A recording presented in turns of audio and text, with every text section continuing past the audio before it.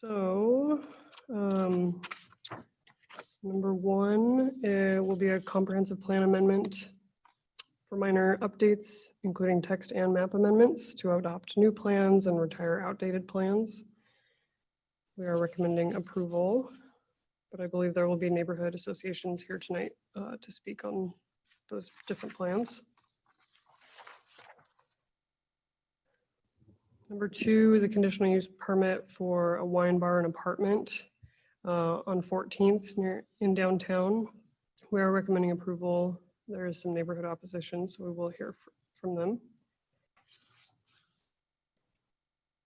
Number three is a waiver to curb gutter and sidewalk. You all heard this in August and recommended deferral to tonight. We are recommending approval of a waiver for curb gutter and sidewalk now. If you'd like to hear that, we can again, but if you don't, we don't have to. So that's completely up to you all.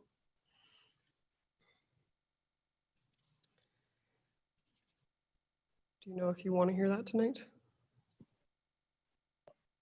They seem to have satisfied our request that they make, that they assess the complexity of that to my satisfaction. So I don't think I need to hear it. Okay. You can try that one for consent then. Okay, we'll try for consent then. Okay. Number four is a rezone on Century Way from LOD to M1D. We are recommending approval. No one signed up in advance or presented any opposition, comments of opposition, so we can try for consent. Sorry, Celine, can we back up? Item number two, we're expecting comments on. We have received opposition Okay, comments. so that one we will not try. That's correct. Okay, thank you. But so three we will, four we will try for consent. That's correct. Okay. Number five is a conditional use permit for an accessory building in front of a primary building on Pennsylvania. We are recommending approval. I believe the applicant's opposed to some conditions. So we will need to hear that one. Okay. Number six is a waiver to curb gutter and sidewalk. We're going to hear that one tonight because we were recommending denial. The applicant has requested deferral to next week. I believe the applicant's representative had some medical concerns or medical issues, some teeth, something with his teeth. So they are requesting deferral. Okay. We do the deferral. I'm sorry, deferral first or consent first? However you'd like, but the deferral should be a separate motion Right. other than consent. Okay, we might just do that one first just to get it off the books. Okay. Number seven is a CUP or a PUD for 6 multifamily units and 1 single family dwelling on Cole. This is about Cole and Ustick. We are recommending approval. We did receive 1 letter of opposition. We're not sure if they're going to be in attendance tonight, but we do need to hear that. Okay. Number 8 is a CUP for another accessory structure in front of a primary structure on Collister. We are recommending denial. No one signed up in advance, but because of the denial, we will be hearing that.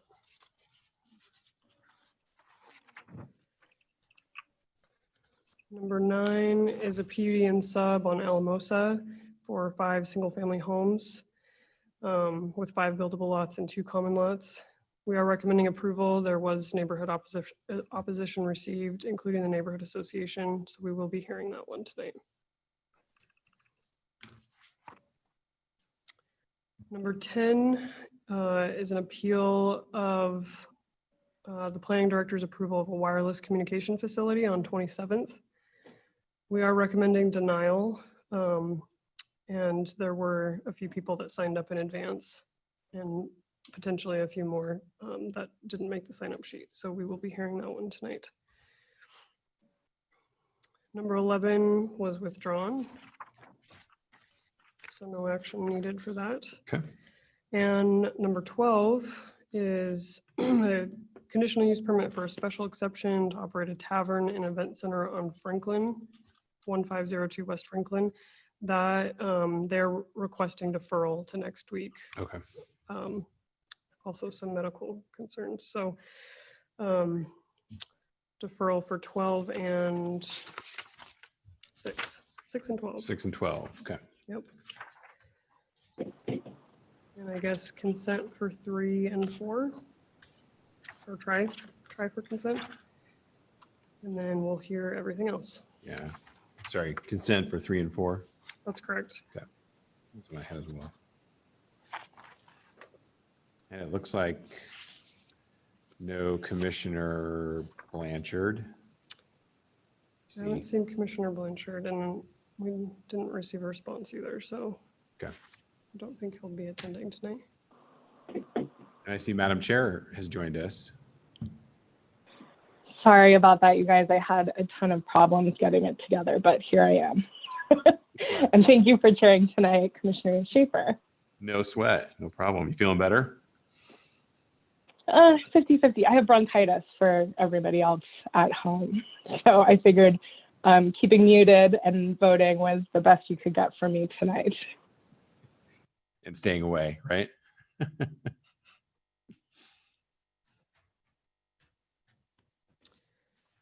All right, with that, does anyone have any questions?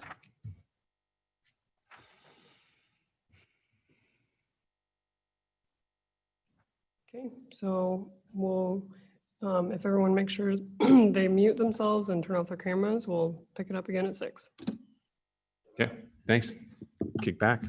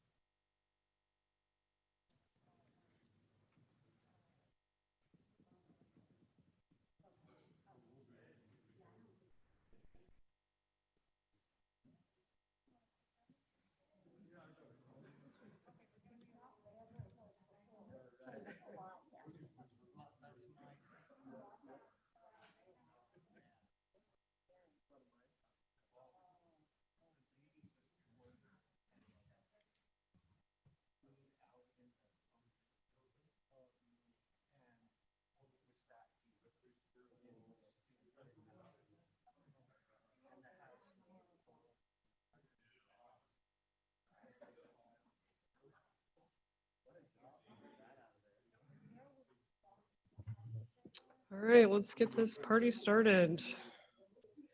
Good evening and welcome to the Boise City Planning and Zoning Commission public hearing. A few things to start out for tonight's proceedings. Everyone from the public entering the hearing has been automatically muted and cannot speak. As the item you're interested in comes up for discussion, you'll be called upon and unmuted. There's a chat function in Zoom. This is not part of the record and should only be used if technical difficulties arise. If the chat function isn't available for you, you can email zoninginfo@cityofboise.org with any technical issues. Our procedures for public hearings begin with a presentation from the planning team. Then we'll go to the applicant and the representative of the Registered Neighborhood Association, followed by questions from the commission. After that, we proceed to public testimony, starting with those who signed up online, who signed up on the online sign-up sheet in advance, and then anyone else who raises their hand virtually. If you are attending through your telephone, you can type in *9 to raise your hand. Each member of the public is allowed up to 3 minutes for testimony. We are strict with this time as it is limited in code. Finally, the applicant is allowed 5 minutes for rebuttal, after which the hearing will be closed and the commission will deliberate and render a decision. Tonight's agenda and proceedings might have a bit of a delay as we all navigate with the technology. Please be courteous and kind while we venture through this hybrid format. Mr. Chair, you have the floor. Thank you. Good evening. We are citizen volunteers appointed by the mayor and approved by the city council. We make final decisions on conditional use permits, variances and appeals, and recommendations to the city council on subdivisions, rezones, annexations, and code or comprehensive plan amendments. Any decision made tonight may be appealed to the city council, provided that the appeal is filed within 10 days of this hearing. In order to file an appeal, you must have given written or oral testimony at tonight's meeting. So that's why it is important to give your name and address when you testify this evening. We utilize a consent agenda. This means that if the applicant agrees with the staff report, and if there is no public opposition, the item will be placed on the consent agenda. All items that are placed on the consent agenda are approved with one motion without further public comment. For items not on the consent agenda, we will hold a full public hearing in the order just detailed a few minutes ago with staff, applicant, neighborhood association, and then the public testimony. Thank you all for virtually attending tonight. Will the clerk please call the roll? Stead, Here. Schaefer, Here. Myers, Here. Blanchard, Moore, Here. Stevens, Here. Gillespie, Here. Infrock, Here. Bratnober, Here. 1 absent, 8 present. Thank you. Just a quick note this evening, our chair, Commissioner Stead, is with us this evening. She is a bit under the weather, however, so I will be running the meeting as co-chair. We're going to move right along into new business this evening. We have a couple of items eligible for the consent agenda. We're going to start with those items here. The first of those items is item number 3. That's SOS 20-17. Sherry Wybe. This is a deferral from the August 10th meeting. The project is located at 4369 West Plum Street. Is the applicant here this evening? Heather? And are you in agreement with the terms and conditions of the staff report? Great. Let the record show that they are in agreement. And is there anyone in attendance, either in person or online this evening, that's here to testify in opposition to this project?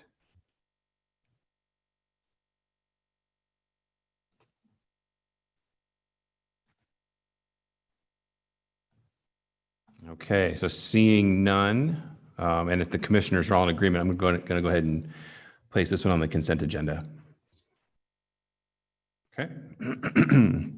The other item this evening that's eligible for consent is item number 4.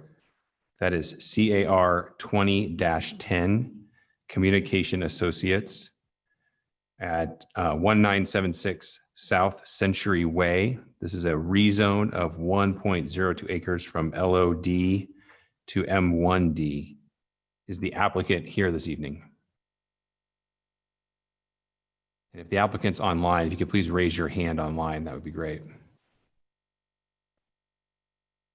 Okay, we've seen a hand up for Lori Bennett. Lori, are you in agreement with the terms and conditions of the staff report as written? Yes. Okay, great.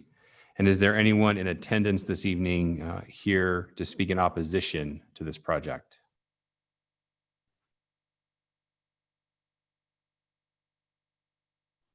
Seeing no hands raised and no one in person, we're going to go ahead and place item number 4 on the consent agenda. I believe that's all of the items we have eligible this evening for consent. Do I have a motion? Mr. Chairman, Commissioner Gillespie. I move that we approve the consent agenda consisting of items 3 and 4 with the terms and conditions of all the staff reports.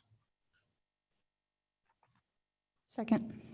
I have a motion from Commissioner Gillespie and a second from Commissioner Moore. Any discussion? Okay, will the clerk please call the roll? Stead, Aye. Schaefer, Aye. Squires, Aye. Moore, Aye.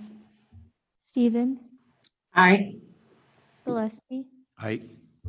Finfrock, Aye. Bratnober. Aye. All in favor, motion carries. Okay, thank you. Next, we have a couple of items that are requesting deferral to future meetings. We'll go ahead and tackle those right now. The first of those items is item number 6. That's SOS 20-24, Janine Brickerhoff at 3607 North Collister Drive. It's a waiver to the subdivision ordinance requiring curb gutter and sidewalk. Is the applicant here this evening?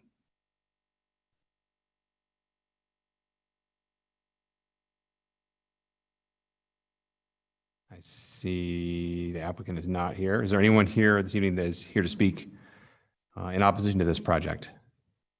Mr. Chairman, Commissioner Gillespie. I think you might be wanting to ask if there's anyone who, assuming this is a deferral on Deferral, yeah, that's 6, right. You're- we really want to ask them if they can come back on whatever the deferral date is. Thank you.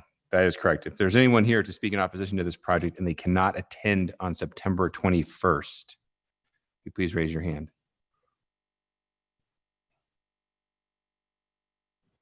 Okay, no hands up. So we go ahead and. Mr. Chairman, Commissioner Gillespie. I move that we defer item 6 to our September 21st meeting. Do I have a second? Second. Got a second from Commissioner Bratnober. Let's go ahead and have the clerk call the roll, please. Stead, Aye. Schaefer, Aye. Squires, Aye. Moore, Aye. Stevens, Aye. Gillespie, Aye. Finfrock, Aye. Bratnober. Aye. All in favor, motion carries. Okay, terrific. And we've got one more deferral. Again, this is a deferral to September 21st. That's item number 12, CUP 20-28, Franklin Hospitality Group, 1502 West Franklin Street, CUP to operate a tavern and social event center. Is the applicant present? See a couple of hands up. Yes. Jennifer, I'm understanding that you want to defer to September 21st. Is that correct? Yes, please. Okay, terrific. Is there anyone in attendance that will not be able to speak against this project on September 21st?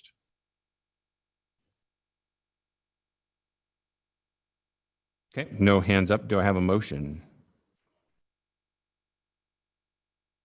Mr. Chair, Commissioner Moore. I move that we defer CUP 20-0028 Franklin Hospitality Group to September 21st. Second. I have a motion and a second. Will the clerk please call the roll? Stead, Aye. Schaefer, Aye. Squires, Aye. Moore, Aye. Stevens, Aye. Gillespie, Finfrock, Aye. Bratnober. Aye. All in favor, motion carries. Okay, thank you for that. And with that, we'll move right on into our agenda this evening, starting at the top with item number 1, CPA 20-1. Mr. Chairman, Commissioner Gillespie. before we start, I wondered if you might speak on item 11 and the fact that it's been withdrawn to the public.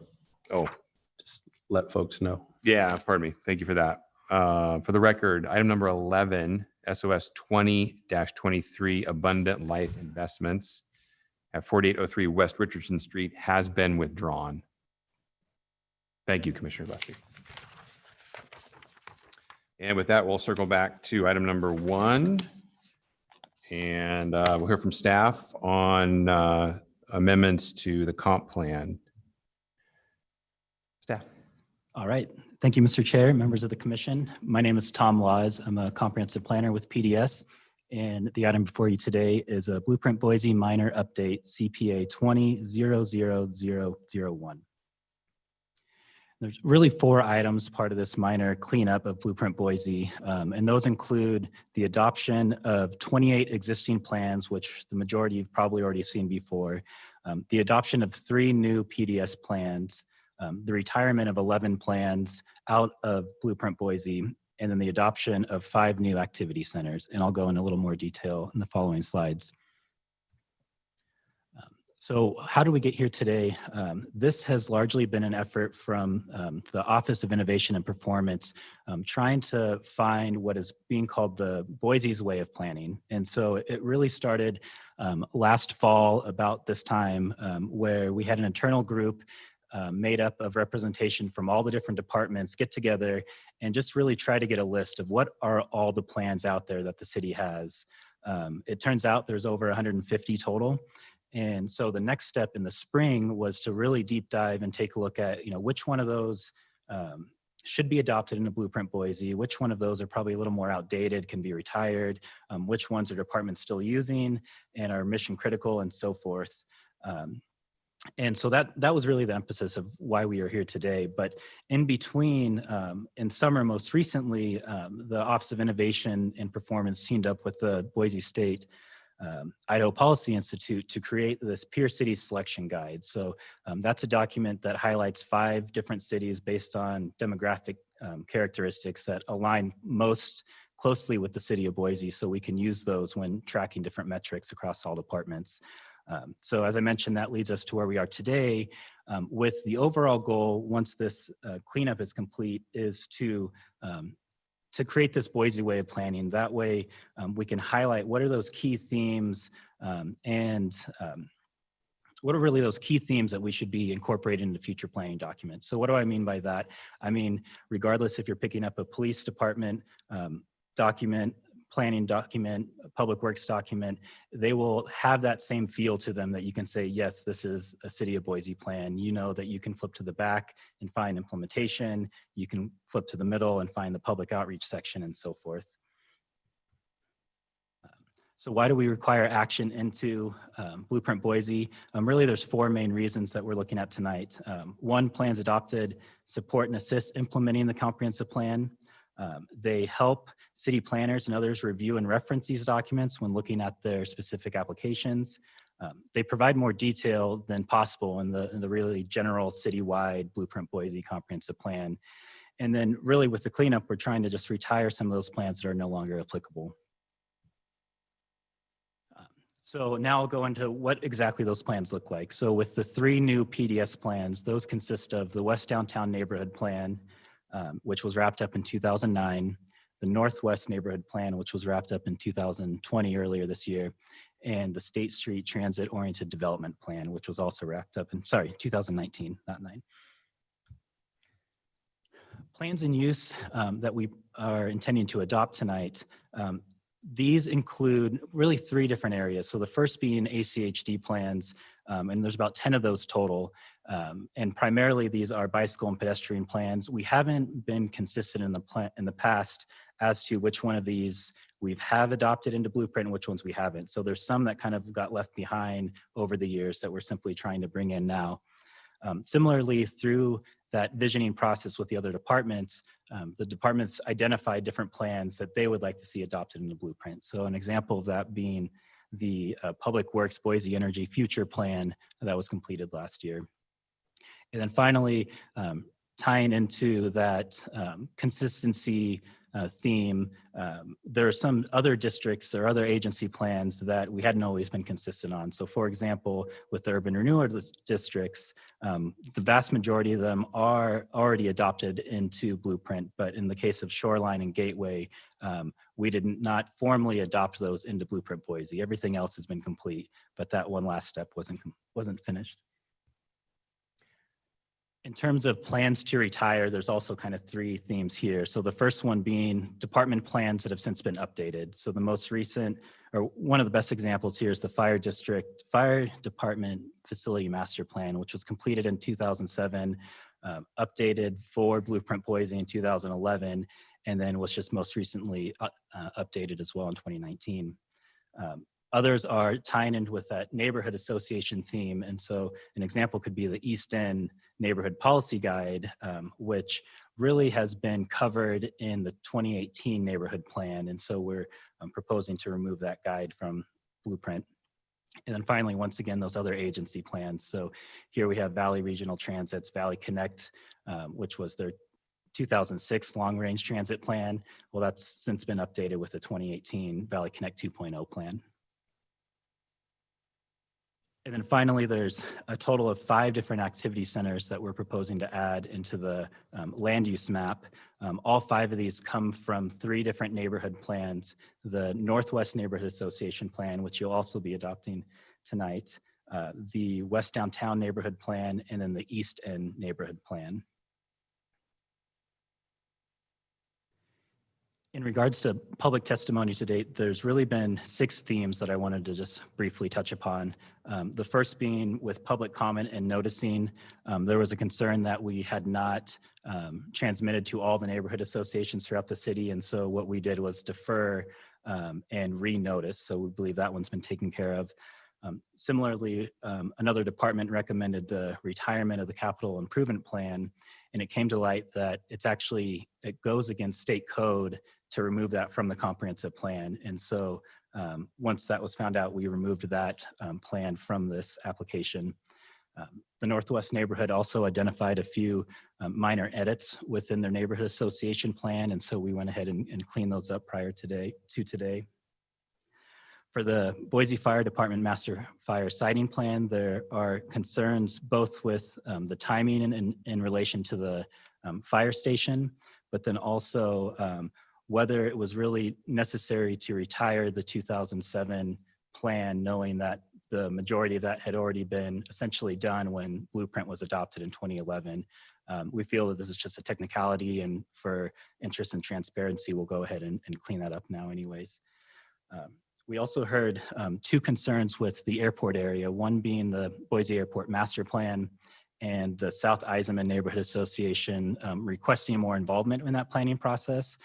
Going back and looking on the timeline, the neighborhood association wasn't in existence when that plan was being created. And so that's why there was that feeling of disconnect, because the timelines didn't match up. Similarly, they had a request to move into the airport influence zone B1, which isn't entirely applicable to this plan, this effort right here today. They also had a request to adopt the airport cultural resource plan. We are a little too far along in this process to bring that in now, but if airport's amenable, we can definitely bring that back at a later time. I would just like to mention, in addition to myself, on the line, we have representatives from the airport, fire, parks and rec, and neighborhood planning. So if you have any specific questions in relation to those plans, they're here to be able to answer those. And in addition, we have Nicole Windsor from the West Downtown Neighborhood Association hoping to speak about her specific plan, and then Erica Benson with Northwest Neighborhood Association. And so with that, the planning team recommends approval of CPA 20-00001 text and map amendments to Blueprint Boise. And this concludes my formal presentation, and I'll stand for any questions. Okay, thank you. We'll go ahead and hear from our neighborhood associations that want to speak this evening. It looks like we had West Downtown, Nicole Windsor. Is Nicole online? Hi, I'm here. Are the slides up? Can you put the slides up, Tom, or is that something I do?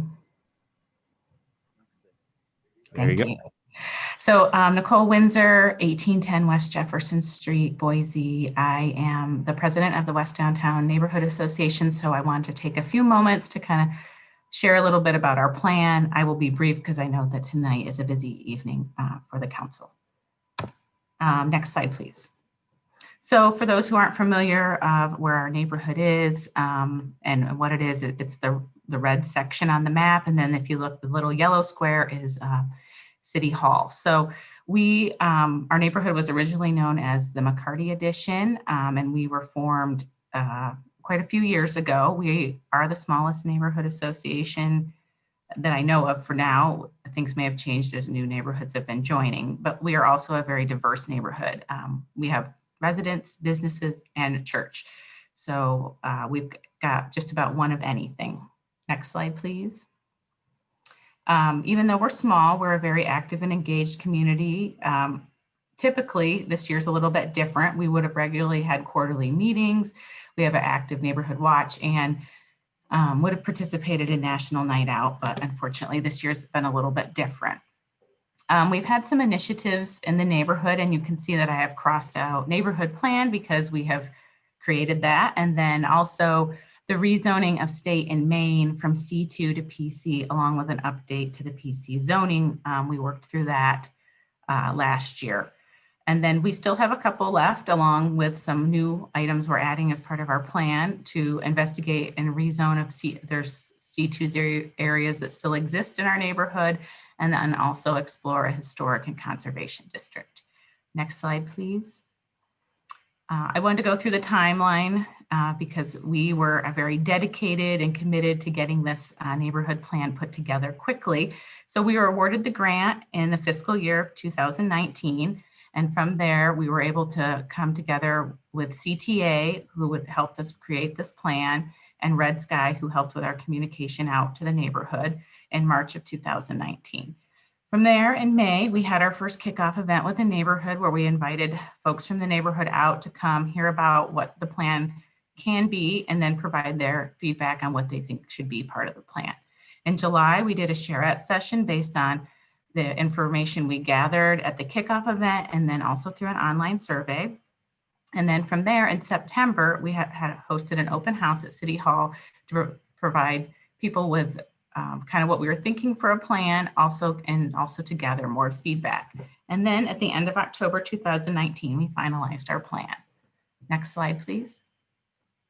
We had a lot of learnings along the way. While we do know that we have a great deal of neighborhood involvement, our May kickoff event solidified that. We had a rainy, cool evening outdoors, and we still had a great turnout for that event. People came, were interested, wanted to know more, and provide their feedback on what a neighborhood plan should be for them. And then we also had good participation in our online surveys. Another aspect is we had some history polled on the neighborhood also. So while we did know we're part of the McCarty Edition, we didn't know that we had a school. At one time, we had the Park School was in our neighborhood, and we're home to a lot of stock barns and other kind of transportation type facilities because we were a transportation corridor at one time. Next slide, please. So while we had a hard time deciding, we thought we'd share a couple highlights. Everyone is really proud of the plan and all the things that we put in it, but these are the few in the 4 different areas, which are land use, site and building design, neighborhood sense of place, and connectivity.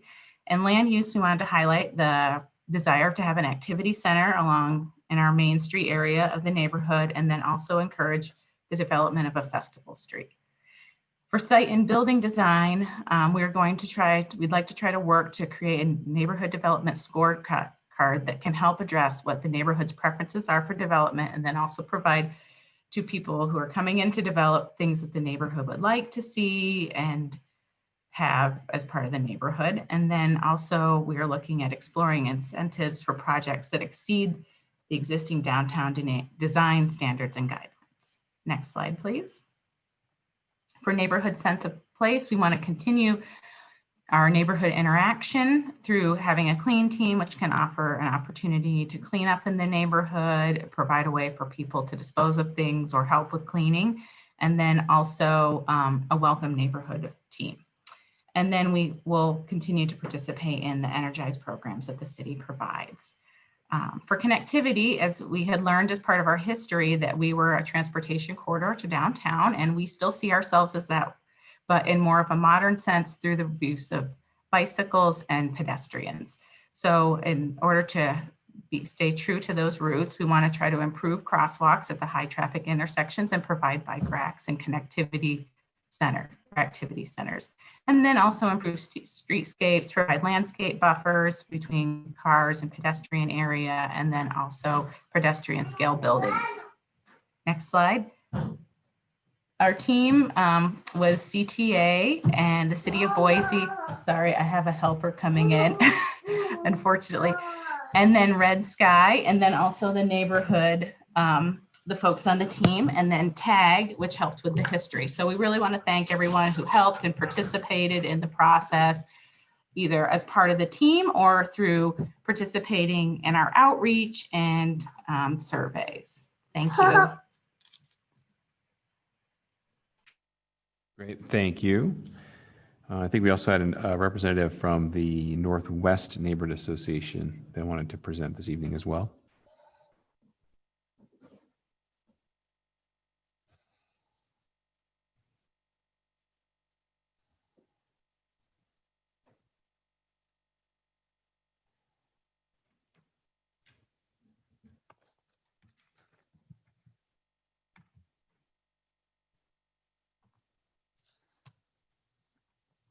Erica Schofield, 7363 West Limelight Court, Boise. I'm a board member of the Northwest Neighborhood Association, and I served on the Neighborhood Plan Committee. Throughout the process of developing our neighborhood plan, the issues of public health, safety, and general welfare were frequent concerns that came up and formed the basis for the section of the plan called Planning and Design Principles. Each of you have heard about these issues from our neighborhood before, as we have provided public testimony 14 times on these issues for various development applications over the past 2.5 years.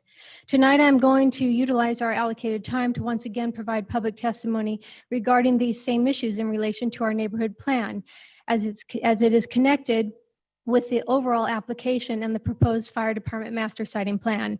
That's because the proposed master siting plan does not include the fire station on Pierce Park Lane, of which the Northwest neighborhood was approved for annexation in 2015, based on this specific station providing fire service coverage for our neighborhood.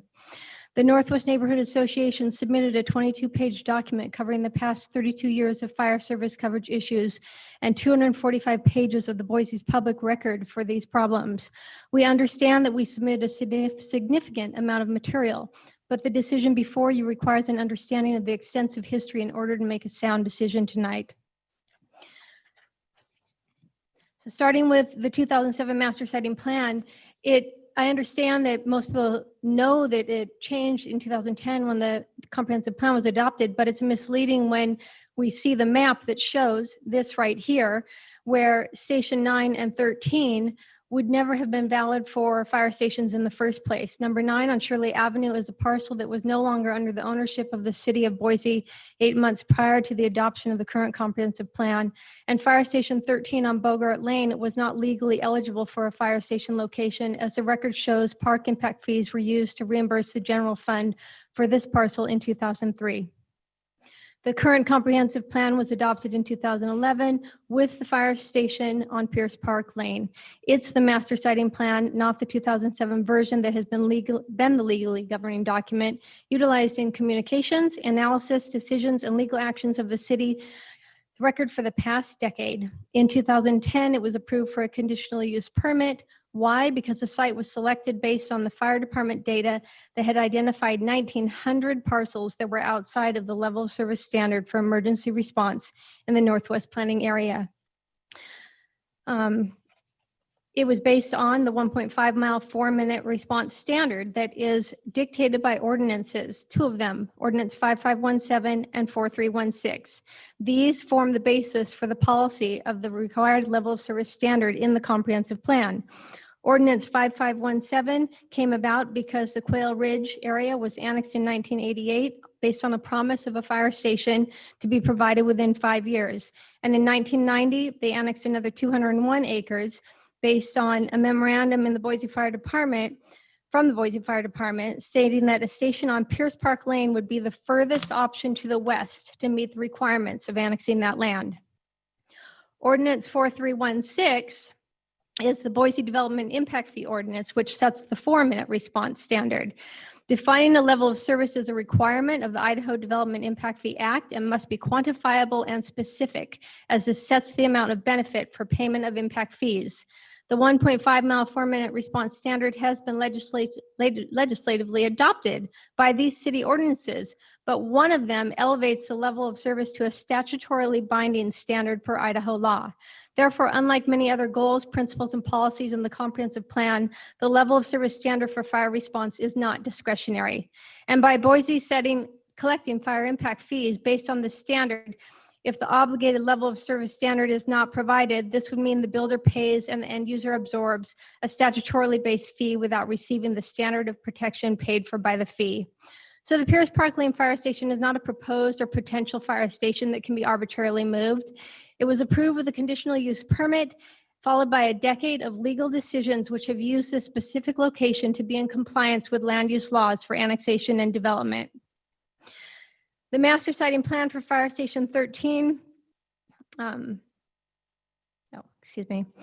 is a body of evidence in the record to support these decisions. We submitted that in our written testimony. That's my thumbs up to tell them to move the slide. As of today, 32 years have passed with promises of fire stations in order to meet the required criteria to approve developments, and 26 years with an ordinance to ensure fire protection is addressed in land use law and provided equitably. But the fire stations have never existed in reality. As the years pass and the members of the Planning and Zoning Commission turn over, no one checks back to confirm if the station was ever built to validate the decision. Then the master siting plan is once again updated and the station gets shifted further and further to the west. The map with the Pierce Park Lane Station is the 4th version of a map that has been used since the annexation of Quail Ridge and the adoption of Ordinance 5517. A 5th version of this map will shift the station outside of the requirements to meet the Quail Ridge annexation while simultaneously making many other prior land use decisions in violation of land use law by having never complied with the required level of service standard to be provided by the Pierce Park Lane Station. This would make a mockery of the laws and a sham of the legal process for land use decisions, while demonstrating utter disregard for the highest of public interest, safety. It's important for the record to reflect that the current fire chief was not involved in the creation of this master siting plan that's being proposed, nor was he made aware of this application until Thursday, May 7th, when asked to provide comments to the North Ada County Fire and Rescue Commissioners meeting. The proposed master siting plan being considered with the Gary Lane location was created under the former fire chief. This plan was not created in compliance with Ordinance 5517 and 4316, as the former fire chief enabled a belief system that the level of service standard was only a guideline, as documented in the public record from last summer. The quotes are there on the screen. He said that it was only a planning guideline, and then a month later to the council, he said that there is nothing in federal or state or city that mandates a level of service. Yet ordinances 5517 and 4316 clearly show otherwise. The city's records document that Gary Lane Fire Station will not be in compliance with the required level of service standard, and the former fire chief actually acknowledged this factual evidence in the record back in 2010 when it was getting its conditional use permit. He said a station on Gary Lane would leave too big of a gap. This station will also create a gap now to the west after our neighborhood has been annexed. So we'll have 2 large gaps where people are not receiving equal protection and benefit. For the decisions that involve the highest of public interest, that of preventing the loss of life, there is no room for discretion.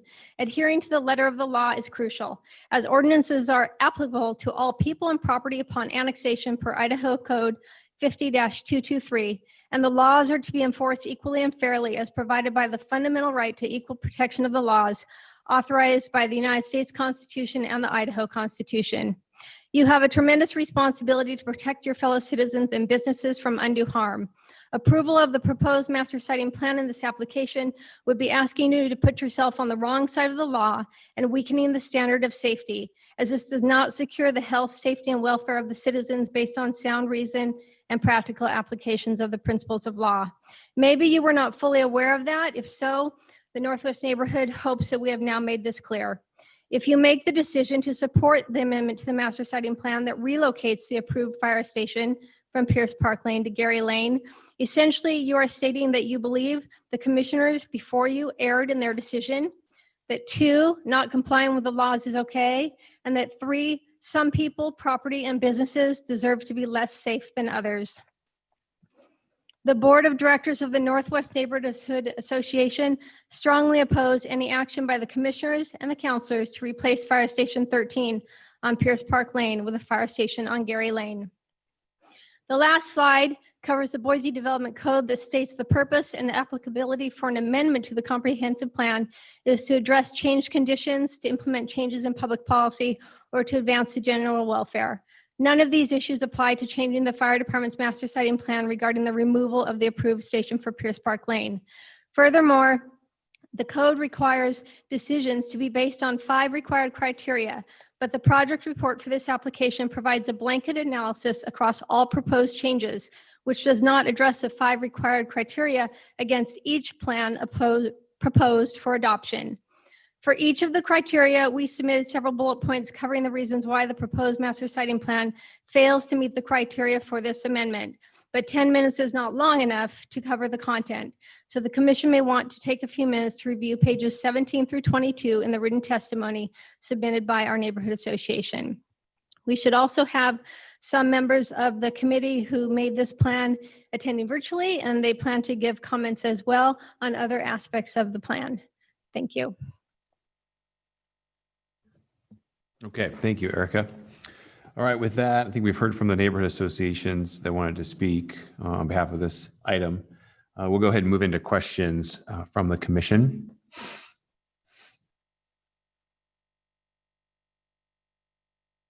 Any questions for staff or I suppose the neighborhood associations on this item? Mr. Chair. Mr. Stevens? I want to get to the fire. I think we should have some sort of conversation and get some input from council on the testimony just now by Erica Schofield. But first I wanted to ask about, I really appreciate this process and the fact that the planning department went through this effort to sort of gather all these. One of the biggest jokes in the planning world is that you make plans and they sort of sit on the shelf and nothing ever gets done with them. And you forget how many there are and, all that. So I appreciate the effort that has gone into this. And I guess along those lines, I'm curious what plans have been made to continue the effort so that we don't get to the point where we have this massive number of plans that we have to suddenly, look at all at once and digest all this. Is there a plan sort of going forward to make a regular inventory? Commissioner Stevens, members of the commission. So I'd say the next really big goal for the city would probably be looking at revisiting Blueprint Boise in general. So, ideally that plan is to live anywhere between 7 and 15 years. And right now we're coming up about on year 10. And so I think the reason why we had this giant backlog is partially due to just the age of the plan. So I know we're, as you've heard, we're going through the zoning ordinance rewrite right now. And I could really easily see that probably the next logical step would be to revisit the comprehensive plan in general. And I think that would be the next opportunity to try to catch some of those. But I really think it's more of a timing issue just because of the age of the plan itself. Mr. Chair? Commissioner Gillespie. No, that would be Bratnover, I think. Apologies. That's okay. I just want to make sure Milt wasn't raising his hand and I was missing it. So a quick question for staff. You mentioned that there were 5 cities identified as peer cities. Could you tell us who those are? Which what those are? Off the top of my head, I probably won't be able to get to all of them, but let's see. I think there's some of the usual suspects. So for example, Reno and Spokane were two, but in addition, I think there were a couple of surprises. Greensboro was one of them that I didn't think would be on our radar. In addition to that list, which I can provide, there was also kind of a tier 2 that had more regional cities, such as I want to say Sacramento, that I think we've used a lot in the past, but it was really a combination of both regional, but then some further out in the Midwest and even the East. But I can provide that information. Thank you.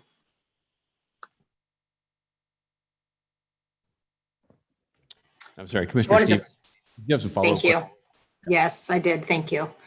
I did want to follow up on the fire questions and the fire issue. And I guess I see that Romeo Gervais is on, and I think probably it makes sense to ask him this, but I'll start with staff first and see if he can answer. So I just am curious with the CUP having been passed in 2010, why the Pierce Park Station wasn't ever built? Thank you, Commissioner. Anyone? I'll go ahead and defer to Fire Chief Romeo for that. Thank you. Good evening, Commissioners. Romeo Gervais, Acting Fire Chief for Boise Fire. Yeah, it really just came down to a cost issue, right? We have to budget for things. We have to plan for things out through the future.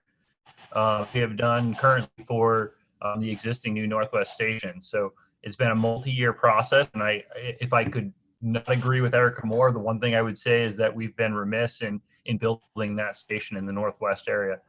What I can tell you is that we do have funding secured for this fiscal year 21 to design that station. And then we have all plans to staff that station with additional funding in 22. So we are finally delivering on a promise that's been long overdue. And I certainly do agree with Ms. Schofield on that we've needed a station or an additional station in the Northwest for a long time, and we are moving forward with that. So it was really a funding issue at that point in time. It wasn't anything probably more than that. It was competing interests with moving Station 8 and a number of things that happened over the past few years. Mr. Chair, can I ask a follow-up? Yes, please. I guess we call you Chief Romeo. Is that how we're supposed to refer to you? So Chief Romeo, I will ask you a follow-up if I could, and that is, I wondered if you had any comment regarding the quote from former Chief Doan regarding the distance from the annexed areas that have been really very controversial over the last several years with regard to the Gary Lane station, and how you feel about whether or not it's going to be adequate to have a station that far out to serve these areas. Yeah, I mean, so obviously there's a couple different parts to that question, Commissioner. And I guess the first thing I would say is that we strive very hard to meet those response distances, but there's a number of areas of the city that we just do not, especially on our fringe areas as we build stations. We're responding out into those areas and we just can't meet those times. It certainly is our goal and our design parameters that we try to meet, but we certainly do not meet them in every single area of the city. I think with the station where we're proposing it in the Northwest, along with our auto aid agreements that we now have in place, solidified, if you will, legal agreement with Eagle, as well as our relationship with North Ada County, I feel pretty confident that that station there will service us well. The nice thing about that new station and Station 9 is that we have multiple stations running into the same area. So it's a little bit different than if when we look at some of our south stations where we're always running out. So if any one of those stations is out of service, we have to take the next station, where here we have a redundant system, a mesh system, if you will. And like I say, one of the key things that we have in our system is that mutual aid and auto aid agreements with our neighboring departments. Thank you for that. I really appreciate it. And Mr. Chair, if I could ask one last question regarding the fire issue, but direct it to council if I could. Yes, and I don't know where Mary is. I think she's here. Hi, Mary. I just was curious, and I don't know that it really is well, I shouldn't say I don't know if it's relevant. It certainly is relevant. And that is this question of whether response time is legally binding in the ordinance or not. So I guess I'll just keep that question really simple. And the level of service is something that is adopted when the city implements its impact fee ordinance. Every year or every time we update a capital improvements project, which happens every 5 years, that level of service can be re-examined. So for example, without maybe offering more than you need to know, but Parks also has a particular level of service that they strive to achieve. So that is what we look at when we are assessing the impact fees and what we are going to charge a builder for those impact fees when they're expanding out into various areas. As simply put, that level of service is how we assess the impact fees, and we strive to achieve them, but they're not met throughout the city. So is it a required standard of service? Yes, in the sense of how we pay impact fees and charge a developer. No, in the sense of if we fail to meet it, are we in violation of some code? The opinion of legal would be no. Thank you. Mr. Chairman. Commissioner Gillespie this time. So I have a question for Ms. Schofield. And so we can ask the neighborhood association, is that okay? Yeah, I think that's appropriate. And then after I ask the question to Ms. Schofield, I'll also ask it to the chief. So Ms. Schofield, I'm trying to wrap my head around what your principal objection is. And it seems to me what you're saying is we should not move the new proposed station from Pierce Park. You don't want it to move to Gary Lane. You want it built at Pierce Park. Yes, because legal decisions have been made based on that station being right there. Right, I understand that. So once in a while, I do ride my bike out there in the old days. To my recollection, from Pierce Park to Gary Lane is less than 2 miles. It's a connectivity issue. It's maybe 1.5 miles. So what is the basis for the factual geographic difference in your mind by moving a station 1.5 miles or so west? So the reason why the Gary Lane station was originally, considered before the Northwest neighborhood was annexed, and then it got chosen to be Pierce Park Lane, is we have major connectivity issues due to the historical canals and drainage ditches throughout our neighborhood. So going east-west, looking at a bird's eye view map, yeah, it may look like it's really close, but you literally can be really close and have to go all the way around, and there's no way we'll ever resolve those connectivity issues because the water districts aren't ever going to let us Mr. Chairman. pave that. So that's I'm just having trouble. So all the way around what? I mean, you Gary drive Lane to north State on Street Gary or Lane. Hill Road and go around. You can't just go directly east and west from a station location, whether it's Gary Lane or Pierce Park Lane. Mr. Chairman. Commissioner. So I'm just a little confused because like the big east-west route there is State Street on the south and Hill Road on the north. I ride my bike all the over time. I don't understand. But- like I can get from Pierce Park on my bike to Gary Lane on my bike in like, if I was in good shape, like 3 minutes. And on a it bike. extends the response time.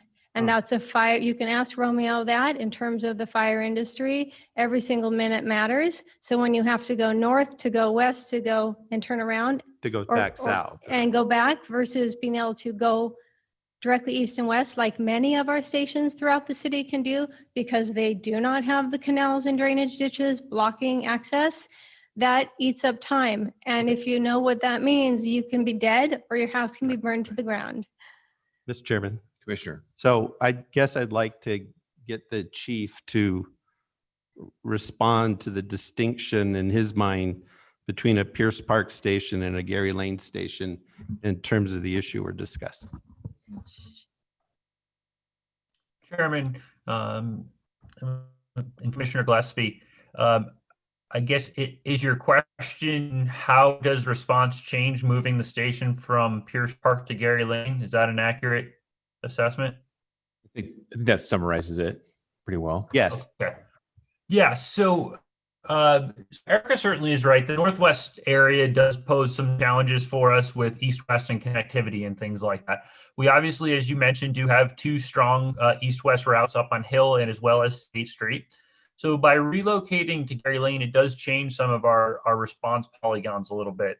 Perhaps the best thing to look at is our actual proposed master siting plan, where if you look at that, you can see in purple where we cover now with Gary Lane. And it does create some gap, if you will, on the north side of State Street, on the south side of Hill. If the station was at Pierce Park, it would potentially pick up some of that gap and close some of that gap. The challenges that we run into in the Northwest area, though, is we're bounded on two sides, if you will. One to the north with considerable open space, as well as foothills, and on the south with rivers, as well as Garden City. So when we look at that area as far as coverage for the city, we look at a station location that provides the best coverage for all of our areas. And as I mentioned, with our agreements and relationships with both North Ada County as well as Eagle Fire, it helps to cover some of those gaps for us. And when we analyzed all that and looked at this area, Gary Lane was the best station for what we have right now with our annexations and locations. So while it does provide some gap, if you will, as Erica had mentioned, on that Pierce Park site, it does provide a pretty good level of service for us in the Northwest, servicing out towards Bogart as well as down towards Pierce Park. Thank you. Okay. Thank you, Romeo. Any other questions from the commission right now?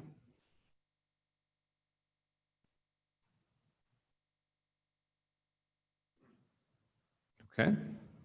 Looks like Mr. Chairman. Bradnover. Yeah. So I'm not as quick as Commissioner Gillespie in terms of wrapping my head around it. So my question would be, is there an improvement made by moving the station from Pierce Park Lane to Gary Lane?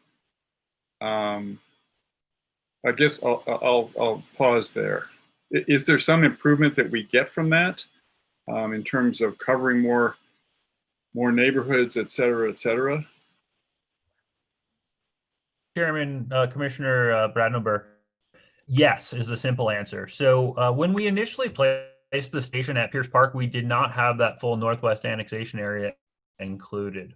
So we've added considerable amount of land to the city of Boise. And as we mentioned before, I've not provided a station in the Northwest for some time.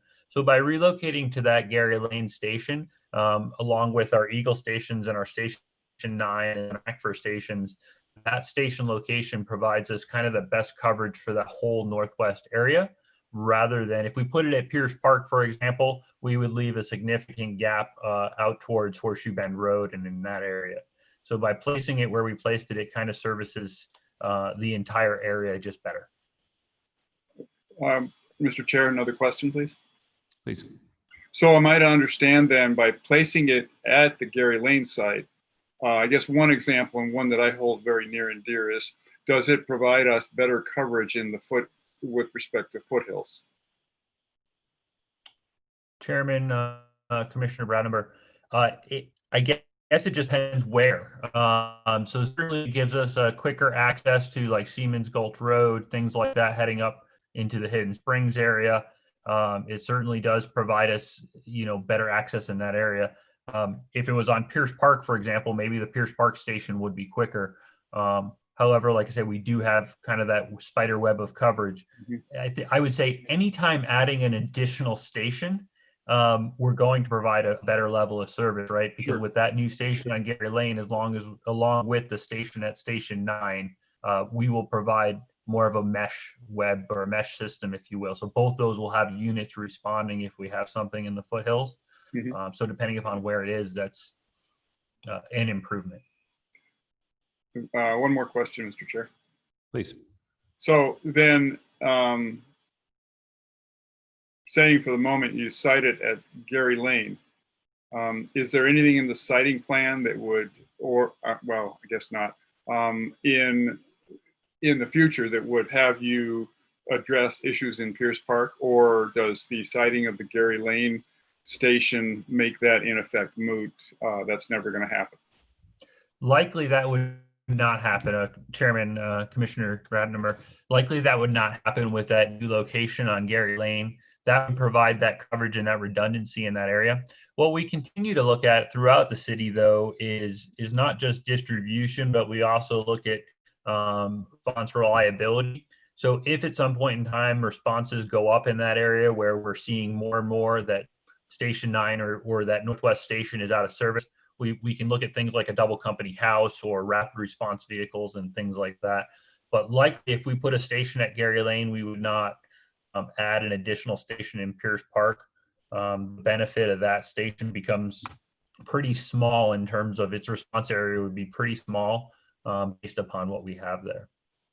Okay, I'm sorry, Mr. Chair. I have one last question. Of course. I promise. So then, regardless of Pierce Park versus Gary Lane, are the funds available so that it actually gets done? Because I think, you know, we can argue over which one, but there's got to be at least one. Okay. So are we in a position, or are we going to get caught in that same cycle we did? I mean, the issues around funding are renowned with respect to the Pierce Park station. So are we heading down that same path, or do we have the way cleared? Chairman, Commissioner Rattenberg, I feel pretty good. I'm never going to guarantee anything, right? Obviously, it requires city budget approval. What I can tell you for certain is that we have the design monies approved for 21 for the Northwest Station. So we will be starting design here in 21. And we also have the design monies shown in the 5-year capital plan for 22, as well as commitments to staff that station. So I feel pretty comfortable that we will have that station staffed within the next 2 years, design next year, build the following year, and then it's 8 to 12 month build period, and then staff shortly after that. So I feel pretty good about that, and with some certainty I can say that's going to happen. We do have it in all of our budget plans. Like I said, the design money is approved, and we were just meeting about it earlier or late last week. With regards to some of the design principles, as well as coordination with some of the neighborhoods up there where the station's located, as far as design of the site itself. So I understand those vagaries. They sometimes move politically too. Thank you very much, Chief. I appreciate your thoughts on this. Okay. Thank you, Commissioner Bratnover. Thank you, Chief. If I may, just real quick, Chief, one follow-up question too. Just looking at the city as a whole, can you just speak to response times, across the city? Are they generally pretty equal around the city? Is the Northwest neighborhood, is it 2 minutes slower on average? Can you just speak to that at a high level, please? Yeah, I apologize. I don't have the exact response times in front of me, but perhaps if you look at the map in your packet with regards to the master siting plan, if you have that, and you look at the green on that map, and the green on that map is that kind of that 1.5 miles, that 4-minute response times that we try to achieve. All the blue areas are the areas that are outside that. We certainly have multiple areas within the city limits and just outside the city limits that exceed those. The Northwest area, though, is an area where we've seen heightened response times and certainly increase in responses over the recent past with the development activities up there, with some of the structures that have moved in up there. So we certainly have seen that. And I think that Gary Lane Station is very, very important for us to maintain those response times and keeping them low, as well as our auto aid agreements or our agreements with Eagle Fire for response into those areas. That is something that, after our last discussion with some of the subdivisions up there that we did solidify with Eagle is kind of that formalized agreement for response into these areas where on structure fires and significant calls, they respond in there. So I think the simple answer is we do need to provide a station up there for increase in service, for reduction in response times. We do certainly have other areas of the city, though, where we do have longer response times as well. But that is certainly one of the areas that we need to focus on. And after we focus on this area, likely we'll be moving south to deal with the same thing down in that area as that area continues to develop, especially down in the Syringa Valley area, the Syringa development area. Okay, great. Thank you for that. Okay, last call for questions for staff or the neighborhood representatives from the commission. I had Mr. Chair, Commissioner Moore. I had a question about the airport cultural resource plan that you mentioned. So you mentioned one of the neighborhood associations did not have a chance to kind of become a part of that airport cultural resource plan. And we could, I guess, make a contingency to have them get a chance to be a part of that. Is that correct? Mr. Chair, Commissioner Moore, I think there were two main concerns coming out of the South Hinesman Neighborhood Association. So the first was with the airport master plan itself, that the neighborhood association did not feel like they had the opportunity to provide legitimate feedback. And that was the one where it was just a timing issue, where the neighborhood association was not in existence when the planning process was occurring. I think the cultural plan itself, that was one that they made the request to incorporate into this application, but it was too far along to include that. And we'd want to definitely defer with the airport as well, if whether or not it's appropriate to reside in Blueprint. Thank you. I think that's all. Okay. All right, I think with that, we're going to go ahead and close questions and open this up to the public hearing portion of the item. We have a few folks in person here this evening and then quite a few online. If you'd like to speak on this item, if you could please raise your hand if you're online. Just go ahead and start at the top of the list. Richard Llewellyn, you'll have 3 minutes.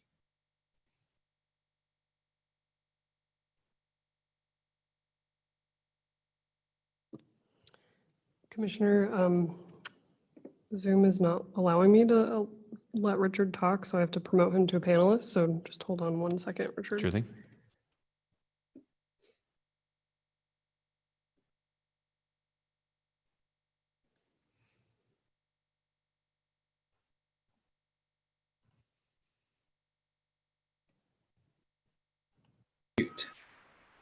Okay, can you hear me?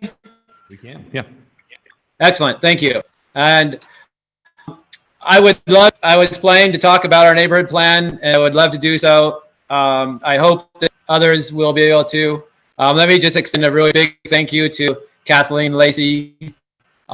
She stuck with us, we stuck with her. It was hard. One of the things that came out of it is the idea of transit-oriented development. I can't say our neighborhood is excited about that. We at least have come to some sort of understanding as to what the city wants from it and how that could fit and be acceptable to our neighborhood. But unfortunately, I can't talk about that more because I have to clear up some of these misconceptions about Fire Station. This is more important, unfortunately. So I'm not aware that there will be any new fire station. As far as I've heard, this is a relocation of a fire station from the Station 16 is currently south of the river and serves all the way south to Shinden and farther south, and including anything that happens there at the Expo Center, being moved up to Gary Lane. So that's very different, and it certainly eliminates the kind of redundancies that the chief was mentioning. 2, Symphony Man Elementary School. That will become a permanent gap to the east if the fire station isn't where it was approved. All of this was, heavily discussed and debated, and these are the reasons it was decided that Gary Lane was not acceptable. Quail Ridge, North Cluster, wildlife, urban interface, all through there. That will become a permanent gap if the fire station is moved even farther west. And let me just say, this is a kind of a typical kind of sprawl decision to kind of facilitate sprawl. You keep on moving your infrastructure out to allow new development, and you don't deal with the liabilities and the obligations that you have already created. For instance, the annexation of Pierce Park Gulch was very precisely based on the fire station being on Pierce Park. If it's over on Gary Lane, a relocated fire station on Gary Lane, that annexation, the whole legal basis for that is put into jeopardy. And finally, our mutual aid coverage with Eagle is a triage-based system. It's not the same that most of you get. And Boise doesn't often even involve Eagle in decisions as to whether or not a new development can realistically be covered by them. So it's really not the same and shouldn't be considered the same. Originally, there was supposed to be a fire station on Pierce Park and Bogart Lane for our annexation, and that's frankly what makes sense and would have make us well compared to other cities or other parts of the city. So thank you so much, Kathleen Lacey, for your plan. Our plan, it was hard. We stuck with it, and yeah, we'll miss working with you. So time's up. Thank you. Thank you, Richard. And just real quick before you go, I was going to make sure we had his name and address on the record.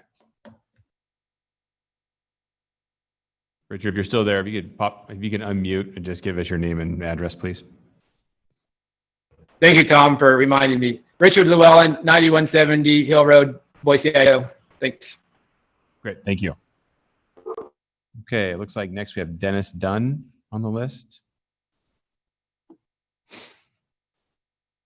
And Dennis, you can please start with your name and address for the record, please. Okay, can you hear me? You can, yes. Great. Dennis Dunn, 8940 North Duncan Lane, Boise, Idaho. Proud member of the Northwest Neighborhood Association. I'd like to begin with thanking each of you for your service to this commission and the city. This is our home, and we are grateful to those who make the commitment to serve our city in an effort to both maintain what makes Boise a special place to live and hopefully improve the quality of life for all moving forward. No doubt the previous comment is easy to say and challenging to accomplish, with so much pressure being experienced as growth, and managing our growth is a focal topic for all of us. That said, it is our sincere belief that we can and must do more than accept that things will change and we are merely bystanders. It is our individual and collective responsibilities to commit ourselves to making life for all citizens better moving forward. Our neighborhood plan is an action that supports the idea that we can and must do better. Our boundaries are Old Hill Road to the north, State Street to the south. Our east border is Bogart Lane, and our western boundary is Old Horseshoe Bend Road. You have before you this evening a 119-page document that represents our hopes and aspirations for our neighborhood. We are grateful to the city for the opportunity to work with city staff through the process of producing this document. There were often times of significant differences of opinion, and the selection of a phrase or word might take more than an hour to clarify. At times, the neighborhood and the city staff had to agree to disagree.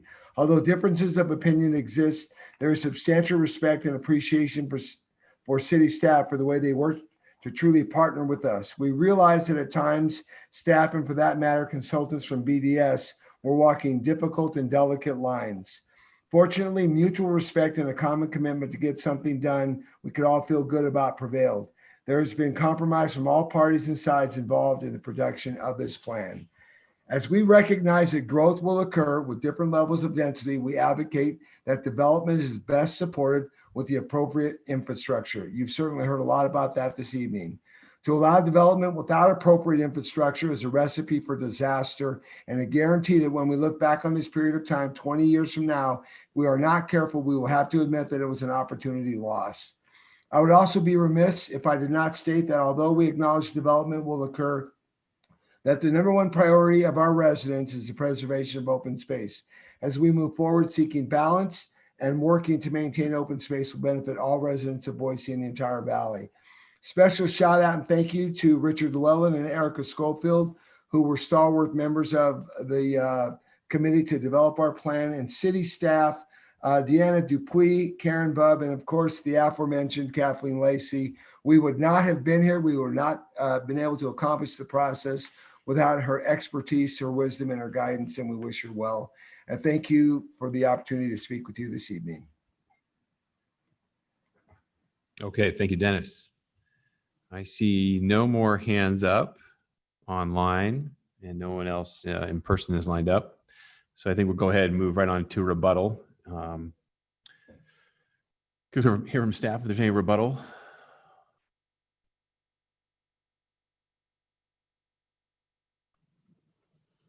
No? No rebuttal? Okay. All right, I think we'll go ahead and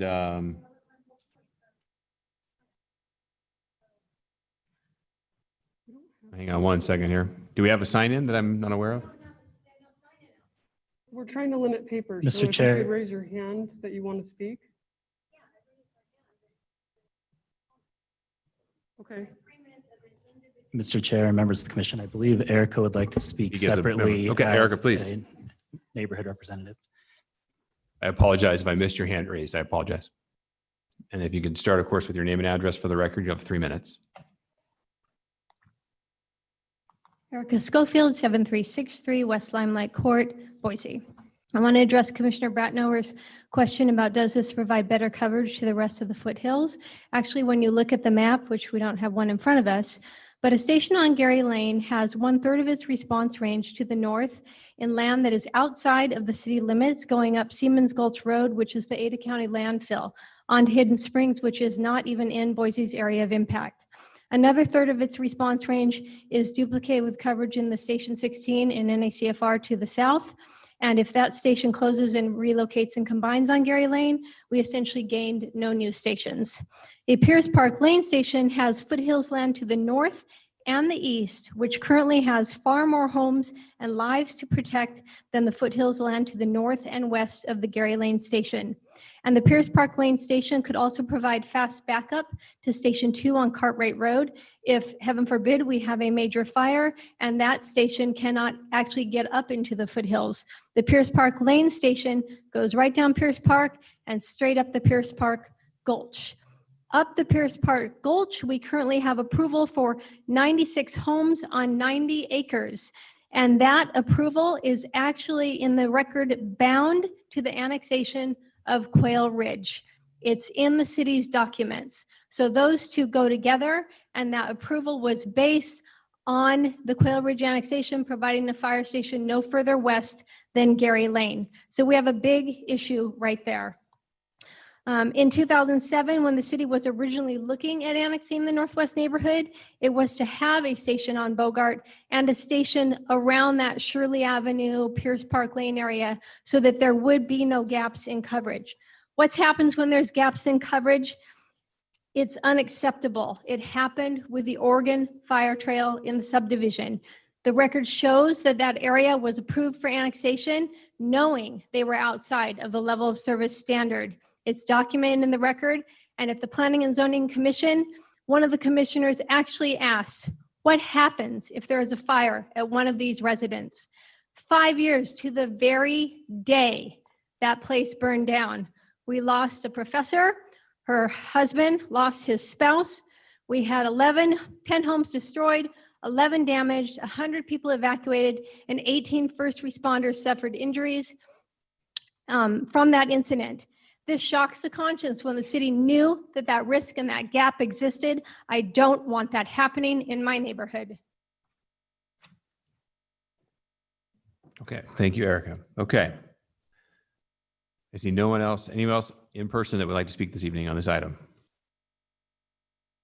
Okay, no hands are up and I see no more hands raised. Staff, would we like to rebut at this time at all? Mr. Chair, members of the commission, no rebuttal. Okay, very good. With that, I'm going to go ahead and close the public hearing for this item and open it up to the commission for a motion.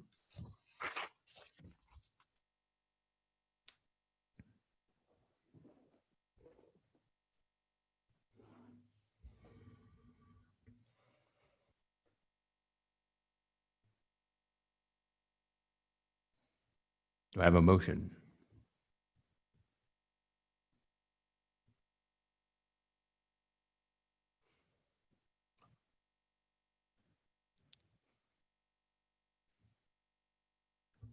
This is for item number 1, CPA 20-1. I'll remind everyone on the commission that this is not regarding specifically just a fire station or a fire service. This is a comprehensive plan amendment with many items and many components to it.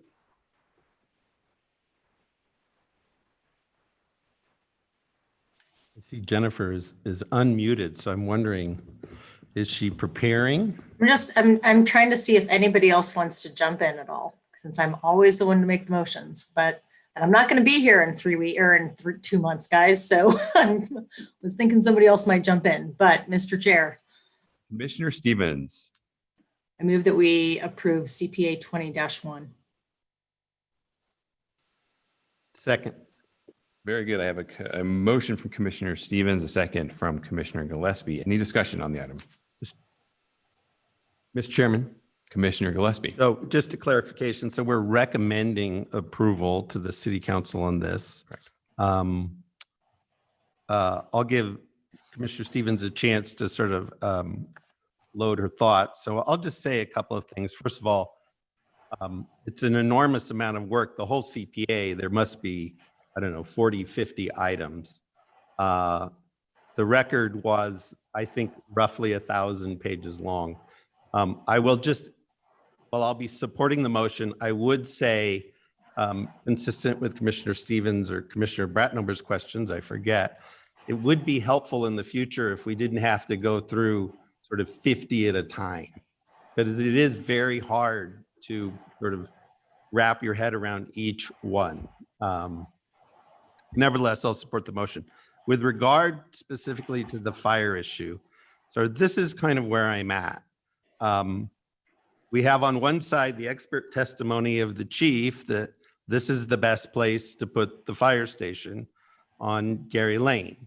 On the other hand, we have Ms. Schofield's testimony and Richard's view that it should be located roughly a mile and a half to the east. Either way it moves, it creates blue zones on the map, right? That's just the nature of the problem. At this point, based on what I know about that area, I'm going to go ahead and support what the chief wants to do and the motion as it stands to include the several changes to the fire plans. So that's where I am. Mr. Chair. Thank you, Commissioner Gillespie. Commissioner Stevens. I'll just say a couple of words. I agree with Commissioner Gillespie mostly. I mean, I think I really appreciate and agree with Richard Llewellyn's comment about this is sort of a common pattern when cities sprawl. And that is that as the cities sprawl out, we move that infrastructure further out. And it really is a major problem. I sort of feel like this is, and I think the neighborhood association representatives that are here tonight, I'll use that in quotes, will probably disagree with me on this, but I really think that this is something that needs to be, I don't think that the solution to the problem is here tonight, I guess is what my point is.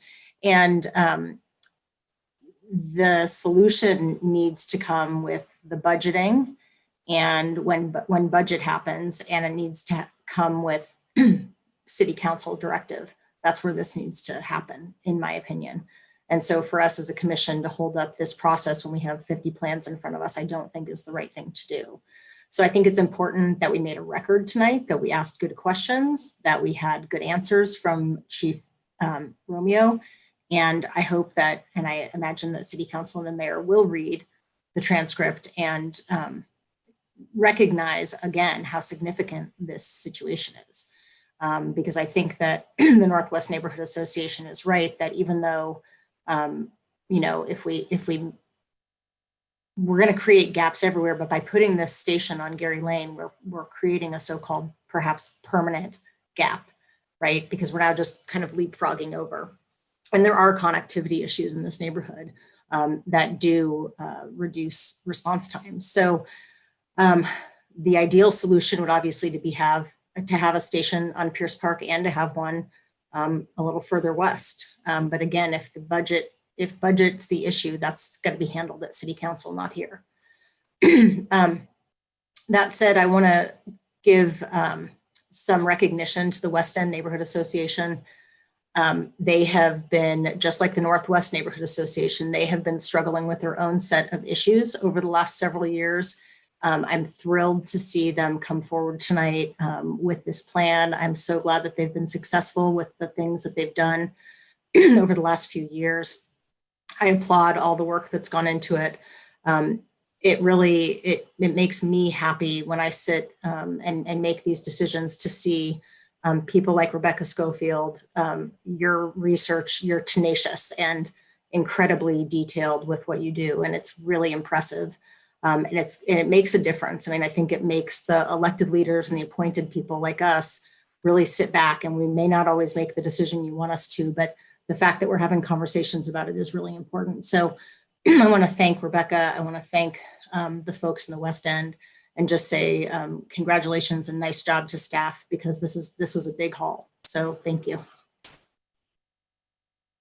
Mr. Chair. Thank you, Commissioner Stevens. Commissioner Bratnober. So a couple of areas where I want to amplify what's been said by the previous commissioners. First of all, I guess most important is thanks to all and all the neighborhood associations that participated in this. This is a lot of work, and bringing it all together, I think, is very impressive. I agree with Commissioner Stevens that the questions that are coming up around fire are not best resolved here. There are a number of dangling issues, everything from the court cases that have gone on through our discussion tonight. And my concern is that our decision here can cement some things in place that really warrant some further discussion and resolution. So I'm curious, in our vote, well, putting aside the motion just for a second, is it possible to call out an exception in our decision? In other words, approve the whole thing, but let's defer on the master siting plan for the fire department. And I'm not sure if this goes to council or staff or to whom this question would go. And please correct me if I'm wrong here, my fellow commissioners, but we have a motion we have one motion right now for all of the amendments and changes to the comp plan as proposed. I believe that if the motioner would like to evaluate amending that motion, I think that's probably within her purview. Of course, we have a second from Commissioner Gillespie as well. So I think if you have that proposal, Commissioner Bratnober, I think that's worth discussing. Mr. Chairman. Commissioner Gillespie. So Jim, I think the answer to your question, simply put, is yes, we can pick and choose any of the 40 or 50 items in the plan or change them any way we see fit. That's point one. Your second question was, well, what happens now is no matter what we do, it still goes to council. We're just the recommending body. And so, unless the city decides to act on our recommendation, they can take it to council how they want.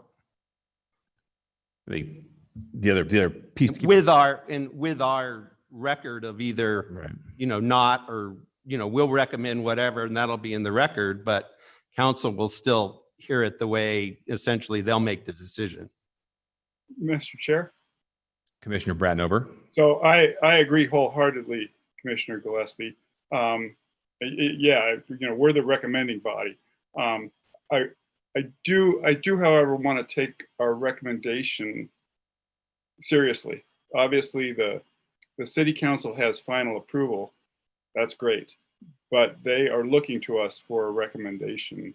Regardless of how we go, whether we do a substitute motion or an amendment or just leave it in whole the way it is. I believe that recommendation is important. They have every right to say, nope, we're going to do what we want to do. And that's fine. But I want to make sure we're true to what we need to do, and let the chips fall where they may with respect to the council.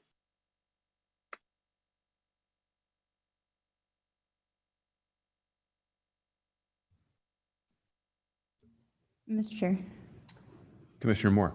I guess I just have a clarification. So if we remove the fire station master site plan out of the recommendation for approval, it goes to city council, but I guess what would the end result be? Would that give them a chance to take a look at it again?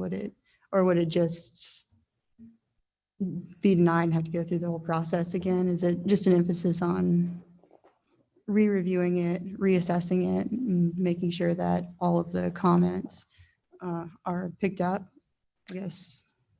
Yeah, I mean, this is a recommendation. We're not the final body on this one at all. So I believe that they'd evaluate that. They take that into consideration as they're reviewing these changes, these additions to the comp plan. And then on those same lines, would it provide, I guess, the neighborhood associations additional chance to comment on that? I guess at city council, they would have additional chance to comment. Correct. Yeah, at council, they can, of course, comment in that hearing as well. Mr. Chairman. Commissioner Gillespie. Just a question for Mary, legal. Mary, is it correct to say that our recommendation doesn't create any procedural requirements or isn't binding procedurally in any way on the city council with respect to how they hear all these issues? Mr. Chair, Commissioners, that is correct, that this recommendation would go forward however this commission decides, and the council takes that as a whole and determines what they would like to do with it. Mr. Chairman. Commissioner Gillespie. So I guess the answer to Commissioner Moore's question is that, really everybody who spoke tonight, this is in a sense just a dress rehearsal. They can say the exact same things and they're starting from a clean hearing before the decision-making body, which is the city council. I believe that's the case, correct? Yeah.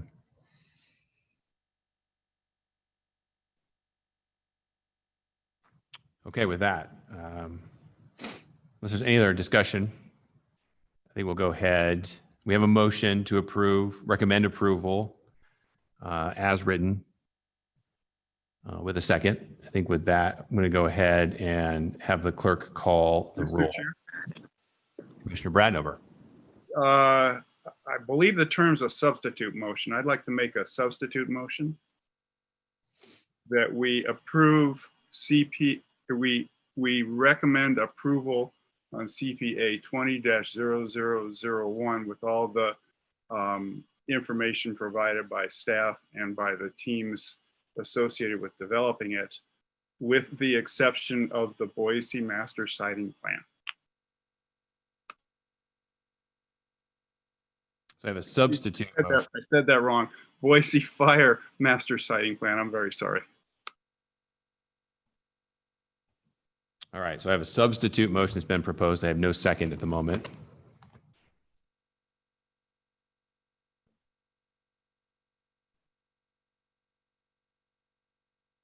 Okay, without a second, we're back to our original motion to recommend for approval CPA 20-1. Motion by Commissioner Stevens, a second by Commissioner Gillespie. I'm going to go ahead and have the clerk call the vote. Stead, Aye. Schaefer, Aye. Squires, Aye. Moore, Aye. Stevens, Aye. Gillespie, Aye. Finfrock, Aye. Bratnober. Nay. Motion carries 7 in favor, 1 opposed. Okay, all right. I want to thank everybody for your patience on that one and all of the input. We're going to go ahead and move on into item number 2, which is CUP 20-26 and CVA 20-39. Annie Frampton, this is deferred from August 10th. Projects at 612 South 14th Street is a CUP application for a wine bar and apartment. And I believe we're going to hear from Ms. Womack.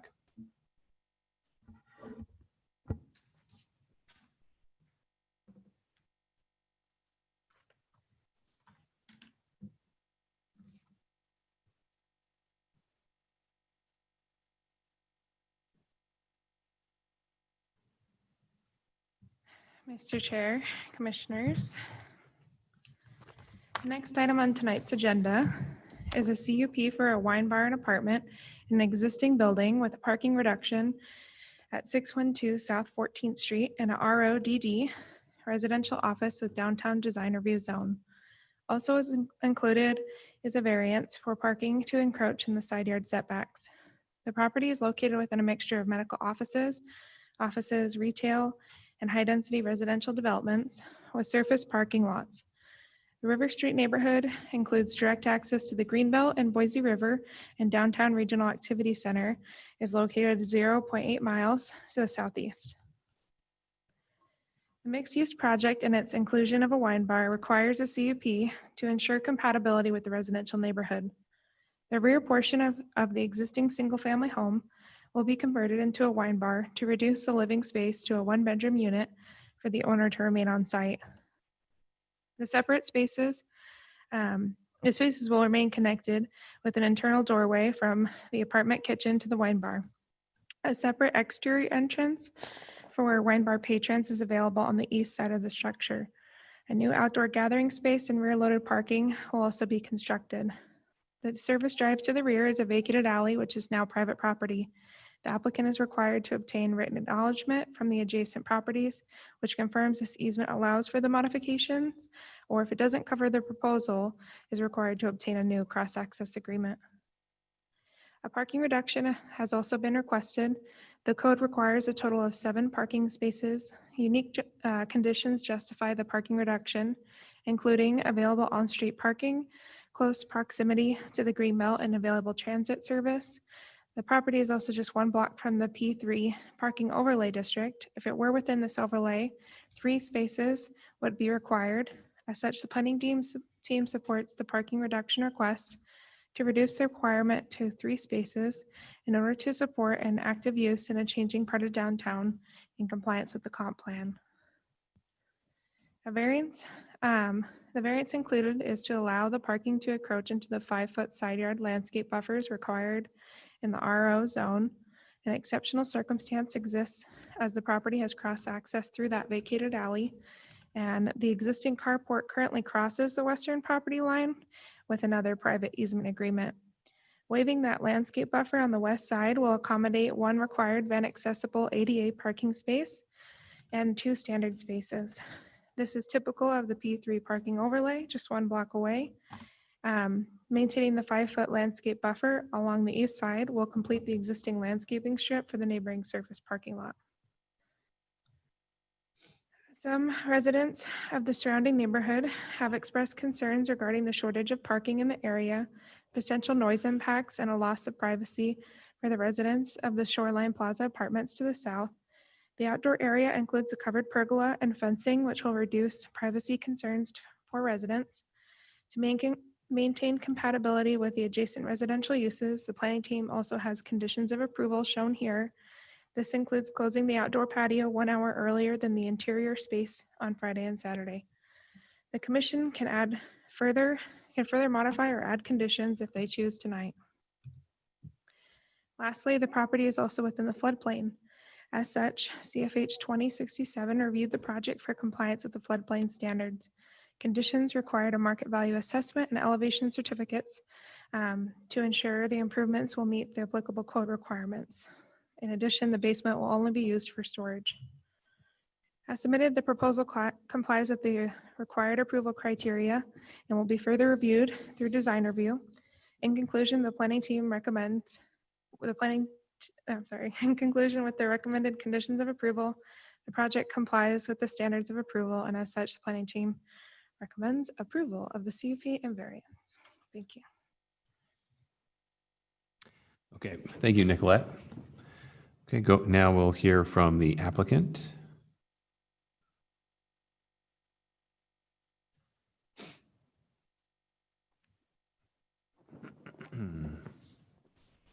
Danny, I see your hand up. The floor is yours. Yes, I'm here. Hi there. Hi, everyone. My name's Annie Frampton. I live on 612 South 14th Street, Boise, Idaho, 83702.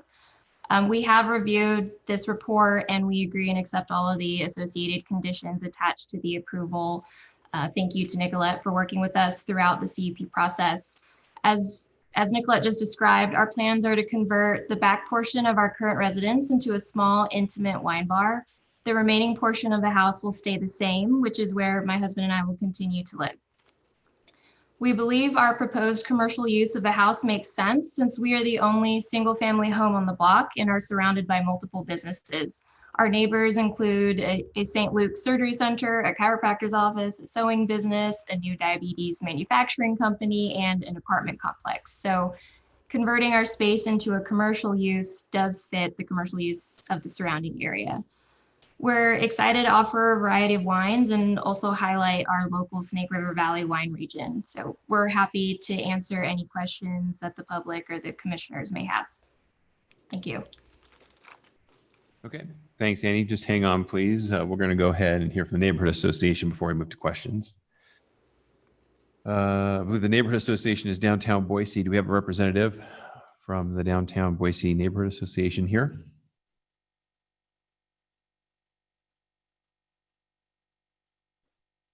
Looks like we do not have anyone here from the Boise Downtown Neighborhood Association. So we will go ahead and move on to questions from the commission. Mr. Chairman. Commissioner Gillespie. Nicolette, could you pull up the adjacencies, the map that shows what's it? Thank you. Do we have a better one that shows what's right next to? Whoop. So can you just sort of take us clockwise around and tell us what all these pieces are?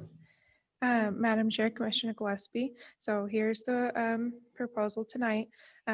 Adjacent is surface parking lots for the multifamily apartments to the south. On the east side is another surface parking lot also for these developments. There is a chiropractor office, a sewing business, and another retail store, which is part of the sewing business along, this is River Street. So right. If you're familiar with the Yeah. Saturday market, it's at the former, I think it was a Mr. Kmart. Chairman, what's across the street? It's a pretty big building at 14th and is that River? Is that big New York Life, that office building? No, I'm Madam thinking of Chair, Myrtle. Commissioner Gillespie, are you talking about 14th and Spa right here? No, This one? that one, yeah. Madam Chair, Commissioner Gillespie, that is a medical office facility. Okay. I might be St. Luke's, I don't recall. And what's the building or buildings, two parcels to the left? That one. Madam Chair, Commissioner Gillespie, that is additional surface parking, like covered carports for the residential uses across the vacated alley. Mr. Chairman. Commissioner Gillespie. So Nicolette, I mean, obviously, I think the burden here is just compatibility and with, we're basically putting a wine bar that's open till midnight on the weekends. And for me, that's pretty late. So could you just make sure and tell us that you think this is a good and compatible use with this neighborhood, that for example, those apartment dwellers or anybody around isn't going to be bothered? Because my guess is wine bars are not the quietest business between 10 and midnight. Mr. Chair, and Commissioner Gillespie, as you can see on this site plan, the majority of the wine bar, actually, I'm going to go to the other one. So this is the apartment. Majority of the wine bar is internal. In the internal space, they're open till midnight on Friday and Saturday. This is an outdoor covered pergola area. So the privacy concerns, it'll be covered looking down from the apartments. There are also, with alcohol permit requirements, fencing requirements. So they're proposing a 6-foot fence along the majority of it. So I think between the combination of those things and the conditions of approval that we've included regarding amplification of music and limiting the number of seats that could potentially be there at a given time, we feel that we've accommodated, we've addressed those concerns, but you can always modify those conditions. Mr. Chair. Commissioner Stevens. Nicolette, can you go back to the aerial and point out where the Payette Brewing Company is vis-a-vis this site? Is it down to the left at 13 and Shoreline? Is it the big, no, closer to the, yeah, is it that big thing right there? To the right of where you're pointing? Madam Chair, Commissioner Gillespie, off the top of my head, I don't recall what Fayette looks Okay, all right. I Okay. do go to Fayette, but not from an aerial. Post office. Oh, okay. Okay, you're right. That's the post office. Okay, thank you. Mr. Chair, Commissioner Pintock. this question is for Nicolette. So it looks like this project has the support of River Shore Development, but I know there's some comments coming from Shoreline Plaza Apartments. Where is River Shore Development, and do they manage Shoreline Plaza Apartments? I was a little confused about that. Mr. Chair, Commissioner Finfrock, River Shore Development is the property owner of the former Kmart and Farmers Market across the way. They, from what I understand, don't have an involvement with the apartment complex. Okay, Mr. Chair, Yes, Commissioner Finbrook. one more question. So in that little parcel, towards the back would be where all the tables are, I believe. And it looks like there's parking behind that. So the apartments are separated by a parking lot. Is that correct? So not just the wine bars parking, but would it also be another set of parking? Mr. Chair, Commissioner Finbrock, correct. The wine bars parking is right here. There's a service drive that runs along the rear of those apartments. On the east side is parking and on the west side is parking. Thank you.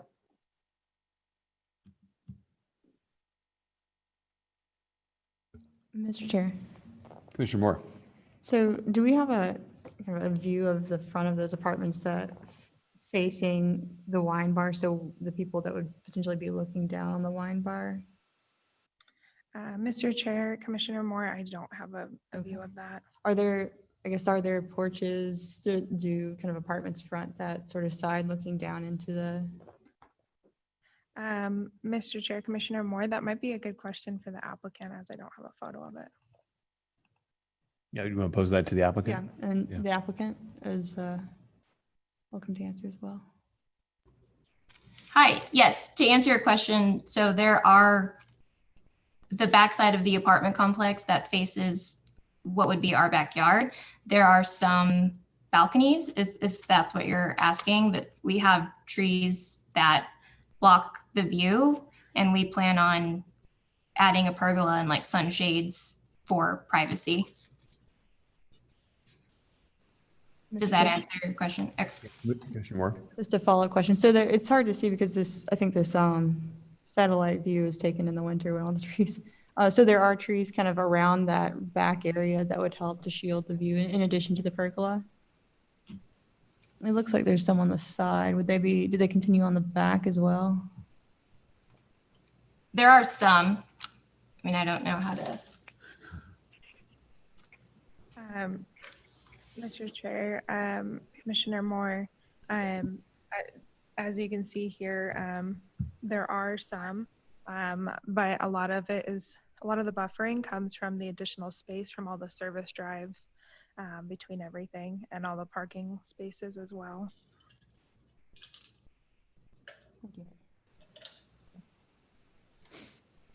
Any other questions for the applicant or for staff? Mr. Chair. Commissioner Stead.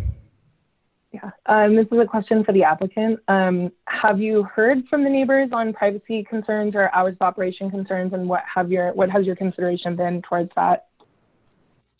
Yeah, so no one has talked to us directly, but we did send out the notice for the neighborhood meeting.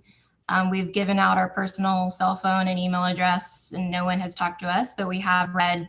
So there was 2 comments that were submitted into Nicolette, and I do want to mention that one of those comments that complained about, or they were basically concerned about noise, but they also complained about noise from the surrounding post office, Payette Brewery, that they can hear noise from BSU football games and just basically complain about noise about everything around the apartment complex.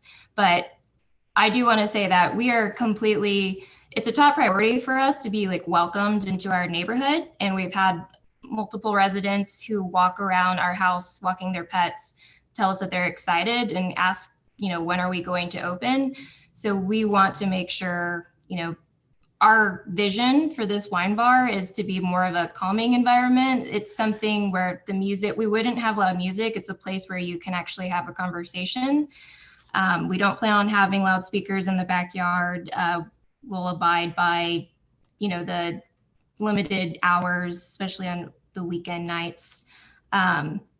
We are purchasing one of those sound decibel sound meters to measure the sound. And, you know, we're very welcome to, you know, having open lines of communication with the apartment complex because we hope they welcome the business and, you know, visit.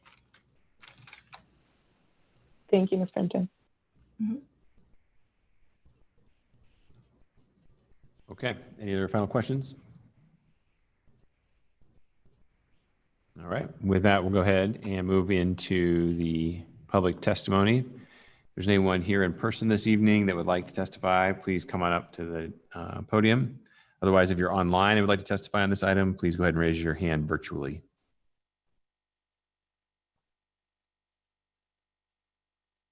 Looks like we have no takers. So typically this is where the applicant can rebut, but there's nothing to rebut at this point. So I think I'll go ahead and just bring this back to the commission. Mr. Chair. Is that Commissioner Finfrock? It is. I move that we approve CUP 20-26 and CVA 20-39 along with the conditions of approval. Second. Second. Got a motion and a second from Commissioner Bratnober. Do we have any discussion on the item? Mr. Chair. Commissioner Finfrock? I know we had no public comment, but I think the city did a pretty good job in basically just weeding out any noise issues they might have and the parking. It looks like we're pretty close to the P3 overlay district. So even the parking they did provide looks like it's within the realm of that area. So I just like the project. If I lived in the neighborhood, I would definitely stop by for some wine. Very good. Thank you. Commissioner Branover? I agree with Commissioner Finfrock in terms of proximity to the overlay district, helping significantly with the parking issues. Also, the setup, you know, in these times of social distancing, it looks like they've done a good job there. And I think a wine bar is an appropriate use in this mixed use area. So it looks like a good project. Great, thank you. Any other discussion? Very good. We'll go ahead and have the clerk call the roll, please. Stead. Aye. Schaefer. Aye. Squires. Aye. Moore. Aye. Stevens. Aye. Gillespie. Aye. Finfrock. Aye. Bratnover. Aye. All in favor, motion carries. Okay, thank you. Good luck with the project. Let's go ahead and keep on trucking to item number 5. I believe that's the next on our list. Yeah, so item number 5, CUP 20-29, innovative building and remodeling at 608 East Pennsylvania Street.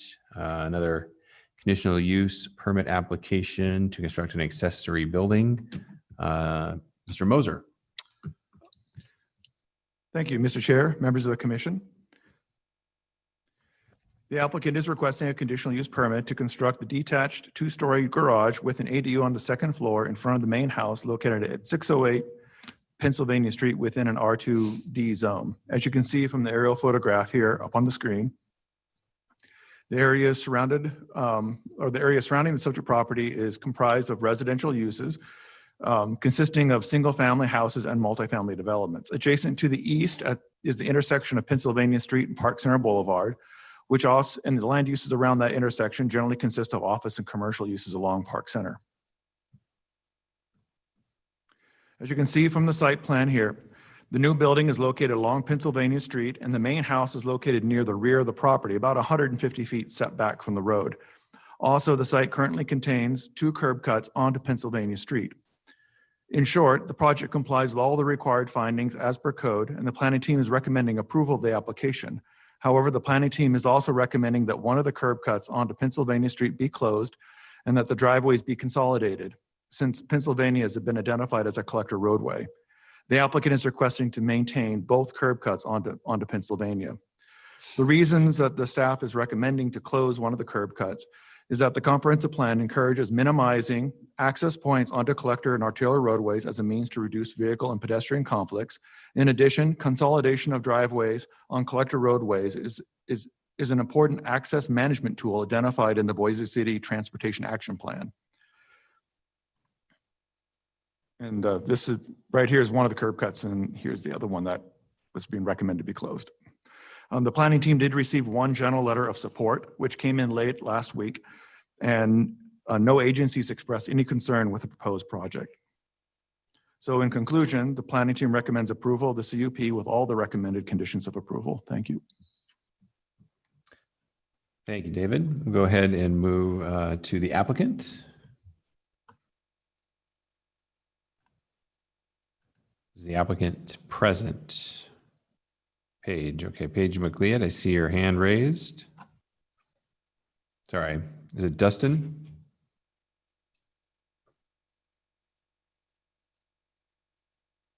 Yeah, can you hear me? We can, yes. It's Dustin. Okay, yeah. And Paige is the homeowner. I believe she's tuned in as well. I think we just wanted to kind of oppose the removing the existing curb cut just for the added expense to the homeowners there. If we could just take a step back real quick and get your name and address on the record, please. Oh, sorry. My name is Dustin Collins at 547 West Welch Street in Meridian. And I'm with the Innovative Building and Remodeling. Okay, great. Thank you. Sorry to interrupt. Yeah, no, sorry. Yeah, we just saw it as an undue burden on them to replace the curbing and the gutters, or the curb, gutter, and sidewalk there. They would potentially use it for access to that lower, or to the proposed ADU. However, it's not going to be a heavily used access point. It's something that's already existing. There's a gate there. The owners have talked about in the future wanting to look at doing some multifamily developments on the property. And so they were just wanting to oppose, needing to remove that as a condition for building the ADU.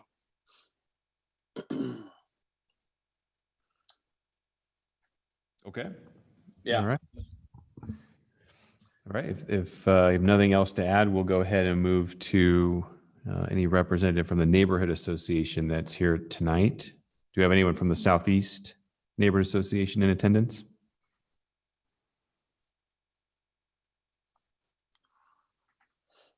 Okay, doesn't look like it. So we'll go ahead and move on to questions from the commission. Any questions for staff or the applicant? Mr. Chair. We'll start with Commissioner Gillespie. Let me defer to Commissioner Finfrock. It might have been Commissioner Squires. Whoa, Was it? sorry Or about Finfrock? that. Commissioner Squires. I'll defer. Okay, Commissioner Squires. Thank you. Mr. Chairman, this is a question for staff. The applicant just stated that they are interested in doing multifamily development in the future. What would be the status of that curb cut at that time of application? Can you speak to that? Mr. Chair, members of the commission, any future multifamily development will be reviewed at that time. And I suspect that there might be additional sidewalk and curb gutter street improvements required with more of intensification of that type of site. And I'm not even sure if the proposed or the current existing curb cuts would be of use depending on the design of what they're proposing for future design. So I think we'd just have to address those improvements at that time, depending on what they're proposing. Mr. Chair, follow up. Yes, please. Thank you. Again, typically when new developments come in, ACHD and the city do take opportunities to consolidate those driveways. Is that something as staff that you would see making that recommendation in the future? Mr. Chair, members of the commission, it is possible. We always want to minimize access points, even for multifamily onto collector and arterial roadways. So we would encourage that any type of future design for an intensive project such as that would utilize one access point if all possible, provided it can meet all the fire department and all the other requirements. Okay, thank you so much. Mr. Chairman. Commissioner Gillespie. David, I'm struggling to see how the curb cut marked in green, which has a house sitting right in front of it, would ever be very useful as an access point for a multifamily development. Is looking at that spacing, could you comment on the usefulness of that particular curb cut if that building is put right where it's supposed to be?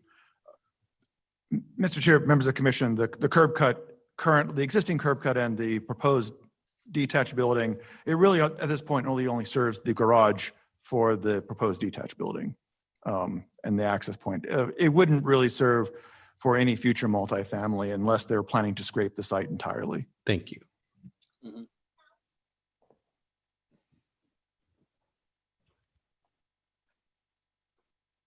Okay. Any other questions for staff or the applicant? So, Mr. Chair, Commissioner Moore. just tagging on to that. So if in the future, it looks like they've got about 200 feet maybe of frontage there, would there be a possibility if you were to put some multifamily up in that big open space to add a curb cut there? Is the spacing between drives sufficient to possibly warrant that? Mr. Chair, members of the commission, it's hard to speculate what they're proposing for the future development of the site, since I don't have anything in front of them. There is a large open yard area. I mean, theoretically, they could try to come in and build something over there and then have an additional curb cut down, or access or come across and use the existing curb cut on the west side. It's hard to speculate without actually having some sort of site plan in front of me. Absolutely, thank you.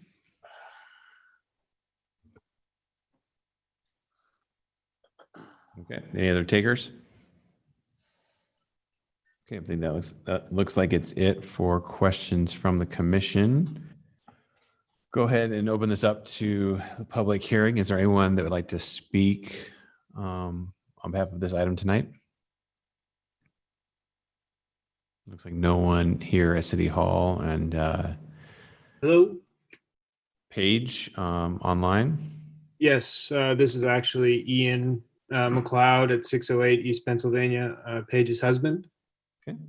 While I can certainly appreciate the desire to limit pedestrian car interaction, as that cut currently sits, it would only serve the drive for the ADU, and that would be its most useful purpose currently. Yeah, we feel that removing it as far as the task of limiting interaction, it's going to be very infrequently used. So the cost of doing such versus the benefit gained with that in mind would be minimal to none. So that's one of the reasons we'd hope to just keep it. That's our main concern, is just the cost benefit ratio. Also, pretty much every other, the multi-use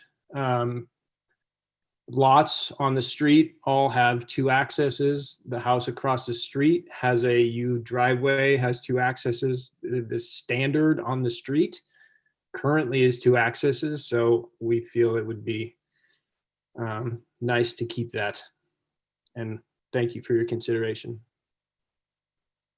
Okay, thank you, Ian. Anyone else online that'd like to speak on this item?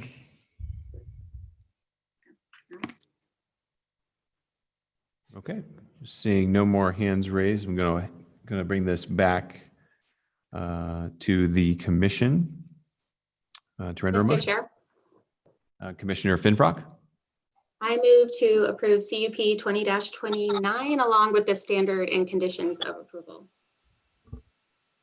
Second. I have a motion and a second. Mr. Chairman, just a point of order, maybe let's hold that motion maybe in abeyance and just make sure that the applicant understood that there was no need for rebuttal because there was no testimony other than the applicant. Great. Thank you, Commissioner Gillespie. I apologize. There was, I guess, no need to rebut. The applicant does have that opportunity.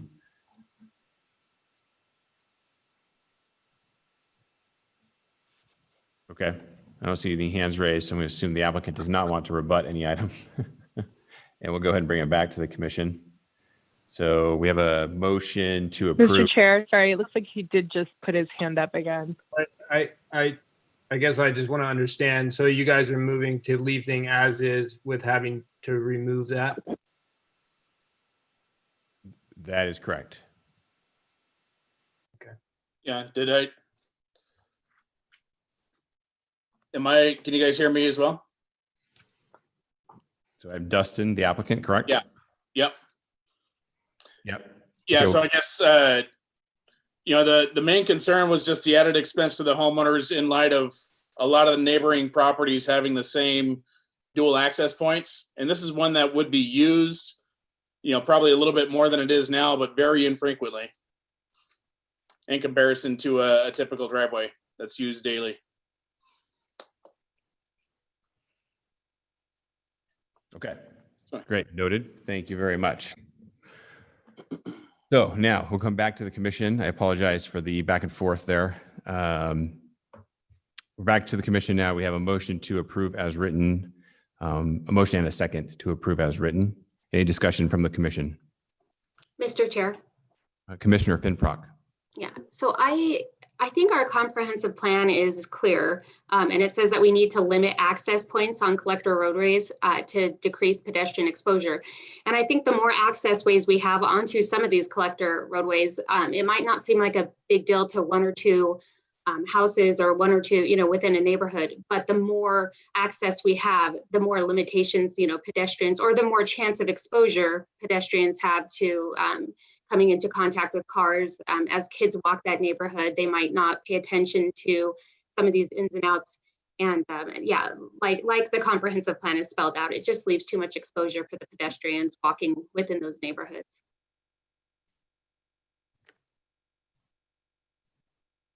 Thank you, Commissioner Finfrock. Any other discussion?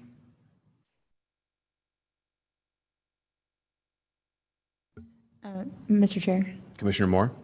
Just to note on the applicant's point of the other properties around that have two drives, I'm seeing on the satellite view, the plan that's got the two driveways, and that appears to be an older house. So, the older properties versus the newer properties, and trying to implement what's in the Boise comprehensive plan that was not existing before. And just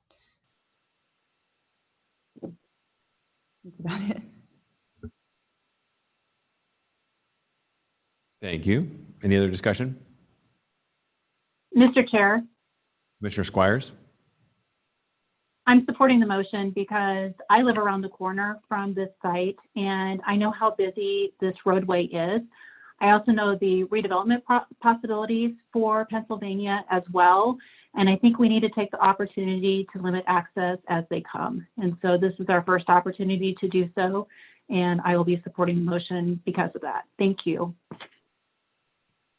Thank you.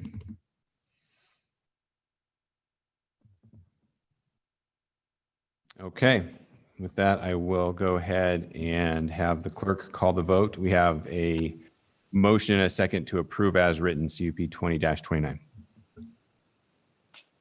Ed, Aye. Schaefer, Aye. Squires, Aye. Moore, Aye. Stevens, Aye. Gillespie, Aye. Finfrock, Aye. Ratnober. Aye. All in favor, motion carries. Okay, thank you. And with that, we're going to take a 5-minute break if everybody can be back. Mr. Chair. Commissioner Stead? Yes, sorry to interrupt. I just wanted to make a note to dismiss myself for the rest of the evening. I've been under the weather and we're in a safe quorum zone, and I trust that the commission will carry on thoughtfully as they have been. Very good. Thank you, Commissioner Stead. Please take it easy and get better. Feel We'll see better. you. For everyone else, let's go ahead and take a 5-minute break. We'll be back at about 10 after 8, please. Oh.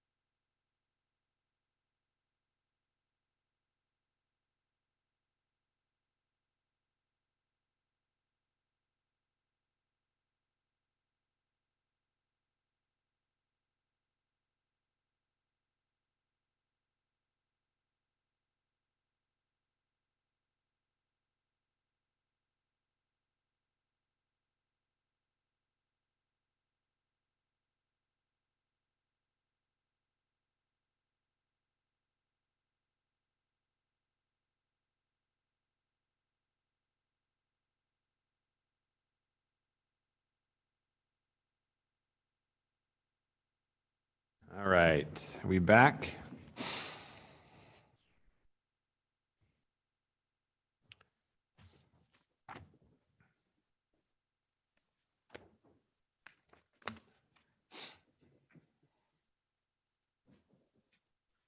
Okay.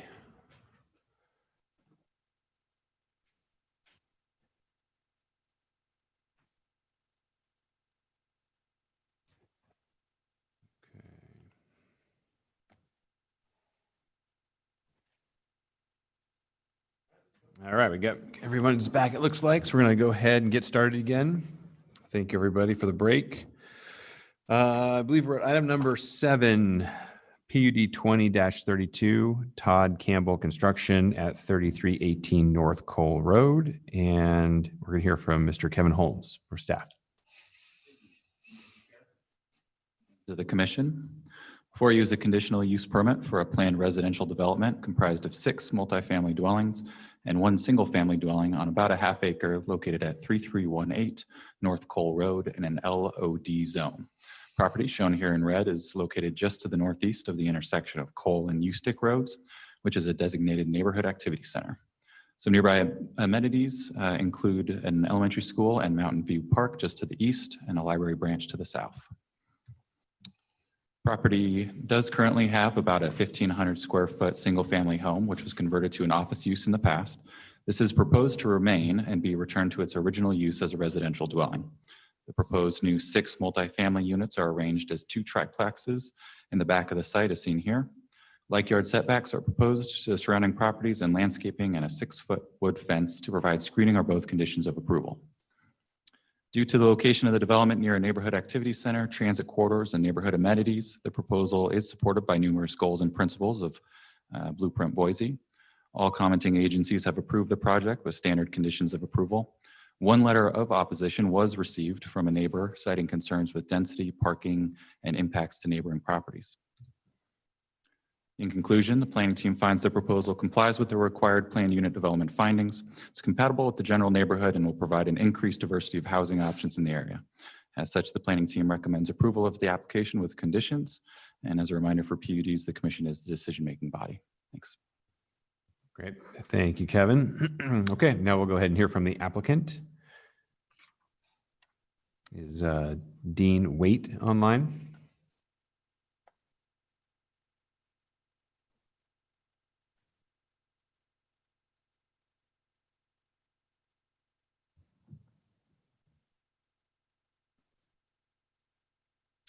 I don't see any hands up. Do we have any representative of the applicant for this project at 3318 North Cole Road?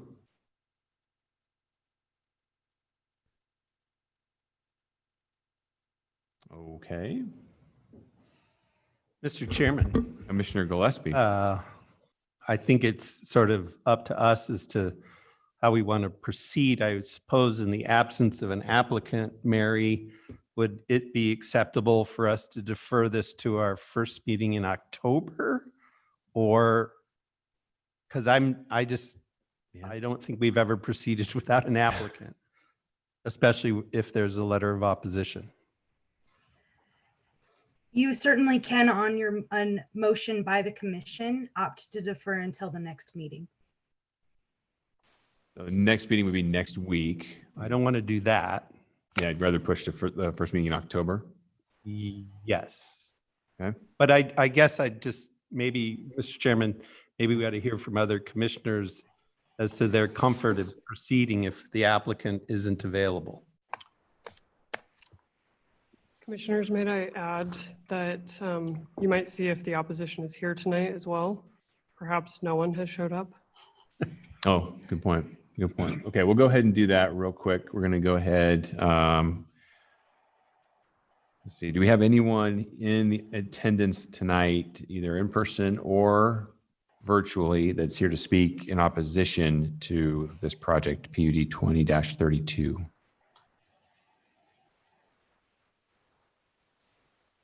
I've got a hand up for Harold Ward. So Harold, we're in a bit of a unique situation here. We're considering deferring this item to the first meeting in October. Staff, do you have a date on that meeting? Mr. Chair, I believe that's the 5th. The 5th. So it'd be October 5th of this year. Would you be able to attend that meeting on October 5th to hear this item?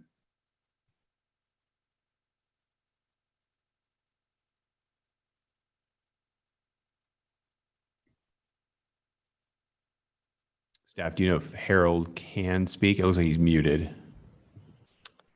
Mr. Chair, he is able to speak. I've asked him to unmute, but it doesn't look like he's unmuted himself. Mr. Chairman, Commissioner Gillespie. I move that we defer item 7 PUD 20-32 to our October 5th meeting. Second. I have a motion to defer to October 5th. I have a motion and a second. Any other discussion on the matter? Mr. Chairman, Commissioner Gillespie. can we make one more call for the fella who's maybe in opposition we don't know? Can we just call him out one more time? Sure. Mr. Harold Ward, we see your hand is raised. It looks like you're muted currently. If you can unmute, we'd love to hear from you this evening. Hear me now? Yes, we can. Good evening. Yes, sir. So Harold, just real quick, right now we're considering deferring this item to October 5th. Are you able to attend the meeting on October 5th to speak? Yes, I believe I would be. Okay, terrific. That being the case, I think we're going to go ahead and take a vote. And Mr. Chair, if we could maybe push this one application, I can try to give the applicant a call and see if he was having technical difficulties or if there's something else going on that we're not aware of. Okay. Mr. Chairman, Commissioner Gillespie. with the seconder's permission, I withdraw my motion to defer. Mr. Chairman. Who's my second? This was Commissioner Finfrock. Are you okay with that deferral? Yes, thank you. Okay, the motion has been rescinded. Mr. Chairman, Commissioner Gillespie. I move that we hear item 7 last tonight at the end of this hearing. We have to do that, as I understand. Can I get a second on that motion? Second. Thank you, Commissioner Moore. Motion and second to hear item number 7 last this evening. Let's take a quick vote, please. Schaefer, Aye. Squires, Aye. Moore, Aye. Stevens, Aye. Gillespie, Aye. Finfrock, Aye. Bratnober. Aye. All in favor, motion carries. Okay, great. We'll circle back to item 7 here later this evening. And Let's Mr. go Chair. ahead. Commissioner Moore. Before we continue, I want to just make sure that the gentleman that was on to speak is able to speak at that time as well. Yes, I would be able to do that. Is that affirmative? Harold, could you repeat that, please? Yes, I would be available to do that. Okay, great. Thank you. We're going to circle back to that item here a little bit later on then. Okay, let's go ahead on to item number 8, CUP 20-18, Innovative Building and Remodeling at 4299 North Collister Drive. And Nicolette, please. Mr. Chair, Commissioners, next item on tonight's agenda is a CUP to locate a detached garage in front of a home at 4299 North Collister Drive on 0.17 acres in an R1C zone. The subject property is located on the west side of Collister Street between John's Landing Way and Bloom Street. Adjacent uses consist of mainly single-family homes and duplexes. The lot was divided from the parcel to the north in 2017 with a shared driveway off Collister to reduce the number of access points off Collister and John's Landing Way, which are both arterial roadways. The single-family home was recently constructed after several building permit revisions. The original permit included this detached accessory structure proposed now, but was required to be removed as the development code requires a CUP for an accessory structure in front of a primary structure. In response, the permit was revised and approved with 2 open-air parking spaces shown here. The Development Code requires a CUP for accessory structures in front of the primary to ensure the quality of the street-facing facade is not diminished, and other alternatives have been considered. There are situations where an accessory structure in front of a primary structure is supportable. This is typically when there are topographical constraints or the existing home was constructed long before setback requirements. The planning team generally looks for a site condition which renders this the only feasible solution. There were several ways to design the recently constructed home to incorporate the garage within its footprint and prevent an accessory structure blocking the view of the home from the street. For example, shown here is 4409 North Collister Drive, which was also recently divided and able to meet the code requirements. The applicant was also advised as such during the building permit. Approval of this CUP would replace the existing front elevation of the home, which includes a front porch and significant fenestration, allowing eyes on the street with an inactive one-car garage. The second parking space would still be open air. As such, the planning team recommends denial of the request. The proposal is not compatible to uses within the neighborhood, which were required to comply with these requirements, and is not in compliance with the comprehensive plan. In order to obtain approval, the applicant could consider an addition to the home, which incorporates the garage within its footprint, and this could be accomplished with removal of or in addition to a portion of the wraparound porch. In conclusion, the planning team recommends denial. Thank you. Okay, thank you, Nicolette. Okay, we'll go ahead and hear from the applicant now. So I have both Rhonda and Dustin. Your hands up. We'll go ahead and start with Rhonda if we can. Rhonda, if you can start with your name and address for the record, please. Sure. My name is Rhonda Melbinger. I currently reside at 4787 North Stream Place in Meridian, Idaho. I am the property owner, and this was a challenging lot size with the dimensions fairly narrow to design on. Initially desired a single level home, but we now have a story and a half. The reason in placing the garage in front was kind of twofold. Number one, to provide a buffer from the street without pushing the house forward closer to the street, and not having to put the garage in the back corner so as to have to drive down along the house and then to drive all the way back out backwards to turn around and then leave the property. I think that the design of the garage adds a great aesthetic to the street level, the way it's designed and with landscaping to be added. I've never done this before, so that's about the summary that I have at the moment. I think that the design of the entire property really, it lends itself to older Boise with the design of the home looking somewhat farmhouse-like, and the garage matching that same aesthetic. Okay, all right, thank you. Did you want to have Dustin also speak on your behalf? Yeah, I would appreciate it. Okay. Dustin, your name and address for the record, please. Yeah, Dustin Collins, 547 West Welch Street, Meridian. And I am with Innovative Building and Remodeling. All right. Yeah, as Rhonda mentioned, as we're going through the design process, looking at how we can push a garage towards the rear of the home, the issue came into it's a long drive to back in and out if we push the garage further back.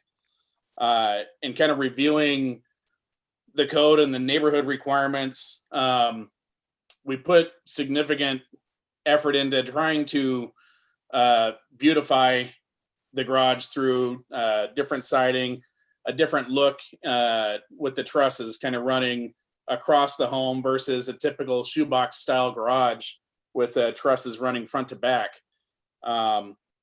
So the look of the garage we really believe is going to add to the neighborhood. We've also, in one of Nicolette's responses in the homework she provided, she stated that one of the main concerns appeared to be the turnaround parking, and there's very few driveways on Collister at this point that provide that. Most of the homes on Collister, people are required to back out into the street to exit their properties. When we altered this plot plan, we were able to move the open air parking space further back into the lot, and then as well as moving the garage just a little bit further to the south, closer to the setback, allowing for both parking spaces to have the ability to turn around and come back into traffic forward facing and not having to back up. So anyway, that's why we're looking for an approval for the design the way we have it on this latest proposed plan. We can look into attaching the garage, but we believe the design between the house and the garage is very cottage. It looks traditional. It's a new home that has that. We do work in the north end, but it has a very north end feel of the home and the garage together. Okay, great. Thank you for that, Dustin. All right, we'll go ahead and see if we have a representative from the Collister Neighborhood Association present.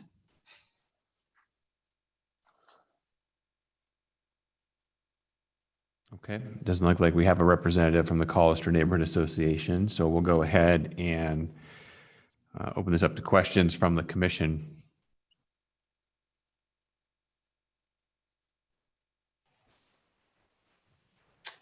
Mr. Chair. Commissioner Stevens. This is a question for Nicolette. So you had mentioned in your presentation and in the staff report that it was communicated during the building permit process that they would not be permitted to put a parking garage in front of the home. Can you give us a little more detail on what that communication was? Mr. Chair, Commissioner,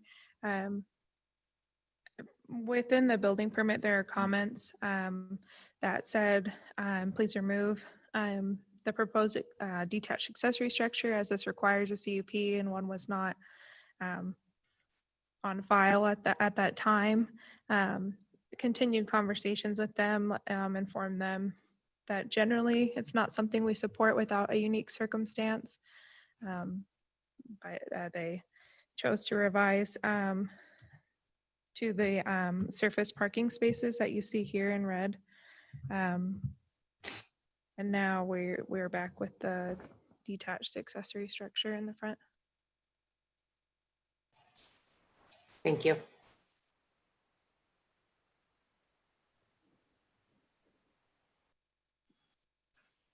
Mr. Chairman.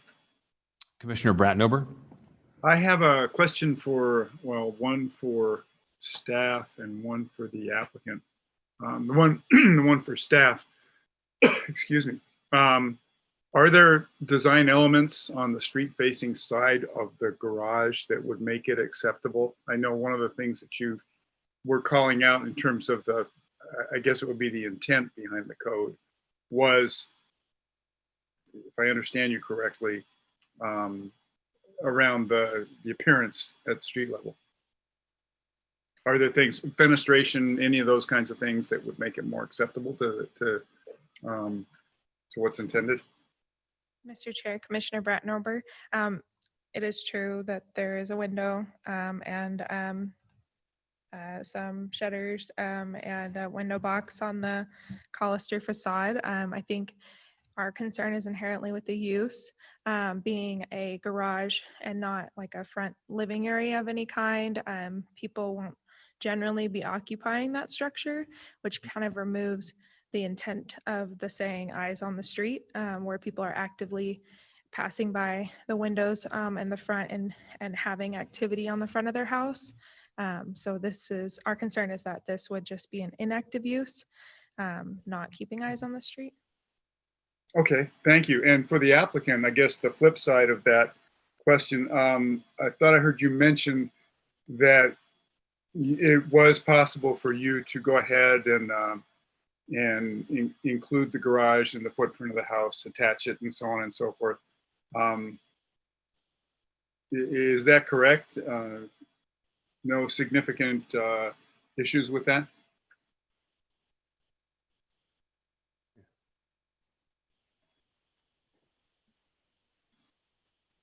There we go.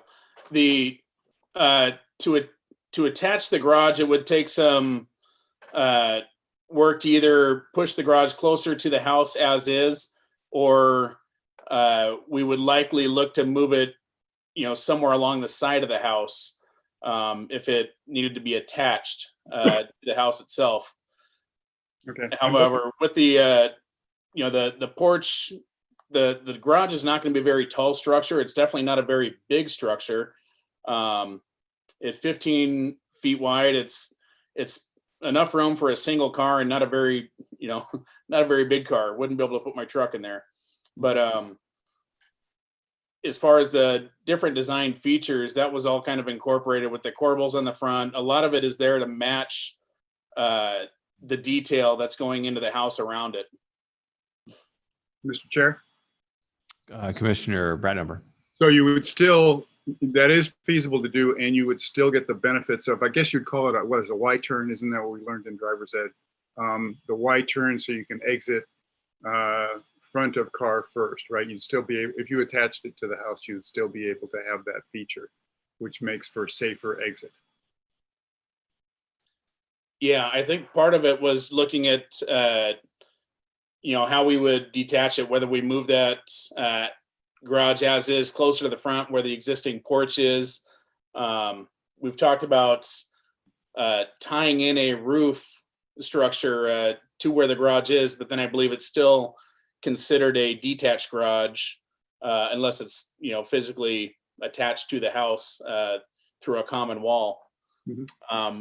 When we initially went for the building permit and they denied it, basically the explanation given was they don't, we would need a conditional use permit for a garage in front of the house at that point. So that's kind of where, we started digging into the information and found out, okay, well, to do a garage in the front of the house, it needed to be side loaded. Try to fill in a lot of the other blanks that I guess whether it's the neighborhood code or some of those required. Thank you very much. Sure. This is Radna Melbinger. One additional comment. Okay.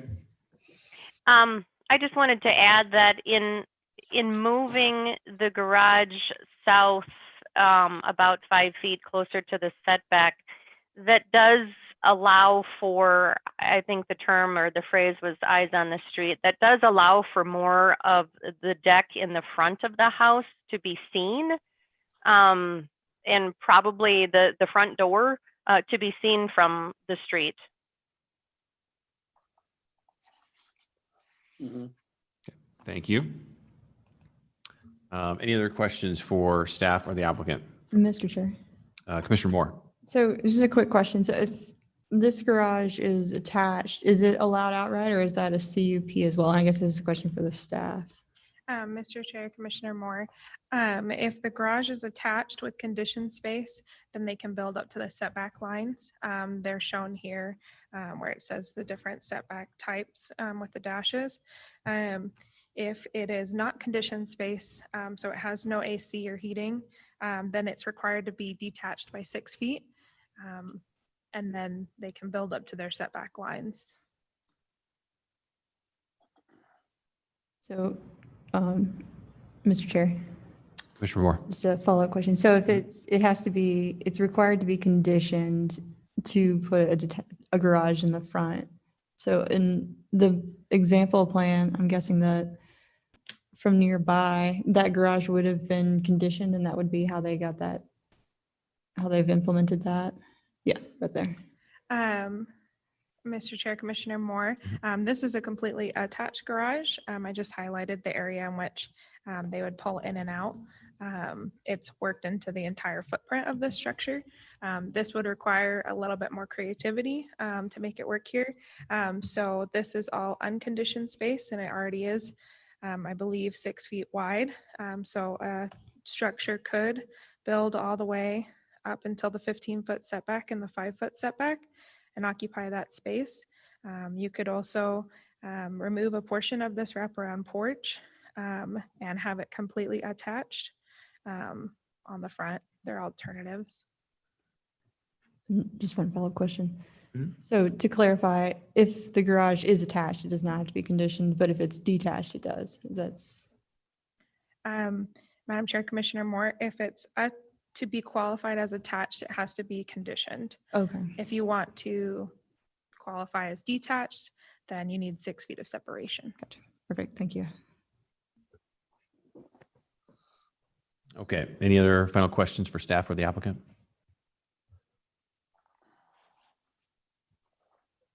Okay, very good. We'll go ahead then and move into the public testimony portion of this item. If there's anyone here that would like to speak regarding this item, please go ahead and raise your hand.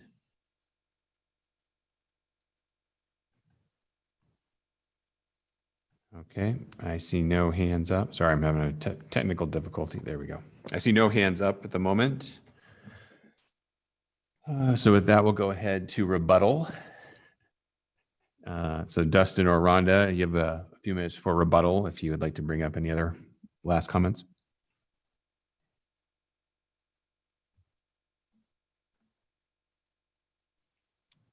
This is Rhonda Melbinger. I guess I would just like to say, as far as you know, we didn't hear any negative feedback from neighbors, and as well just regarding the home, since the garage is not there yet, that apparently neighbors as they're walking by gave some great feedback that they really liked what they were seeing. I still wholeheartedly feel that having a garage, especially the way it's designed, and placing it in front would not take away anything from the neighborhood.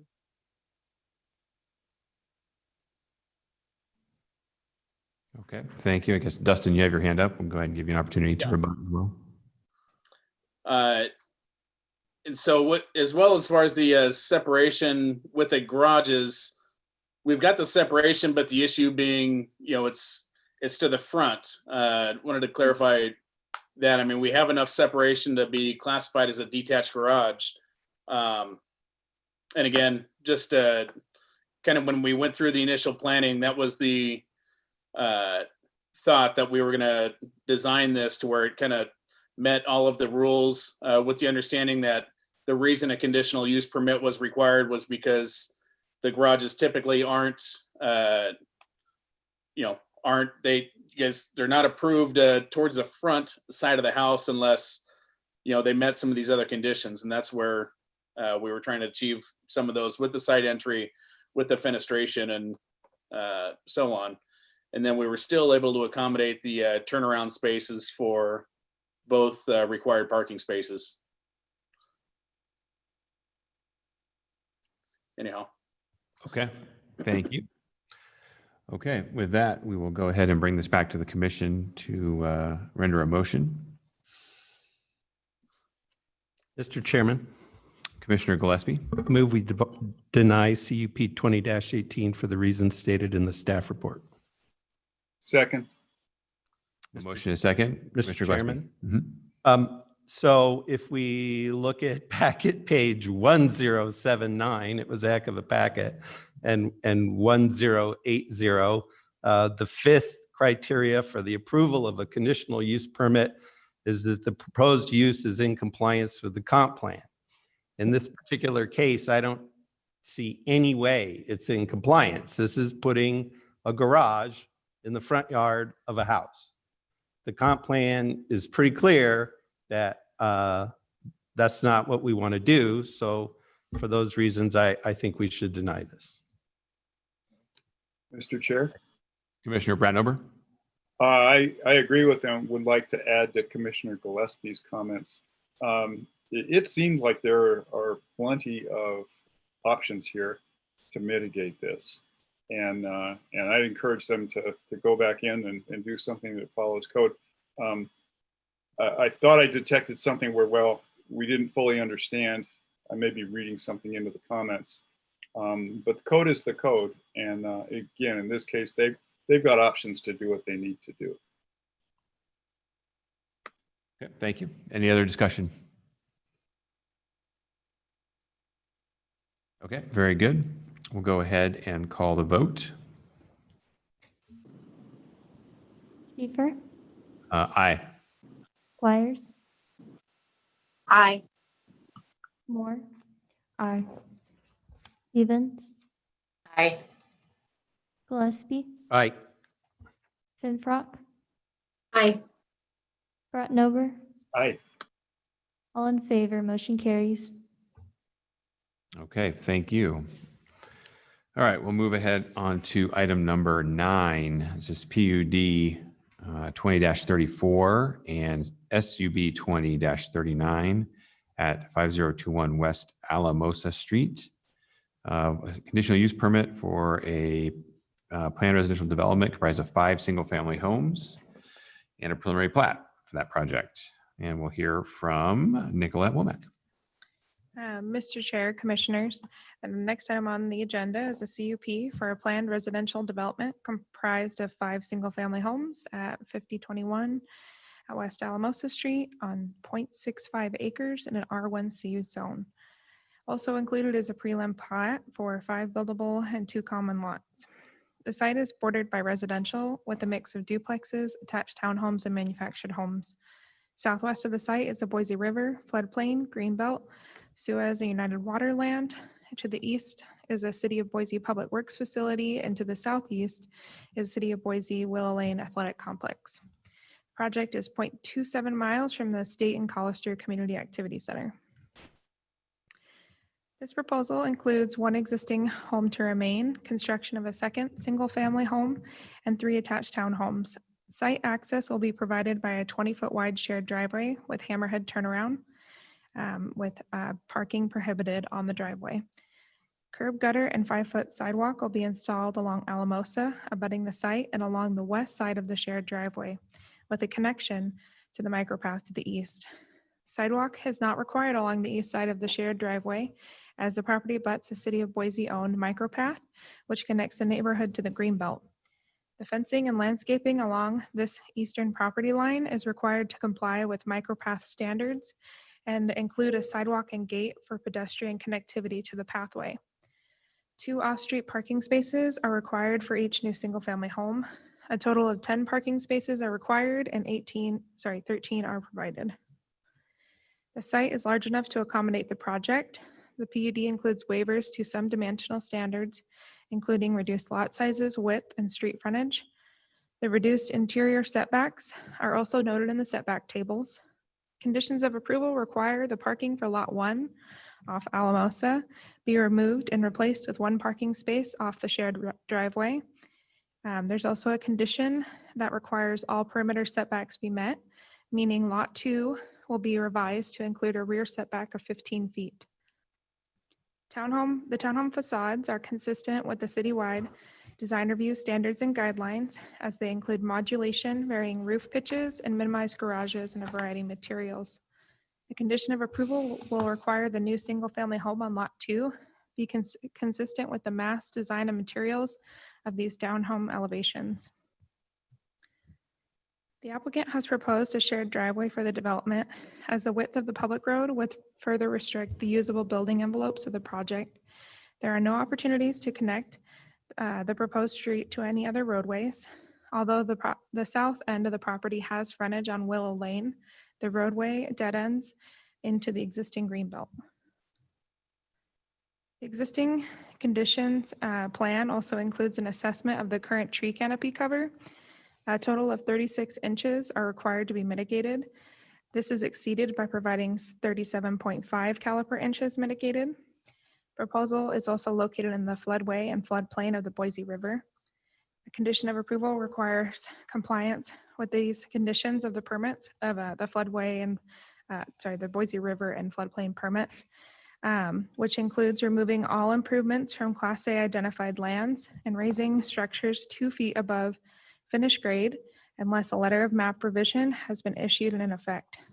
Other conditions for these permits also require disturbed areas be stabilized and revegetated immediately, and the applicant is required to submit a site restoration plan for approval by Public Works. A hydraulic and hydrology analysis along with a no-rise certification is also required. This ensures sensitive habitats are not disturbed. These conditions are consistent with the recommendation of the Boise River Enhancement Network, and their comments are included in the packet. The floodplain and river system permits are pending the Parks Commission review on September 17th. Some comments were received from the Veterans Park Neighborhood Association and a few neighbors. Although they generally support the project, they have concerns with potential turning traffic, stormwater drainage, floodplain infill, wildlife displacement, and building heights. In response to conflict concerns with the shared driveway, turning traffic, and the micropath landscaping and fencing standards of the development code will ensure adequate sightlines are maintained. Regarding stormwater drainage, standard conditions of approval require all stormwater drainage be retained on site. The only stormwater which will be drained to the existing drain mentioned in the right-of-way will be right-of-way stormwater. The concerns regarding the amount of floodplain infill proposed are addressed with the conditions of approval of the floodplain and river system permits. Regarding wildlife, all site work is limited to the subject property and will not impact wildlife within the nesting reserve southwest of the site. Regarding concerns with the 2-story building height, the majority of the structure's mass is only 28 feet in height, with a central roof line reaching 32 feet in height, and this is below the 35-foot height limit of the zone and closest to the greenbelt.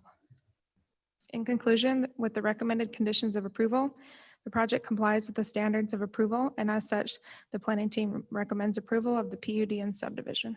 Thank you. Thank you, Nicolette. Okay, now we'll go ahead and hear from the applicant. Dave, I see your hand up. You can please start with your name and address for the record, please. David Sterling with TO Engineers, 2471 South Titanium Place in Meridian. Nicolette did a great job of presenting the project. I don't have much to add to it. I will say that we worked with staff to try to address some of the concerns, and we're in agreement with all of the conditions of approval. And with that, I could answer any questions or if you have any.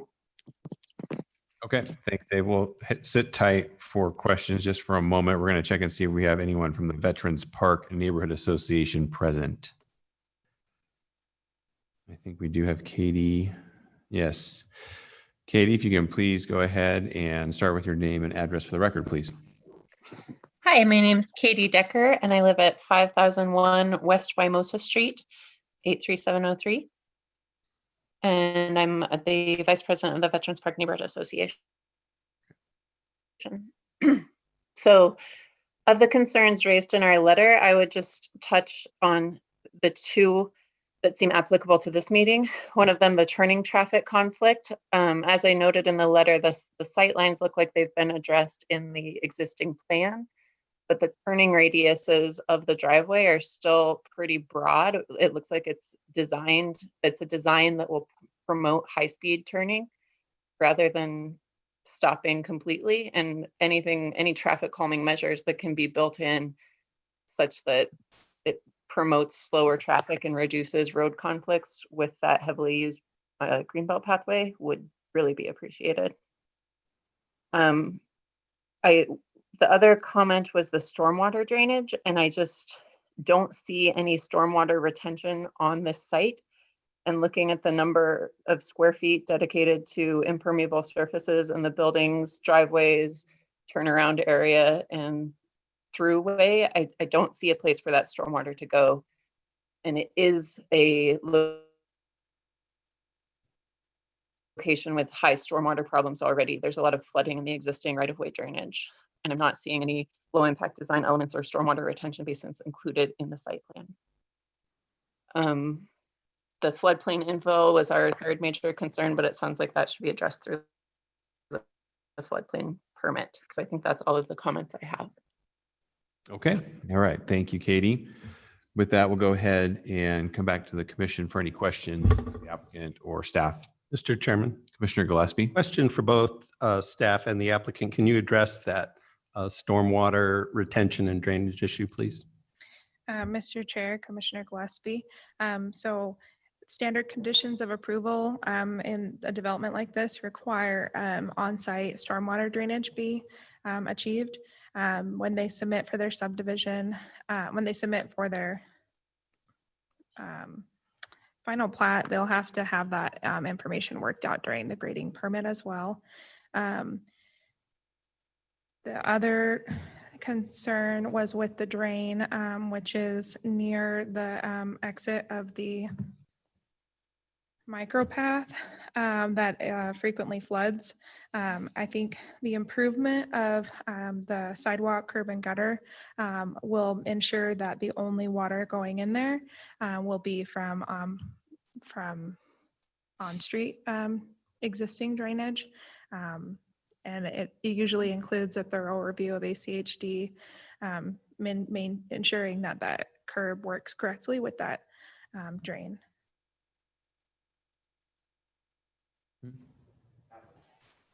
Mr. Chair.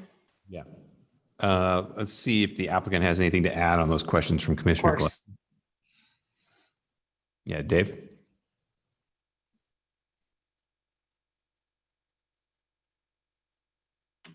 Can you hear me? Yeah, we can. Yes. Okay, Yeah. sorry. Yeah, so for the drainage, we do have space for a swell on the east side of the shared driveway. And then we have a couple of landscape islands that we'd also be putting stormwater into. We do have to submit to the City of Boise Public Works, and they have to review and approve our storm drainage plan once we get to that stage.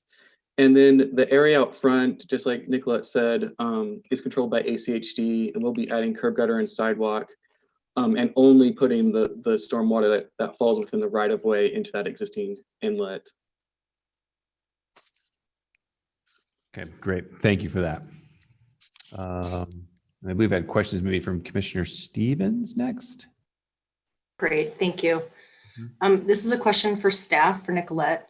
So I just want to understand the process regarding the Class A lands. So on page 8 of 16 of your report, you make the note that a condition of approval requires compliance with the conditions of these permits, which includes removing all improvements from Class A lands. But those conditions are actually not in, at least as far as I could understand it, not in the site conditions for this particular application. So can you just explain the process, whether that's something we need to put in there or it's a different permit and we're going to see it later? Maybe you could just sort of walk me through that.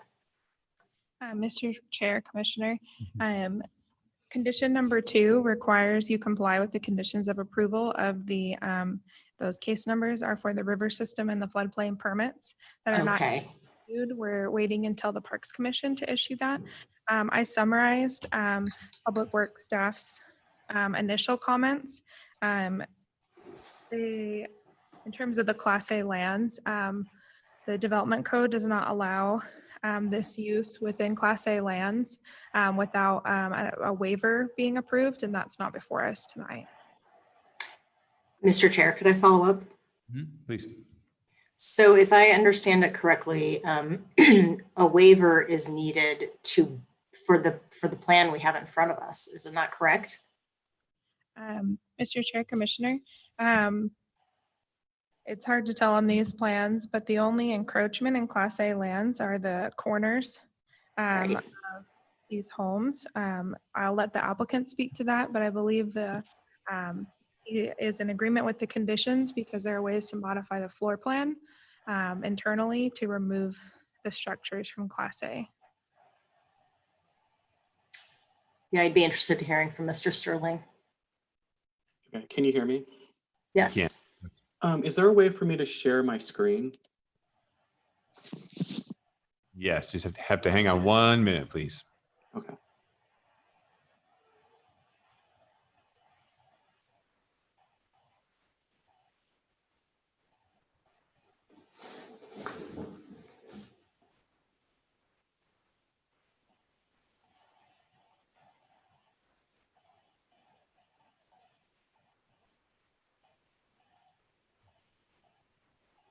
David, you should be able to see different options, bottom of your screen now. There you go. Okay. So I hope you can see this. So this is kind of a blow up of the back half. And this line here that my cursor is following, this is the floodplain limit. And so the river system permit basically classifies all lands within the floodplain. And what we're dealing with is zone A, or I'm sorry, land type A and then land type C. And basically land type A is areas that are considered a wetland. And so this gray hatch area here, we had a wetland specialist go out and delineate that wetland. And so the gray area here is classified as a wetland, and then this little piece here. And so total is 120 square feet. And so if we're required to, per the river system permit, to remove this area, we'll modify the back of these buildings and pull these retaining walls back. So we're outside of those Class A lands. The Class C lands are upland areas that, they're not classified as a wetland, but they still fall within the floodplain. And we'll have to meet the requirements for the floodplain development permit in order to place anything within those areas. I hope that was clear. That's very helpful. I guess I just want to make sure it's totally clear for the record that there will, unless you pull that back, there's going to have to be a waiver application. Is that right, Nicolette? Mr. Chair. Go Correct. ahead. Okay. That answer your Right, question? I think so. Yeah, thank you. Okay. Mr. Chair. Commissioner Finfrock. Excuse me, this is Katie Decker. Could I? Oh, I'm sorry. Okay, so did I have a question or did I just have Yeah. Kate? So this is Katie Decker with the Veterans Park Neighborhood Association. Okay. This was the comment that I didn't elaborate on. So I just wanted, while we're looking at this map on David's desktop, I just wanted to elaborate that there's an existing levee that you can see the topographic lines running kind of through the middle of the lightly hatched area shown on his desktop. So if you go back to the 2642 line, there's a significant topographic drop. So there's infill within a 100-year floodplain all the way back to that line proposed. So that's greater than 30 feet. And that was one of our neighborhood's concerns. Just for clarification, the floodplain line is mapped by FEMA, and they use some larger scale maps when they're doing that. And so that's that black line you can see here. If you what's actually the return interval on that flood? the 100-year floodplain. The 100-year floodplain goes back to Wymosa Street though, because that's where my house is and we've dealt with the flood insurance questions there. So we pulled this off of the floodplain maps, and I guess the city can verify that. But if you were to take the base flood elevation for this line, it would actually kind of follow this 2640 contour around. It's, so it's fairly close to where it should be at. And this is a higher area here. I have a photo. Maybe I can share it. I'm struggling a little bit to show things, but let's see. I don't have it up, but there's pretty clear delineation. There's a high area here, and then there's a little low area, and then there's another high area back here, which the surveyors didn't go survey because it was, in this kind of vegetated area. But it's high here, and it goes down, and it goes higher, and then it goes back down to where this drain kind of ditch is back here. It's kind of how it looks back there. Okay. All right. Thanks, David. I think we're good for the moment on that topic. Do we have any other questions? Commissioner Yeah, this question is for Nicolette. I just had a question about the bulb outs for the Greenbelt access. If you could go back to your picture and show this or show us where exactly they'll be put in or if they're going to be put in, I was a little confused by that.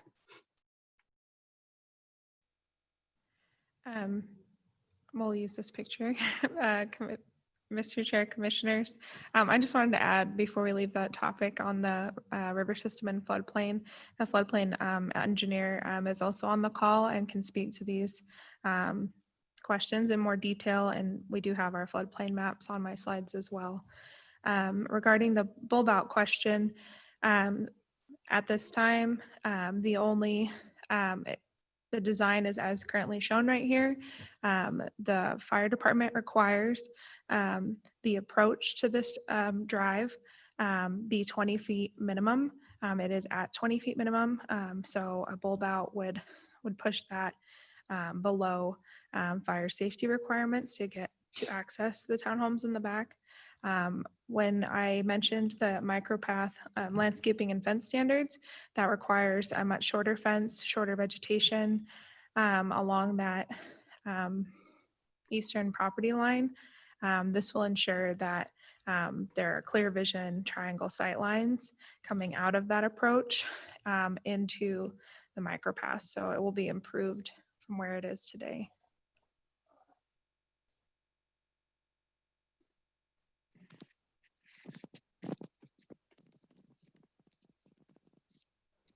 Mr. Chair. Commissioner Moore. And just a quick verification, and one of the items that was mentioned by the neighborhood association was the radius basically of those turns. I don't see a dimension on the plan. That's the radius as required by the fire department's conditions of approval? And it's a question for either the applicant or staff. I can try to address it, or if that's all right. Go ahead, Dave. Okay, so yeah, typically the fire department does have a requirement for a minimum turn-in radius here of 28 feet. And we just showed it that way, but we will have to make our application to ACHD for these improvements. And, one of the things that we could do is we could do it like this approach is to our east. They just came up and then they just had a flared kind of like driveway approach. And if ACHD would approve this, we could do something more like that. We were just kind of showing it just kind of like a standard, but we don't have a preference on that.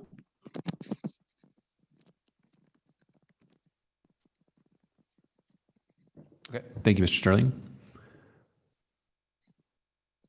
Mr. Chair. Commissioner Stevens. Since Mr. Taylor's on the phone, I was actually hoping he might speak to the questions that I was asking earlier. Would that be okay with you? Yeah, that'd be great. I didn't see him. Jason, you want to sound off a bit, if you would, on the river permit and the floodplain? Hi, this is Jason Taylor, Public Works Engineering. Could you, Ms. Stevens, reiterate your question? Just so I know the right thing. Sure. So, I think at the base, what I'm trying to figure out, and I think I understand that the bottom line is this developer cannot build in any of the Class A lands. That's the way our code is written. And the only way he can do that is if a waiver is applied for.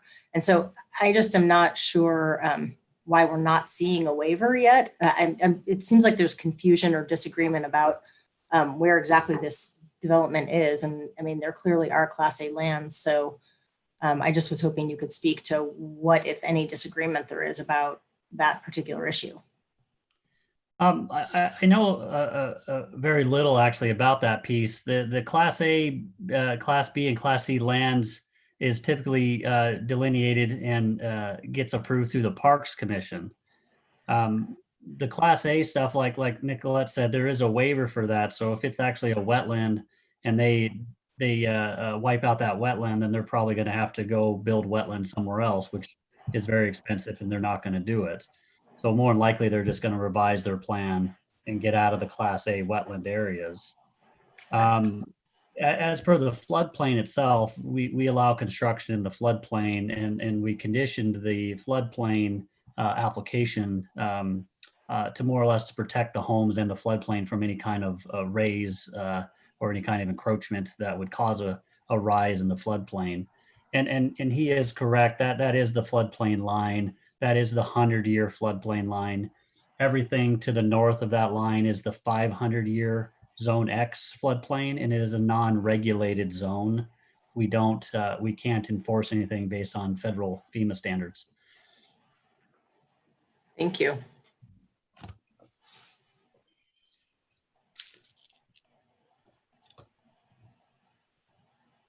Okay, any other questions from the commission?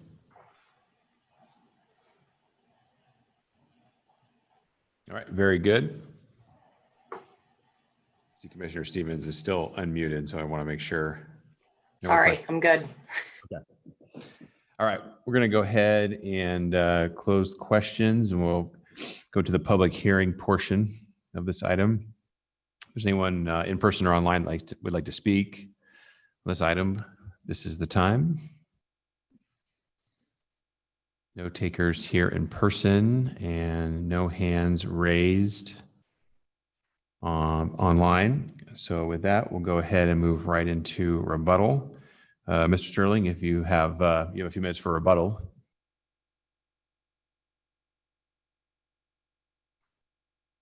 You might be muted. See your cursor moving. Okay, can you hear me now? Yeah, we can. Yes. Okay, so I just wanted to clarify that when we first submitted this, we were kind of unsure if this was Class A or Class C. And so once we did delineate it as Class A, then we went ahead and showed what our impacts were. In talking to city staff, it was kind of advised, like, don't spend the time to revise the site plan. We'll just make it a condition that you can't build into the Class A lands. So that's why we didn't revise the site plan. But we are totally fine with revising it so that we don't impact that Class A lands. And that's the only clarification I wanted to make. Okay, thanks, David. All right, go ahead and bring this back to the commission. Do I have a motion?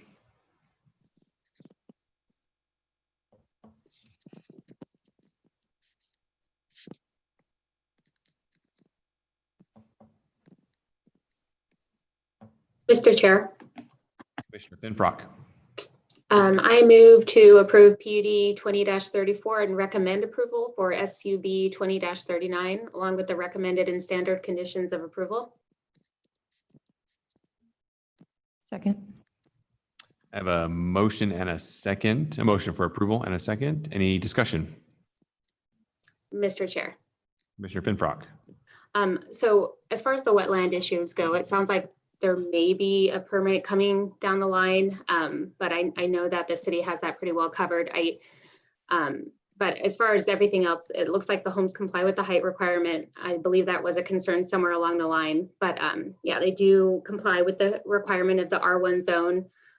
The variance requests, they're internal to the property, which will buffer the adjacent properties, and I think, in my opinion, the density is appropriate just because we can better utilize that area closer to the greenbelt. So for those reasons, I'm moving for this motion. Okay, thank you. Any other discussion?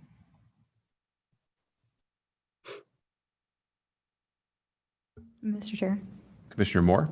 I just want to echo exactly everything that Commissioner Finfrock stated, which is what I seconded.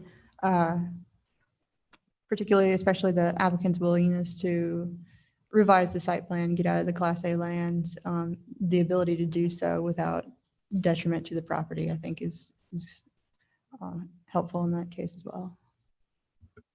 Great, thank you. Any other comments?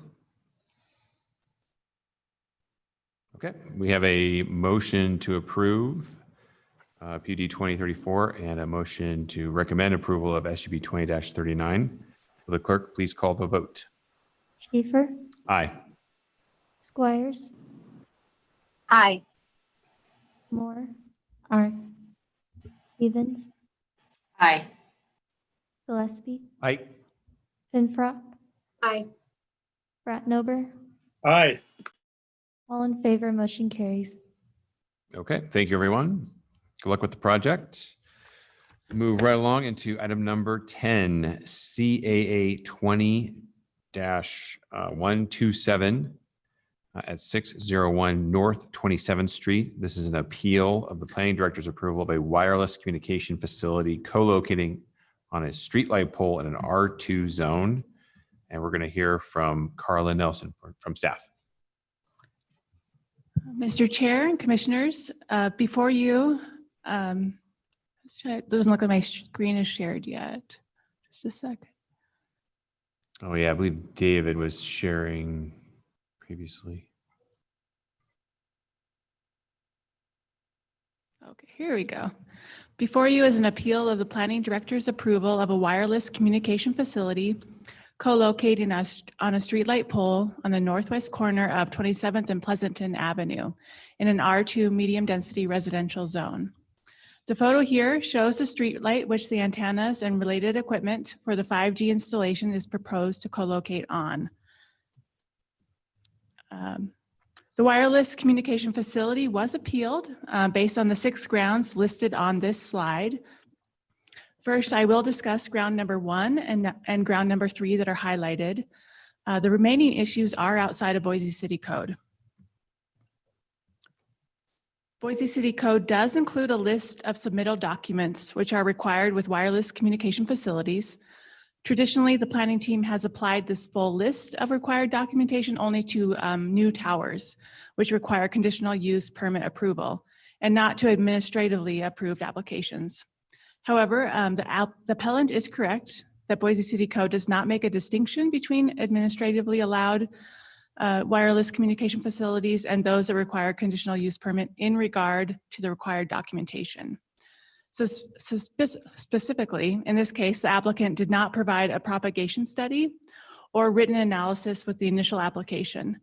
These documents have since been provided, and based on an open record for administrative appeals, the planning team finds the requirement to now be satisfied. The propagation study shown on this slide demonstrates with radio frequency modeling that 5G technology is not currently available in the area, and after the installation, it will be available. And the provided written analysis touches on all of the required details, including a description of the surrounding area and impediments which limit sighting options. The remaining grounds for appeal focus on federal laws and regulations specifically related to rules governed by the Federal Communications Commission and the National Environmental Policy Act. It's important to understand that the planning team reviews microcell wireless communication facilities based on a very limited and narrow review criteria, which is shown on this slide. And while Boise City Code is developed to comply with federal laws and regulations, the city does not enforce those regulations. With rapidly changing technology, there may be a reason or cause to update Boise City Code, but until that time, the city must review these installations based solely on the criteria in City Code, and any concerns related to federal regulations should be addressed with the appropriate federal agency. It is also worth noting that the Federal Communications Commission is responsible for setting health standards for radio frequency emissions, and as long as the proposed facilities comply with the FCC's radio frequency standards, federal law goes as far as to prohibit state and local governments from regulating them based on environmental effects of those radio frequency emissions. In conclusion, with the propagation maps and the written analysis provided, the planning team finds that no error in the director's decision was made and recommends that the commission deny the appeal and uphold the decision to approve the wireless communication facility. Thank you. Okay, thank you, Carla. We'll go ahead and hear from the applicant now. I have the applicant is Jason Evans and Melissa Reagan.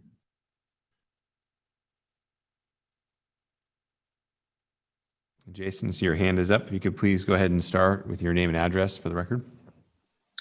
Good evening, Commission members. Jason Evans. The address is 3377 North Eagle Road, Suite 110, 131. I'm here on behalf of J5 Infrastructure Partners representing Verizon. We have reviewed the planner's recommendation and agree and are available to answer any questions that might come up regarding the facility. Okay, very good. Next, we'll hear from a representative of the West End Neighborhood Association. Oh, I'm sorry. Thank you. The appellant is Kathy Cook. Is Kathy listed? Kathy? Yes, I see your name there. Kathy is the appellant. Could you please state your name and address for the record and any comments? Yes, can you hear me? Again. Okay, yes, my name is Kathy Cook. I live at 688 North 29th Street, Boise, Idaho. I did have a PowerPoint ready. Am I able to share my screen, or can that be put up? Yeah, just 1 minute. Yeah, I do a little tech switcheroo here.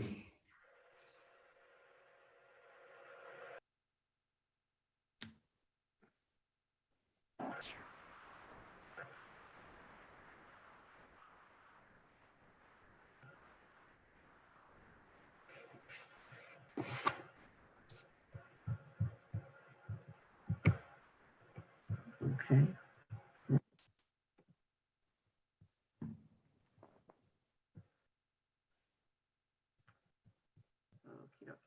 Okay. Trust that you can see my slides here. Okay. Brief introduction. I stated my name. I live 2 blocks from the proposed 4G, 5G antenna.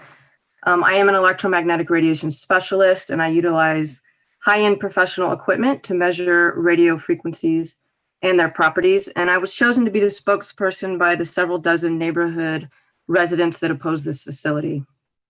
So you already have the background information, and here's a photo of the site. So the reasons why we feel that this approval should be revoked. Your slides change. I'm sorry, what was that? We're not seeing your slides change. That is interesting. So, okay. We still see a PowerPoint screen with slides on the left-hand side. I'm not sure if you're in projection I'm in slideshow mode with 2 screens. I'm in full screen mode here. Is that any better? Yep, now we can see your slides changing. Okay, I'll just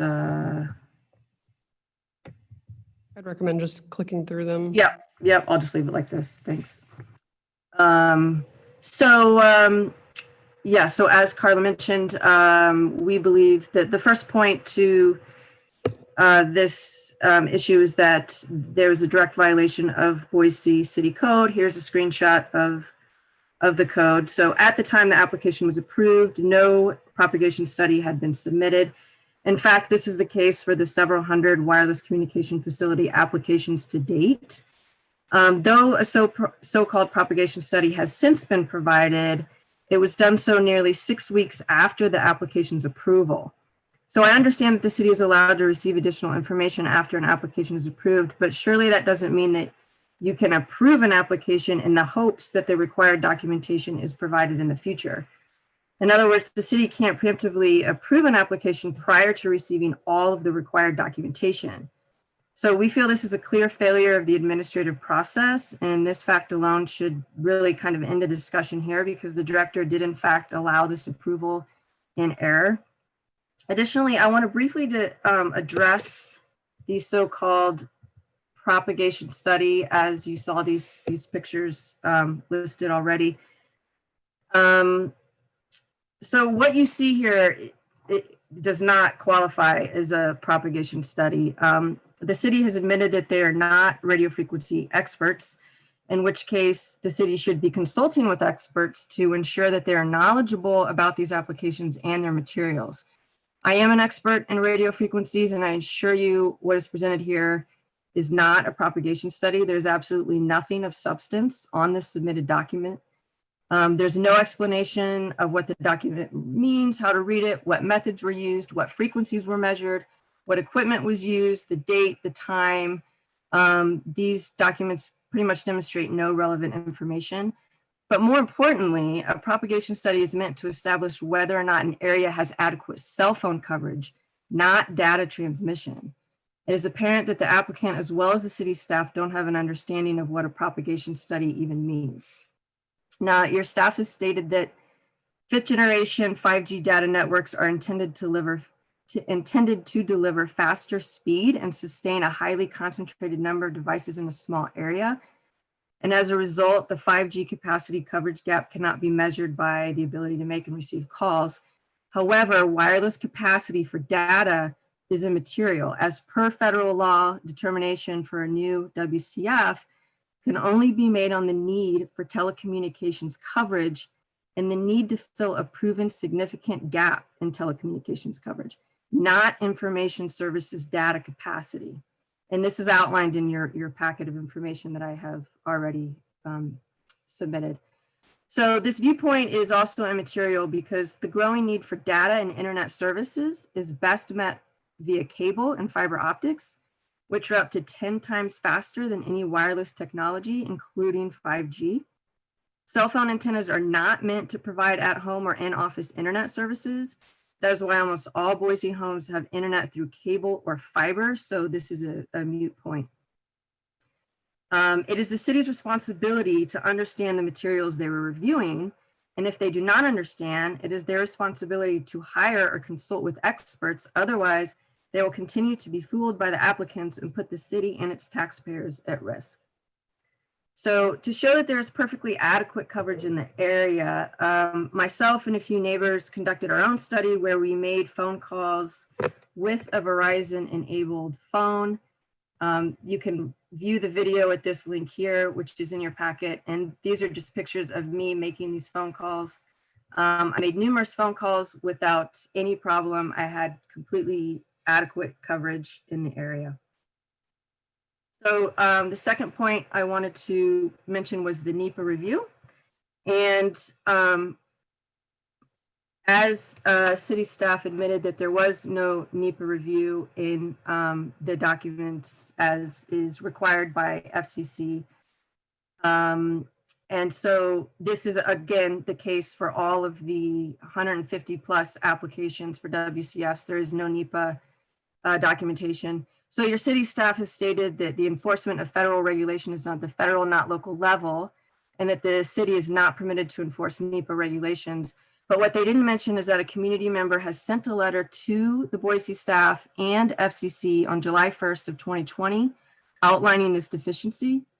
And because there's an open case on this application, the city has a duty to follow the federal law. It cannot knowingly break federal law, so it cannot proceed without a determination from the FCC regarding the NEPA complaint. Furthermore, the city has a responsibility to ensure that all WCFs fall within federal guidelines. In the application submitted for this proposed antenna, the specifics needed to determine the effective radiated power of the antennas are not given. The public has been assured that all WCFs are within compliance with federal guidelines, but how can this be the case if the basic information needed to determine compliance has not even been provided? This application should have never been approved without all the necessary information and thus was approved in error.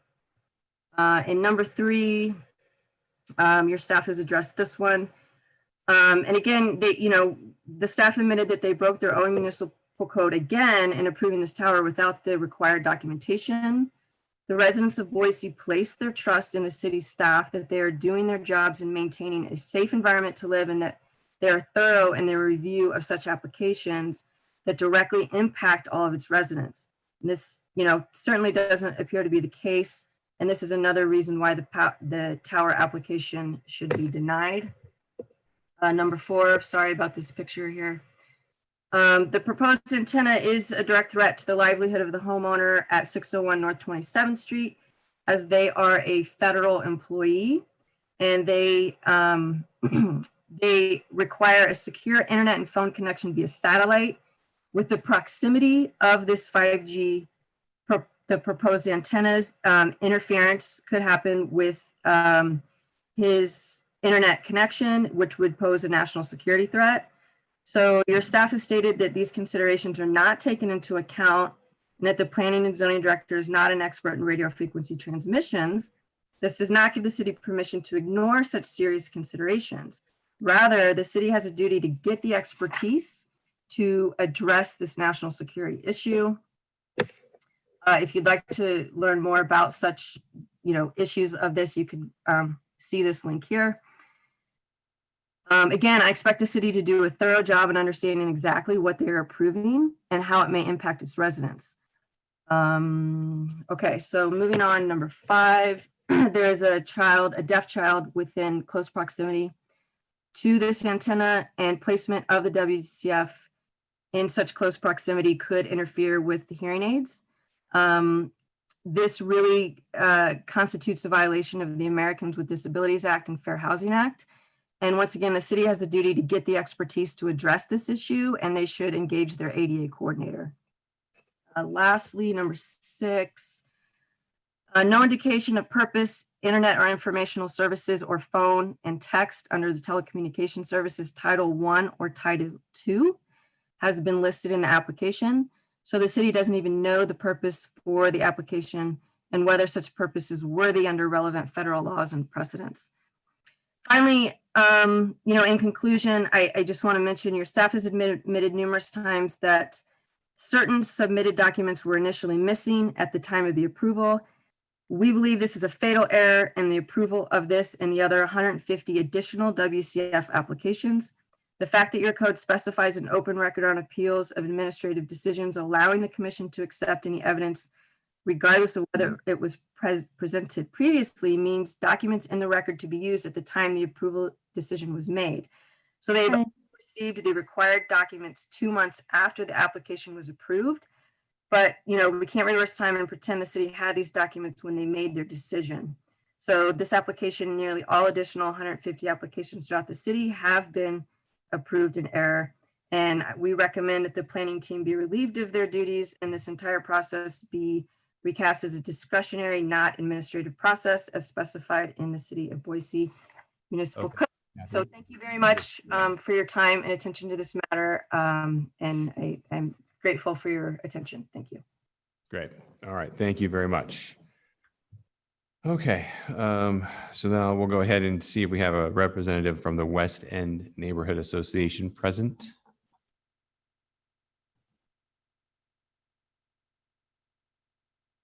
Don't have a hand up for Lauren Panisi. Lauren, do you represent the West End Neighborhood Association? I'm on the West End Neighborhood Association board, and I am very interested in this issue. I don't have a position from the board. They did not take a position. So you'll be, if you just sit tight, then it sounds like you probably just want to speak from a personal exactly rather than as representative of the neighborhood association. So we'll do that here in just 1 minute. Okay. Okay, great. I see no other hands up, so I'm going to assume we don't have a representative, an official representative of the West End Neighborhood Association here tonight. So with that, we'll go ahead and take questions from the commission to either the applicant, the appellant, or staff.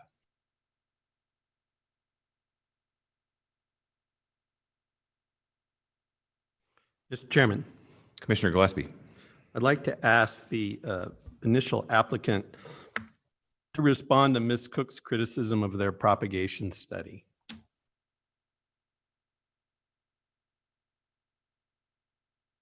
I can't remember the guy. So Jason Evans or Melissa Reagan. Hi, Jason Evans here, Commissioner. Melissa, would you like to speak with that part, or would you like for me to? I don't know if she has been. Yeah, I think, can you all hear me? Yeah, yes. Good evening, Melissa Reagan. I'm actually outside counsel for Verizon Wireless with Sherman and Howard at 633 17th Street, Denver, Colorado. With respect to the question regarding the propagation maps, actually in the recent September 2018 FCC order, which was just recently affirmed by the Ninth Circuit, the FCC no longer applies the significant gap in service coverage to determine whether there is an effective prohibition of personal wireless service under the Telecommunications Act.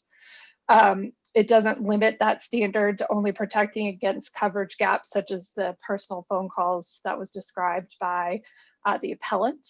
And it further found that coverage gap-based approaches are simply incompatible with the world the world where the vast majority of new wireless builds are going to be designed to add network capacity and take advantage of new technologies rather than plug gaps in the network coverage. And so the analysis of whether or not you could take a phone call is no longer what the FCC looks at specifically under the Telecommunications Act. So Commissioner Gillespie, I think that addresses it from the legal perspective. I'm not sure if you had a specific question as far as the more technical issue. Mr. Chairman. So I guess this is both a question to you and the city. So the city has a requirement that a propagation map be submitted. And I think Ms. Cook, the appellant, is suggesting that the submitted propagation map is inadequate, although the city has accepted it. So I guess I'd like to hear from folks about, should we accept this propagation map, or is it really within the city's discretion to decide to interpret the nitty gritty of what must be in that map? Mr. Chair, Commissioner Gillespie, so the propagation map that was provided was shared with our legal counsel, and we found it to be sufficient for what we're trying to achieve with that requirement of documentation. Good there, Commissioner Gillespie. We'll hear from Ms. Reagan. Thank you. Okay. And I guess I have, Mr. Chairman. Commissioner Gillespie. I guess I have a question for the city's legal counsel. So the argument was made by the appellant, Ms. Cook, that the submittal of essentially two pieces of information required by the code after the director's approval, that somehow the commission tonight can't consider that. In other words, we can't cure it in this hearing. And yet I thought that in an appeal hearing, we in a sense could start from scratch and could hear all information before us as if it was a new, a new hearing. Is my interpretation of that correct? Mr. Chair and Commissioner Gillespie, you are correct. It specifically states in our code that on appeals from administrative decisions, we do have an open record on that appeal, and that for the decision that is before the commission, you may consider any evidence regardless of whether it was presented previously or not. So in very short, you're starting from scratch. Thank you. Mr. Chair? Commissioner Bratnober. I have a question for Ms. Cook. And it's regarding the national security concern that you listed. Are you able to tell us which agency this person is working for?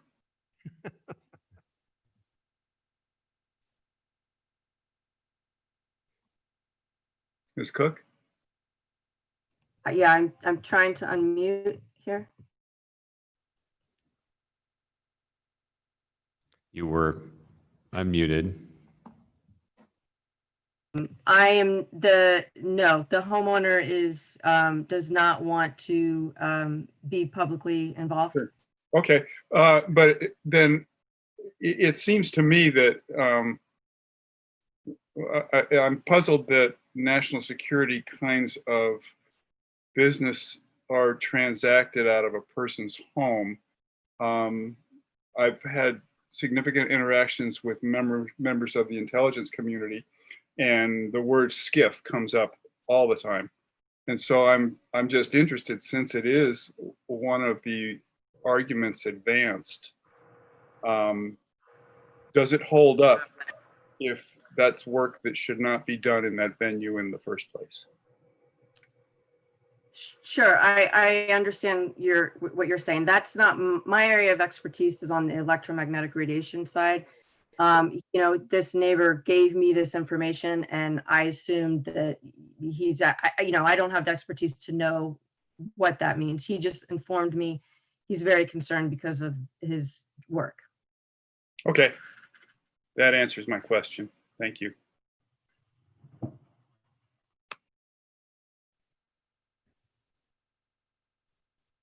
Any other questions for staff, the applicant, or the appellant?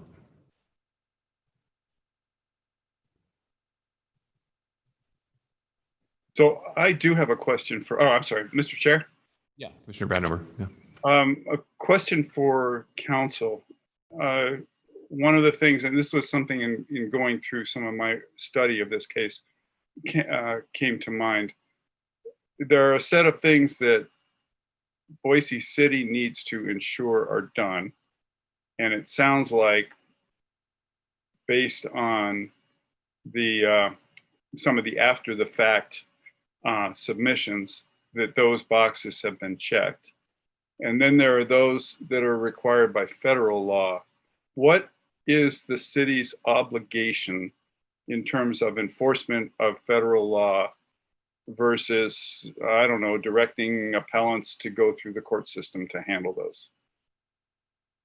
Our jurisdiction has been outlined very, very narrowly by the FCC. I believe it was Ms. Reagan that referenced a 2008 decision by the FCC.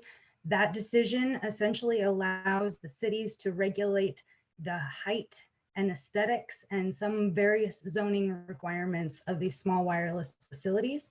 We're not permitted or authorized to enforce on the basis or to discriminate where these sites are located on the basis of environmental or health effects or possibilities thereof. Those are all kept within the jurisdiction of those various federal agencies. I certainly could provide the specific Code of Federal Regulations that provide those preemption. Those regulations also provide that those cell phone companies or whomever it is that is rolling out these 5G sites are required to adhere to radio frequency requirements, environmental requirements, and those types of things. There are specified uses that are allowed. There are some uses that require additional federal review. However, in short, those are all outside of the city's jurisdiction, and what we have been permitted and authorized to do are what is contained within our code. And as Ms. Nelson put forward in the staff report, this site application has met the criteria of what is within Boise City Code. Mr. Chair. Yes, Jim. So just to make sure that I have that all boiled down into a size that my brain can hold, it appears to me what you're saying is that the two items that were called out were fine. Those are good. Whether the propagation study is sufficient or not, I'm not going to handle that right now. But the other items cited need to be, if you will, appealed through the federal system, not the Boise planning and zoning system. Is that a fair statement, or have I assumed too much? That would be a fair statement, Commissioner. There is, Ms. Cook did mention that there is an outstanding issue right now before the FCC. There is nothing that would require the city to stay its decision-making authority while that is pending. And it's also my understanding it may not be with regard to this particular site, and don't believe that it would be within this commission's purview for consideration. Thank you so much.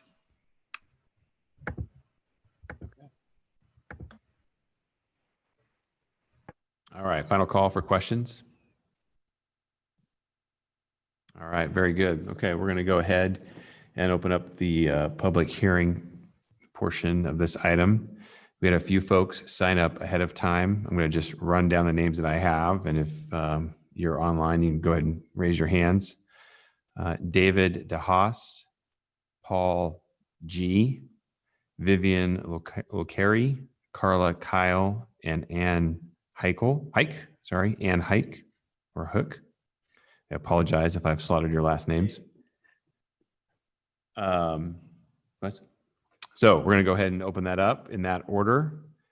So David, I saw David earlier. David, if you can go ahead and start with your name and address for the record, please. Looks like you're muted at the moment. There you go. Okay, can you hear me now? We can. Ah, fantastic. All right. Thank you. My name is David DeHaas, 1116 South Vista, Boise, Idaho. I attest and affirm that the following statements are true, accurate, and with my personal knowledge. This body's commission is to keep our streets and properties safe for the private enjoyment of its citizens. Allowing wireless communication facilities goes against providing a safe environment for our public. Further, the small wireless communication facilities goes against the city's vision for a green and sustainable community. These facilities cause homes to lose up to 25% in value. These wireless communication facilities are not providing any service that we don't already have access to. 5G towers are mostly to be used for the download of broadband data, so you can download a movie in 2 seconds or do gaming. All the homes in Boise have access to safe, reliable broadband via coaxial cable for those purposes. 5G towers to work must be located every 500 feet. A typical macro tower that we are all used to, located 2,500 feet away from humans, 200 feet in the air, has enough for 5 bars on a cell phone when it reaches your home. The amount of power at the home is 0.002 radiation units. Conversely, when you put a small cell 50 feet from a home, you have 50,000 radiation units. This is an effective radiated power 25 million times greater than what is needed for a phone call. This power is an invisible pollutant, creating a health hazard with dire effects on human biology. This application must be denied. The city code states a propagation study must be performed.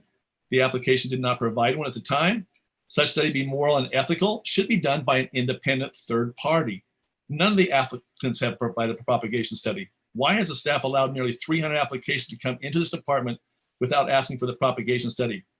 Then staff shows a study that shows there is no gap in coverage. The appellant has used their meters and measured the site and shows no gap in coverage. So where there is no gap in coverage, there is no need and should be denied. Quoting the planning director, the planning director is not an expert on radio frequency emissions. I agree. The planning director and department needs to pause all applications until they know what they are doing. The director incorrectly states state and local governments are preempted from regulating radio frequency emissions by the Federal Telecommunications Act. The planning director is incorrect. The director has looked at the wrong title regarding jurisdiction over the small wireless communication facilities. His quote is from Title II of the FCC. The FCC regulates phone and voice and text only. This has been clearly documented in a court case. The regulation for 5G broadband is in Title I, which the director has not obviously read. The FCC has made it clear that cities, counties can regulate wireless communication facilities, and regulate they should. This is about public safety. There also needs to be a NEPA review. None has been provided. Now let's look at the applicant. Who is J5? Does J5 have adequate insurance coverage to cover the city from liability of lawsuits that will fall upon the city when these towers cause health damage? The answer is no, because there's not one company in the world that provides such coverage against the health damages from electromagnetic frequencies. Verizon actually states this in their disclosure of risks to their investors, not one. That's why Verizon's name is not on these applications. They're using shell companies to avoid liability. Liabilities from health damage will fall upon the city and taxpayers. I have expressed no mere concern, but solely matters of substance. David, you're at time. Thank you. Yep. Paul Gee or G? Before my time starts, I need a point of order. Can you hear me all right? We can hear you, Paul, but you All have right, point of order. I'm to take on the rebuttal for Kathy Cook. Does that mean I can both do a comment and a rebuttal, or do I have to wait for the 5-minute rebuttal?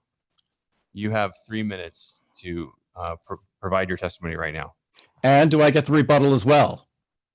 No, Kathy Cook is the appellant. She will be doing the rebuttal. And she cannot designate someone to give that rebuttal for her? No. That's my question. Point of order. Can she do that? Okay, you can do that, but let's go ahead and start right now with your 3 minutes. Perfect. Okay, so what I'd also like to share my screen. Can I do that?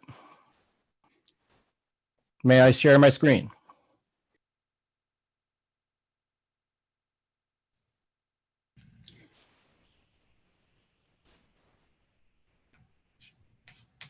So I don't know what you can see. Can you see like an email thing? Is that what you can see? Can you see a browser? Paul, there should be a green arrow at the bottom of your screen that says share screen. You need to click that in Zoom before you can share your screen. Looking right now. Sorry about that.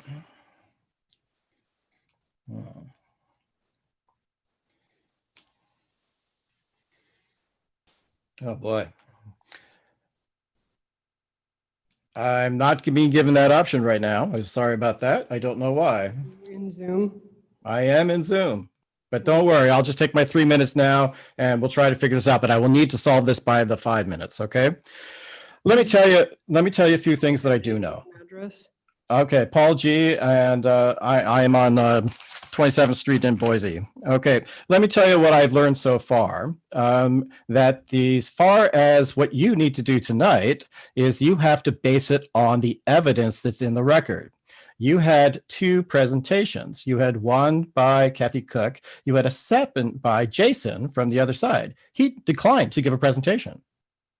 So now all you're doing is basing on whatever information they've provided to you versus what Kathy Cook has provided to you. Okay. I'm also an expert in measuring and mitigating microwave radiation. I do understand what a propagation study is. And the only people who have commented on whether or not this propagation study is okay are attorneys.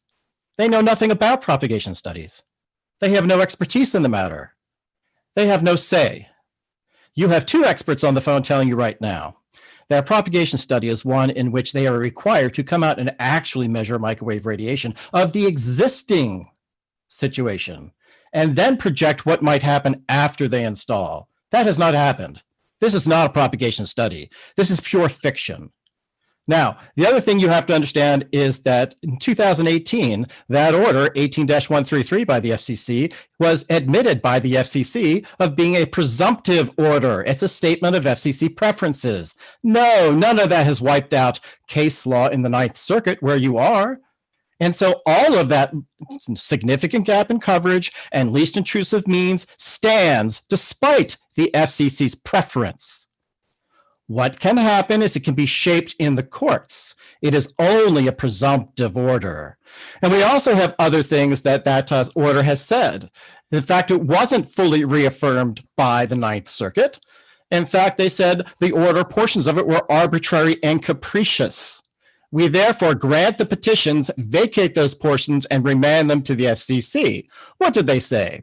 We hold the FCC's requirement that all local aesthetic regulations be objective is not adequately explained, is therefore arbitrary and capricious. We also hold that the FCC's requirement in the order that aesthetic regulations be no more burdensome than regulations applied to other infrastructure deployment is contrary to controlling statutory provision. So you have to understand that what you're doing here is essentially against federal law tonight, and you have to be very careful to not believe the lie that was actually perpetrated by the Verizon counsel and attorney, trying to mislead you about what this order actually says.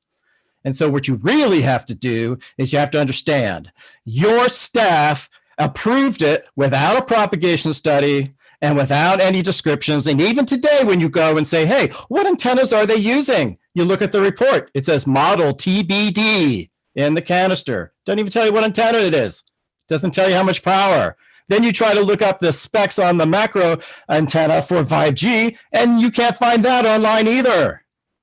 You guys are way off the reservation here. If you vote this through tonight, you will be breaking the law. Okay, thank you, Paul. That's your 3 minutes. The next person we had signed up was Vivian Locari. Vivian, if you could start with your name and address for the record, please. Yes, thank you. Vivian Lockery, 2211 North 19th Street, Boise resident of 27 years. Thank you, Mr. Chairman and Commissioners. I attest and affirm the following statements are true, accurate, and within my personal knowledge. I speak from my background as a public health scientist and a medical professional. First, the independent propagation study submitted by Kathy Cook, certified electromagnetic radiation specialist, provides countervailing evidence to documentation from the applicant as to why the wireless communications facility, or WCF, is needed at this chosen location. Second, current city approvals for WCFs, also known as small cells, constructed in the public right-of-way as close to 30 inches, as described in city code, to homes do not even provide even the most basic public safety. And you heard that explained by David DeHaas, the difference between 0.002 radiation units from a macro tower properly positioned once that signal gets into a bedroom, allowing for 5 bars on a cell phone. You know, that's different than the small cell positioned 50 feet from the outside of someone's home, penetrating a bedroom and a body therein providing 50,000 radiation units, okay? That constitutes a violation of public safety. And you are responsible for public safety as city officials. Neither the FCC nor the wireless industry own this. This is yours. Okay, children's vulnerability to such radiation is admitted by the EPA and the Institute of Electrical and Electronics Engineers, IEEE, that's a mouthful for me, based on their body's greater absorption thereof, of the radiation, and the susceptibility of their developing nervous systems. We have helped other cities in Ada County and around the state of Idaho understand their duties to public safety, privacy, property values, and the quiet enjoyment of the streets, all threatened by the hazardous pollution of WCFs in the public rights of way. Wireless broadband by copper coaxial cable or fiber optic is far superior to wireless in all areas: data capacity, download and upload speed, personal and national cybersecurity from electromagnetic pulse and natural attack, public safety from health and environmental effects, and energy efficiency. It's crucial that you act per your oath of office to safeguard the health and safety and general welfare of all our residents, especially our children. I've expressed no matter of mere concern, but solely matters of substance, fact, and law. Time. Thank you for your consideration and your service to our community. Thank you. All right, next I have Carla Kyle. And Carla, just your name and address for the record, please, as you start, and you have 3 minutes. Name is Carla Kyle, 3508 West Kootenai Street in Boise. So I've been a resident in the city of Boise for over 30 years. Under this permit, the placement of a small wireless communication facility will go into a residential neighborhood. The city of Boise staff has approved this application without knowing the most basic of specifications of the applied for permit. The Boise City Code has lumped these permits under WCFs or wire communication facilities. The planning and zoning director states that they are not an expert in these matters. So what are these WCFs for? Here's a reason I found. From the Idaho Statesman article, December 4, 2019, quoted Verizon. When it's available, typical download speeds are 450 to 700 megabits per second with bursts faster than 1 gigabyte per second, meaning a Netflix episode or even a full movie can be downloaded in less than 10 seconds, according to Verizon. In comparison, download 4G speeds in the Treasure Valley can be less than 100 megabits per second. In Boise, readily available cable and fiber optic lines provide this broadband service with a download speed of up to 1,000 megabits per second. So obviously the statesman has also been misled. When Wi-Fi broadband by Verizon is brought into people's homes, it will come directly through the walls or windows of a home, is how this application works. The affected radiated power will spread from a 4G/5G tower in a 360-degree pattern.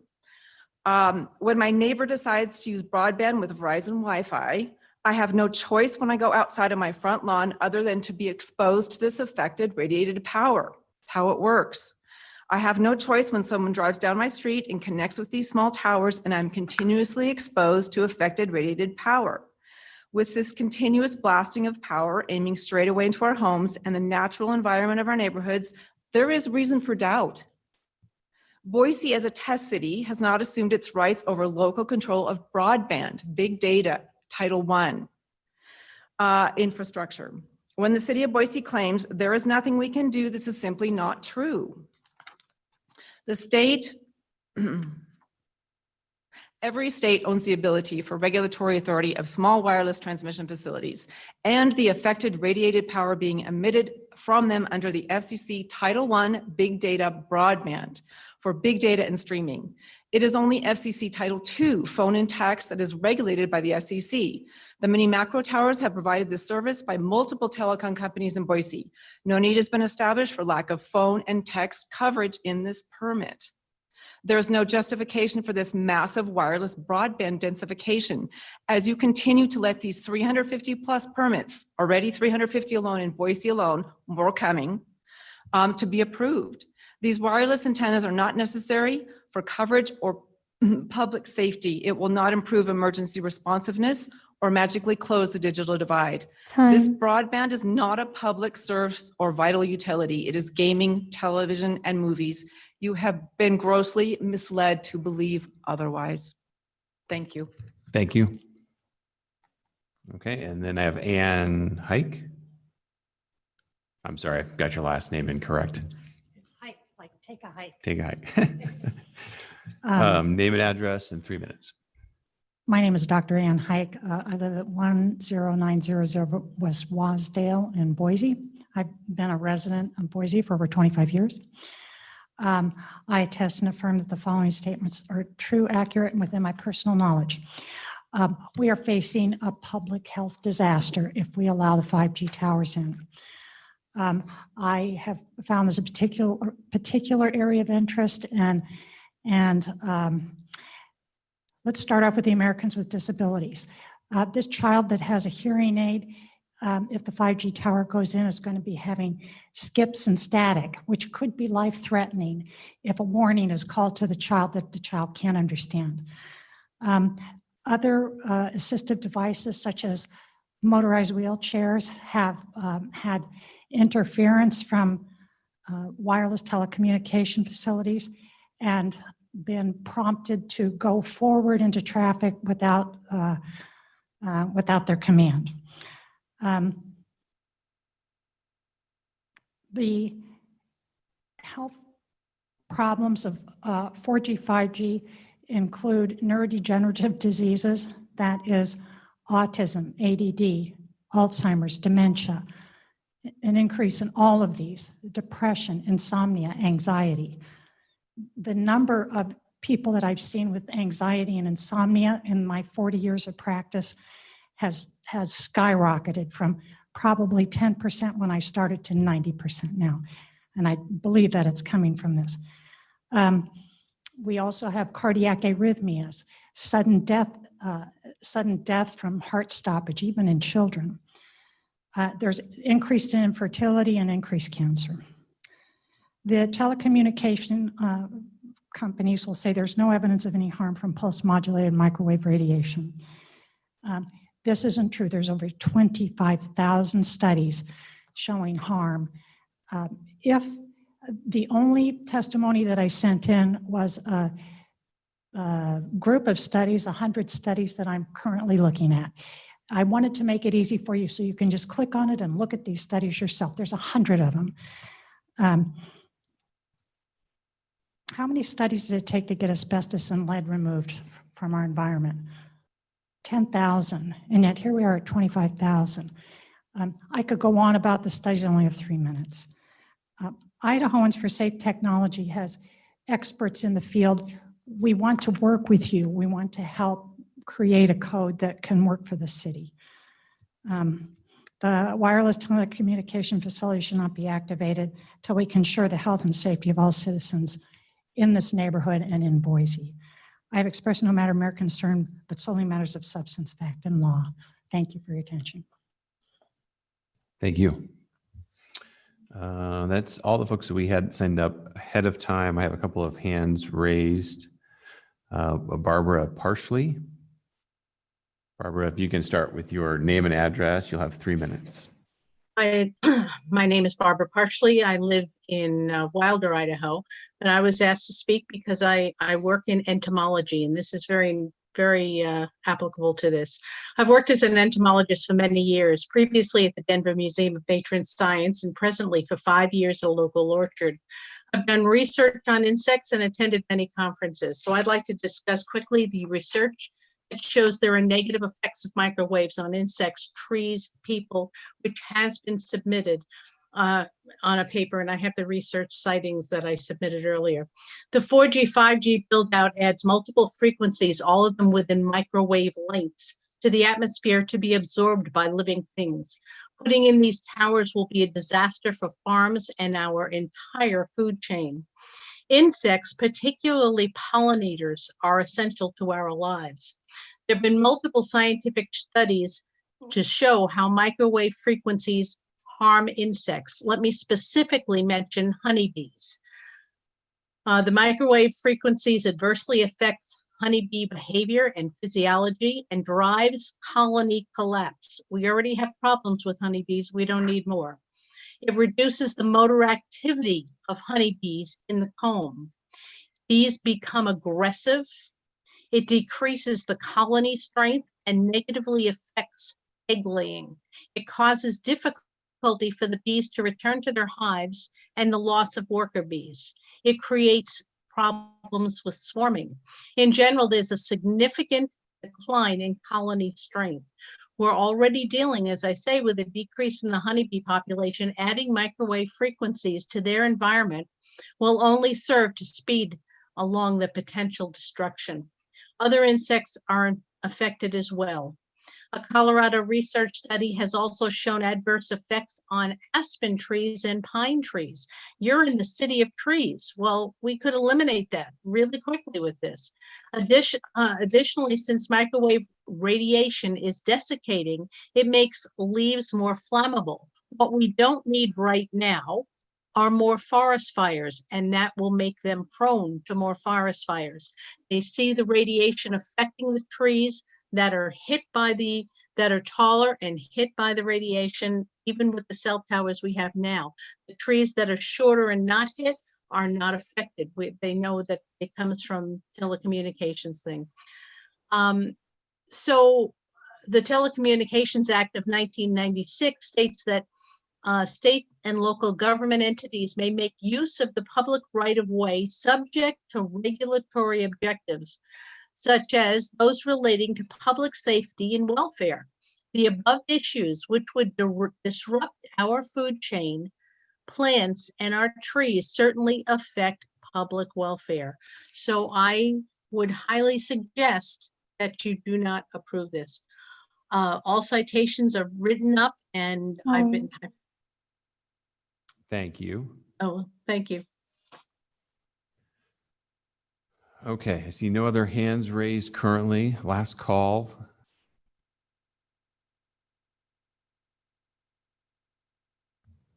Okay, I have 3 hands up. We'll go top down. Lauren Panisi. Lauren, if you can start with your name and address, please. You'll have 3 minutes. Sure. Lauren Panisi. I live at 2411 West Pleasanton Avenue, Boise. I've lived here for 30 years. I'm a couple blocks away from the proposed cell tower. And it really, I'm just speaking off the cuff. This is a topic I don't really know a lot about the science, but I do understand or can appreciate the comments from the experts about the proposed or potential health hazards.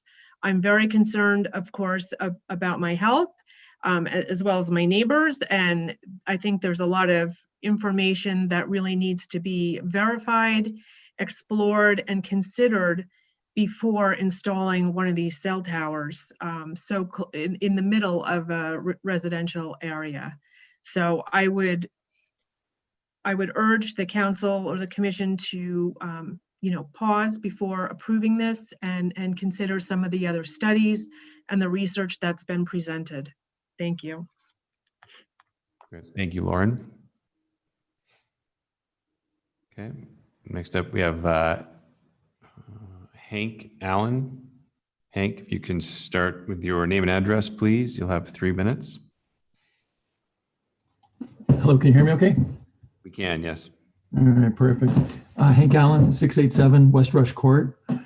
And when I was listening to the attorney from Verizon speak, I would really like her to follow up on Title I versus Title II and broadband versus basic telecommunication services. The way that I understand it is that what we're talking about right now, 5G, is, hold on, I'm on the phone. Just give me a second. Sorry about that. My wife came in the room. I have kids sleeping. Is that the broadband 5G is unregulated by the FCC right now, as per the Mozilla lawsuit. The part that's regulated is Title II, which is basic telecommunication services. And I know most of you at the city believe that you can't do anything when it refers to Title II. When it comes to Title I, broadband, you are the only people that can regulate broadband communications and the power limits. So I really love for that attorney to follow up and just hear her points on that, so that you guys realize that the broadband portion, that's what we're talking about when it comes to 5G, is the big stuff, which we already have when it comes to our Comcast communications. It is in the ground, it is wired, it's safe for us. And we don't need the wireless. That's all I have to say. Thank you. Okay, I see no more hands raised currently. And everyone here in person has testified already. So we're going to go ahead and close the public testimony component here of this item. Mr. Chair, the rebuttal. Yeah, right. We'll move on to rebuttal from the applicant. So applicants Jason Evans or Melissa Reagan, you will have, typically we have what, 5 minutes for rebuttal?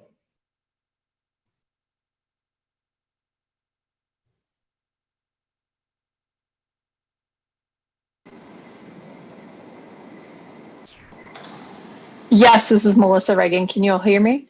We can, yes. Okay, thank you. I won't spend too much time. I just would again reiterate that we agree with Ms. Nelson's presentation and recommendation to the Planning Commission. And also, I think that the city attorney provided some nice guidance to the Planning Commission, and we agree with all of her comments and analysis with respect to the jurisdiction that the city has versus the jurisdiction that falls within the federal government and FCC. And we believe that we've submitted all of the information, and as articulated by the city attorney, the Planning Commission can receive that information now and consider it. With respect to the comments about the regulations and what the FCC order speaks to, in fact, the entire purpose really of the 2018 September FCC order was to provide regulations and guidance with respect to small wireless facilities and the deployment of 5G. And in fact, that was just recently upheld almost in its entirety by the Ninth Circuit within the past month. And specifically, the portion that was upheld was in fact the analysis that the FCC no longer is to, and jurisdictions are no longer to look to the significant gap in coverage and least intrusive analysis. It in fact is supposed to apply whether or not the FCC or whether or not jurisdictions are effectively prohibiting deployment of wireless facilities. And it's a materially inhibit standards. It said specifically within the FCC order and the Ninth Circuit opinion that the standard of the coverage gap analysis is no longer applicable, given that we are now moving towards new advancements in technology, specifically the small wireless facilities and deployment of 5G. And so with that, we would ask that the Planning Commission deny the appeal that has been filed and allow the applicant to proceed with its permit and the construction of the facility.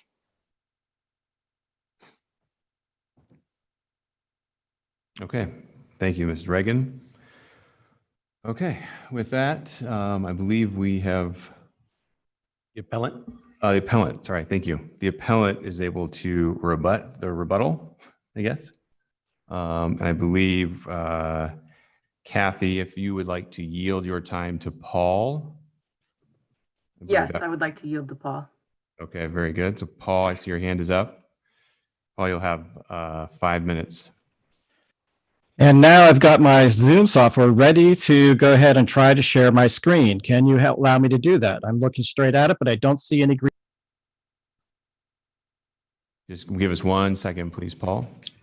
So hold on. Mr. Chairman. Now I can share a screen. Good, thank you. Lower the volume or ask Paul to lower his volume a little bit. Absolutely. Is that better right there? Yes, Yeah. thank you. No problem. So let me share my screen right now. Okay, so your decision tonight is very easy because you have a lot of information in your record and very little of it is actually substantive enough from the applicant for you to actually grant this, to not uphold our appeal. You have to uphold our appeal because we have stated a much stronger case. We have brought forward to you all of the information why their propagation study has no expertise what at all behind it. And it's based on no data whatsoever. There was not a single measurement. There was not any decision whatsoever about how much extra radiation are we putting out versus what's already there. There's been no expert to tell you that other than our side. And you've had 2 experts. That's fatal. You cannot just say, oh, we won't worry about that. That's fatal. Here's what else is fatal. You approved this. Your city staff approved this without the required information. There was no write-up. And still to this day, the application remains incomplete because there are no antenna models or specifications. So no one has a chance to understand how to accurately calculate effective radiated power. The application remains incomplete for that reason. Here's another reason. This has been reported to the FCC. There's a complaint against that. Let me show you exactly why that's important here. I'm going to now show you a web page. Hopefully you will see here on screen something to do with a NEPA. I just have to get out of this. You see 3 people here, hopefully on your screen: Aaron Goldschmidt, Eric Rosenberg, and Paul Dari. We spoke to these people in depth on December 12th and again on February 28th. And they told us exactly how the FCC is handling NEPA now that they lost their decision and lost their definition of a small wireless facility back on August of 2019, because that order was mostly vacated. And so what did she say specifically to the public? She said, hey, if this tower, which this one has, which is an antenna that's less than 10 meters from the ground, well, then for sure it needs an environmental assessment. It cannot be built until the applicant has provided the environmental assessment. And it is true, this is not a matter between the city and the applicant. This is a matter between the public and the applicant, and the public acted. And they reported this to the FCC. Now you cannot break federal law and continue with this application or any other application that's been reported to the FCC by just ignoring it. That would be breaking federal law. If you have any problems with this, feel free to call Ms. Rosenberg. She can explain the whole system to you very clearly. Let's go to the #1 telecom attorney in the country, Andrew Campanelli. All right. He's telling you exactly how it goes. He's one of almost 7,000 cases across the United States. He sees most of these applications, like this one, has fraudulent information in it. We've already proven to you why it's fraudulent. It's not based on any data. This is a quote directly from this 50-minute video that I suggest that you watch after you support this appeal and do not allow this to go through. He's telling you that the first thing a town should do to a wireless applicant is, do you have a gap in telecommunications service? He knows that because he knows this FCC order is only presumptive. It's only a statement of preferences. The attorney's still trying to tell you that you can wipe out the case law in the Ninth Circuit. It's just not true. They don't have the authority to do that. Hey, she's trying her best to sell you a piece of information that's not correct. Don't buy it. All right, so the bottom line is you could easily do a drive test, and you should. Why? Because you could order this up every 6 months, the industry could pay for it, and then you would know specifically, is there or is there not a significant gap in telecommunications coverage? We gave you evidence tonight proving there is no significant gap in telecommunications coverage. That's the only real data you have in your record tonight. That's it. There's nothing from Verizon. You can only make your decision based on what's in the public record. You have a decision. That decision is Metro PCS versus San Francisco. It tells you they have to prove a significant gap in telecommunications coverage. That's what it does. So it doesn't matter what the FCC order says, okay? Here's the other important case. This is the one. It's Mozilla versus the FCC. You know this is the net neutrality case, all right? The FCC said, hey, we don't want to regulate the internet anymore. And so we're not going to do anything about wireless broadband anymore. What we're going to do is we're only going to regulate telecommunications service. Oh, and by the way, they said we want to preempt the states to not get in the way of anything, and they lost. That whole portion of the order was vacated. Who did it? Okay, Paul, that's your time. Okay, okay, we've been through all of the rebuttals, and we're going to go ahead and bring this back to the commission to render a decision. What is the commission's pleasure? Mr. Chairman. Commissioner Gillespie. Move we deny CAA 20-127 for the reasons stated in the staff report. Second. Got a motion and a second. Any discussion? Mr. Chairman. Commissioner Gillespie. So we've heard a lot of discussion tonight about federal law. And I would just remind everybody that we're here to apply the ordinances of little old Boise as well as the comprehensive plan. And the city and the city attorney believes that all the conditions for approving this facility have been met. We've had people fuss about the quality of the reports that were submitted to the city. The city has concluded that they meet the city's requirements. And so I think that's where we're at. If indeed the folks who believe these are a major health risk, I would suggest that they need to go to the council and add some language then to the code that allows us to have a process to consider that.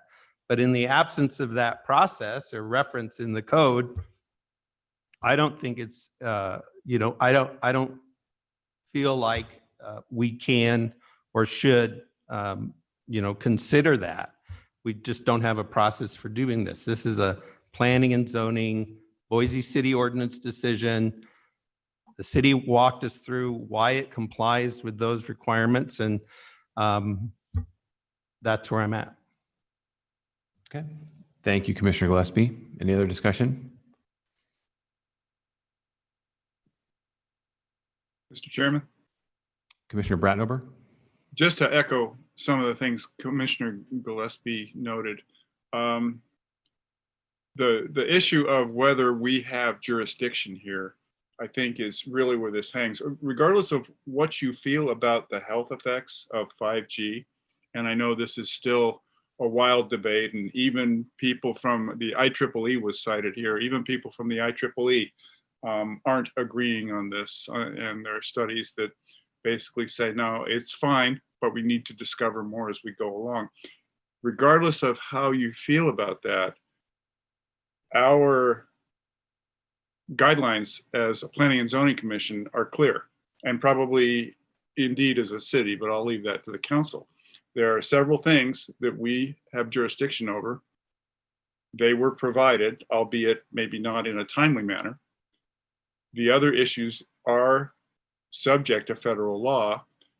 And fortunately, the people who testified tonight have a recourse along that line. So I will be supporting the motion. Thank you, Jim. Any other discussion? Okay, very good. We have a motion and a second to deny CAA 20-127. Will the clerk please call the vote? Schaefer, Aye. Squires, Aye. Moore, Aye. Stevens, Aye.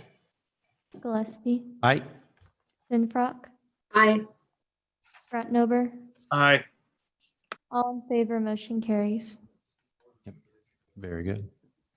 Okay, thank you all. All right, we're gonna circle back to item number 7. Just real quick, staff were able to get a hold of the applicant. Okay, very good. On the line. Okay. We're gonna go ahead and move on to item number 7 then. PUD 20-32, Todd Campbell Construction, 3318 North Cole Road. And Mr. Kevin Holmes. Thank you, Mr. Chair, members of the commission. At the let the suspense build a little bit on this one. We have the applicant on the line. Let me know if you want a recap of the project or if you just want to hear directly from him. You know, Kevin, if you don't mind, just a brief recap would be great. We've had a lot of information since we first heard this.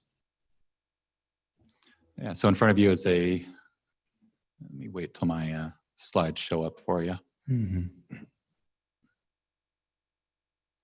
we go.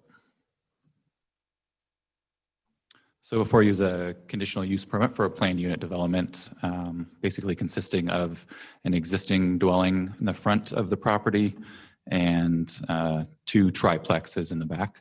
The existing building in the front is currently being used as an office, but is being proposed to retain or go back to its residential use. The property is in the vicinity of a neighborhood activity center. You have amenities around there as well as library, bus stops.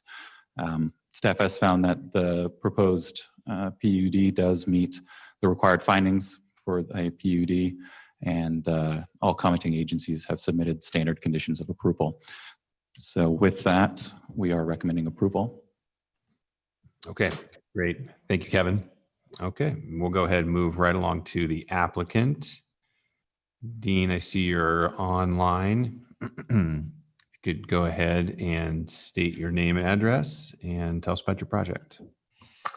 Thank you, Mr. Chair and Commissioners. Thank you, Kevin, and the rest of the staff that helped me get to this point. My name is Dean Waite. I live at 4283 Nystrom Way, and I don't have a lot to add. I appreciate the help of the staff getting us to this point. We were considering asking for a waiver for the walkway out to Cole Road just because of tight constraints on the project, but we found a way to make it work. And so, yeah, we are in support of all the conditions that have been asked of us. If you have any questions for me, go ahead. Okay, we're going to hang tough on questions just for a moment. Okay. We'll see if we have any representative from the West Bench Neighborhood Association present. If you are, please raise your hand virtually. I see no hands raised, so we'll go ahead and bring this back to the commission for any questions to staff or the applicant.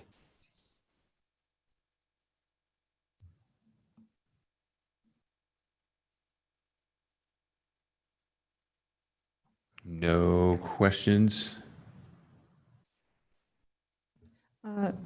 Mr. Chair, Commissioner Moore? one quick question for staff. So I know one of the comments from public testimony or public comments was that the existing house was in disrepair and eyesore. And this looks like it's in a design review overlay zone. Will that existing house go through design review as well? Mr. Chair, Commissioner Moore, it will. So due to the amount of changes that are taking place on the site, the whole site will be subject to design review. And there probably will be some smaller additional changes that will even happen with that. And those discussions have begun. Perfect. Thank you. Okay. Any other questions, Commissioner Moore? That's it. Thank you. Okay, very good. All right.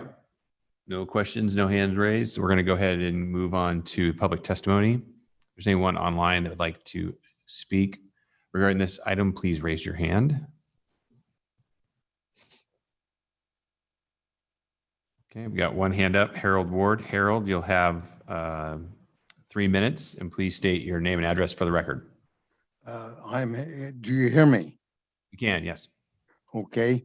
I'm Harold Ward. I live at 7209 Kingston Drive, Boise, Idaho, 83704. I am the chairman of the Irrigation Association that provides water to the I'm getting some feedback. Is that unusual? We can hear you just fine.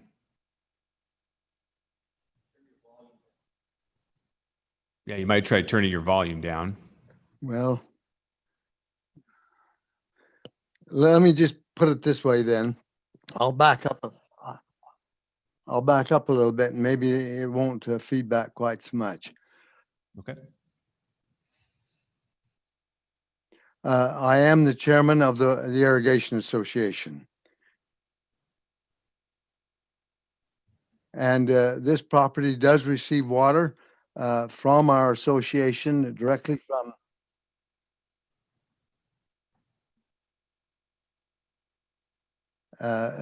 from, and we receive the water directly from Nampa Meridian Irrigation District.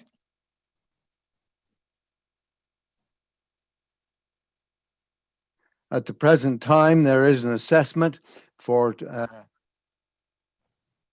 of 2020, the year 2020, of 100 of the amount of $189 and some cents.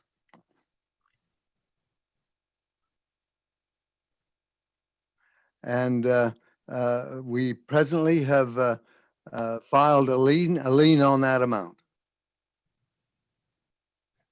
Filed a lien on the property of that amount. I do not object to the development at all.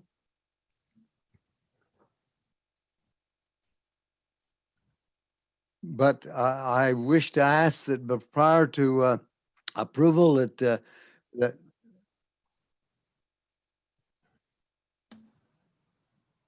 of the development that lien be settled. Be settled. And those are my comments. Okay, thank you very much, Harold. Is there anyone else virtually that would like to speak regarding this item?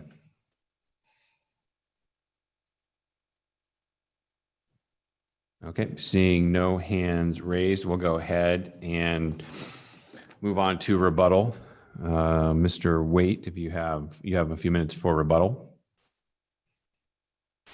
The only thing I would respond to Mr. Ward's concern that, as I understand it, Taylor Tibbetts from Empire Title has been communicating with Graham Patterson, who is proposing or says he represents the irrigation district.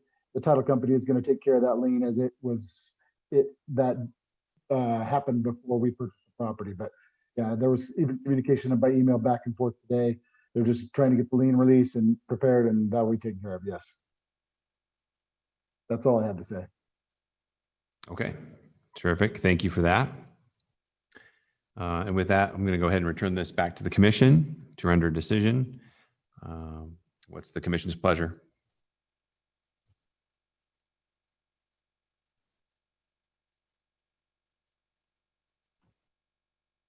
Mr. Chair, Commissioner Finfrock.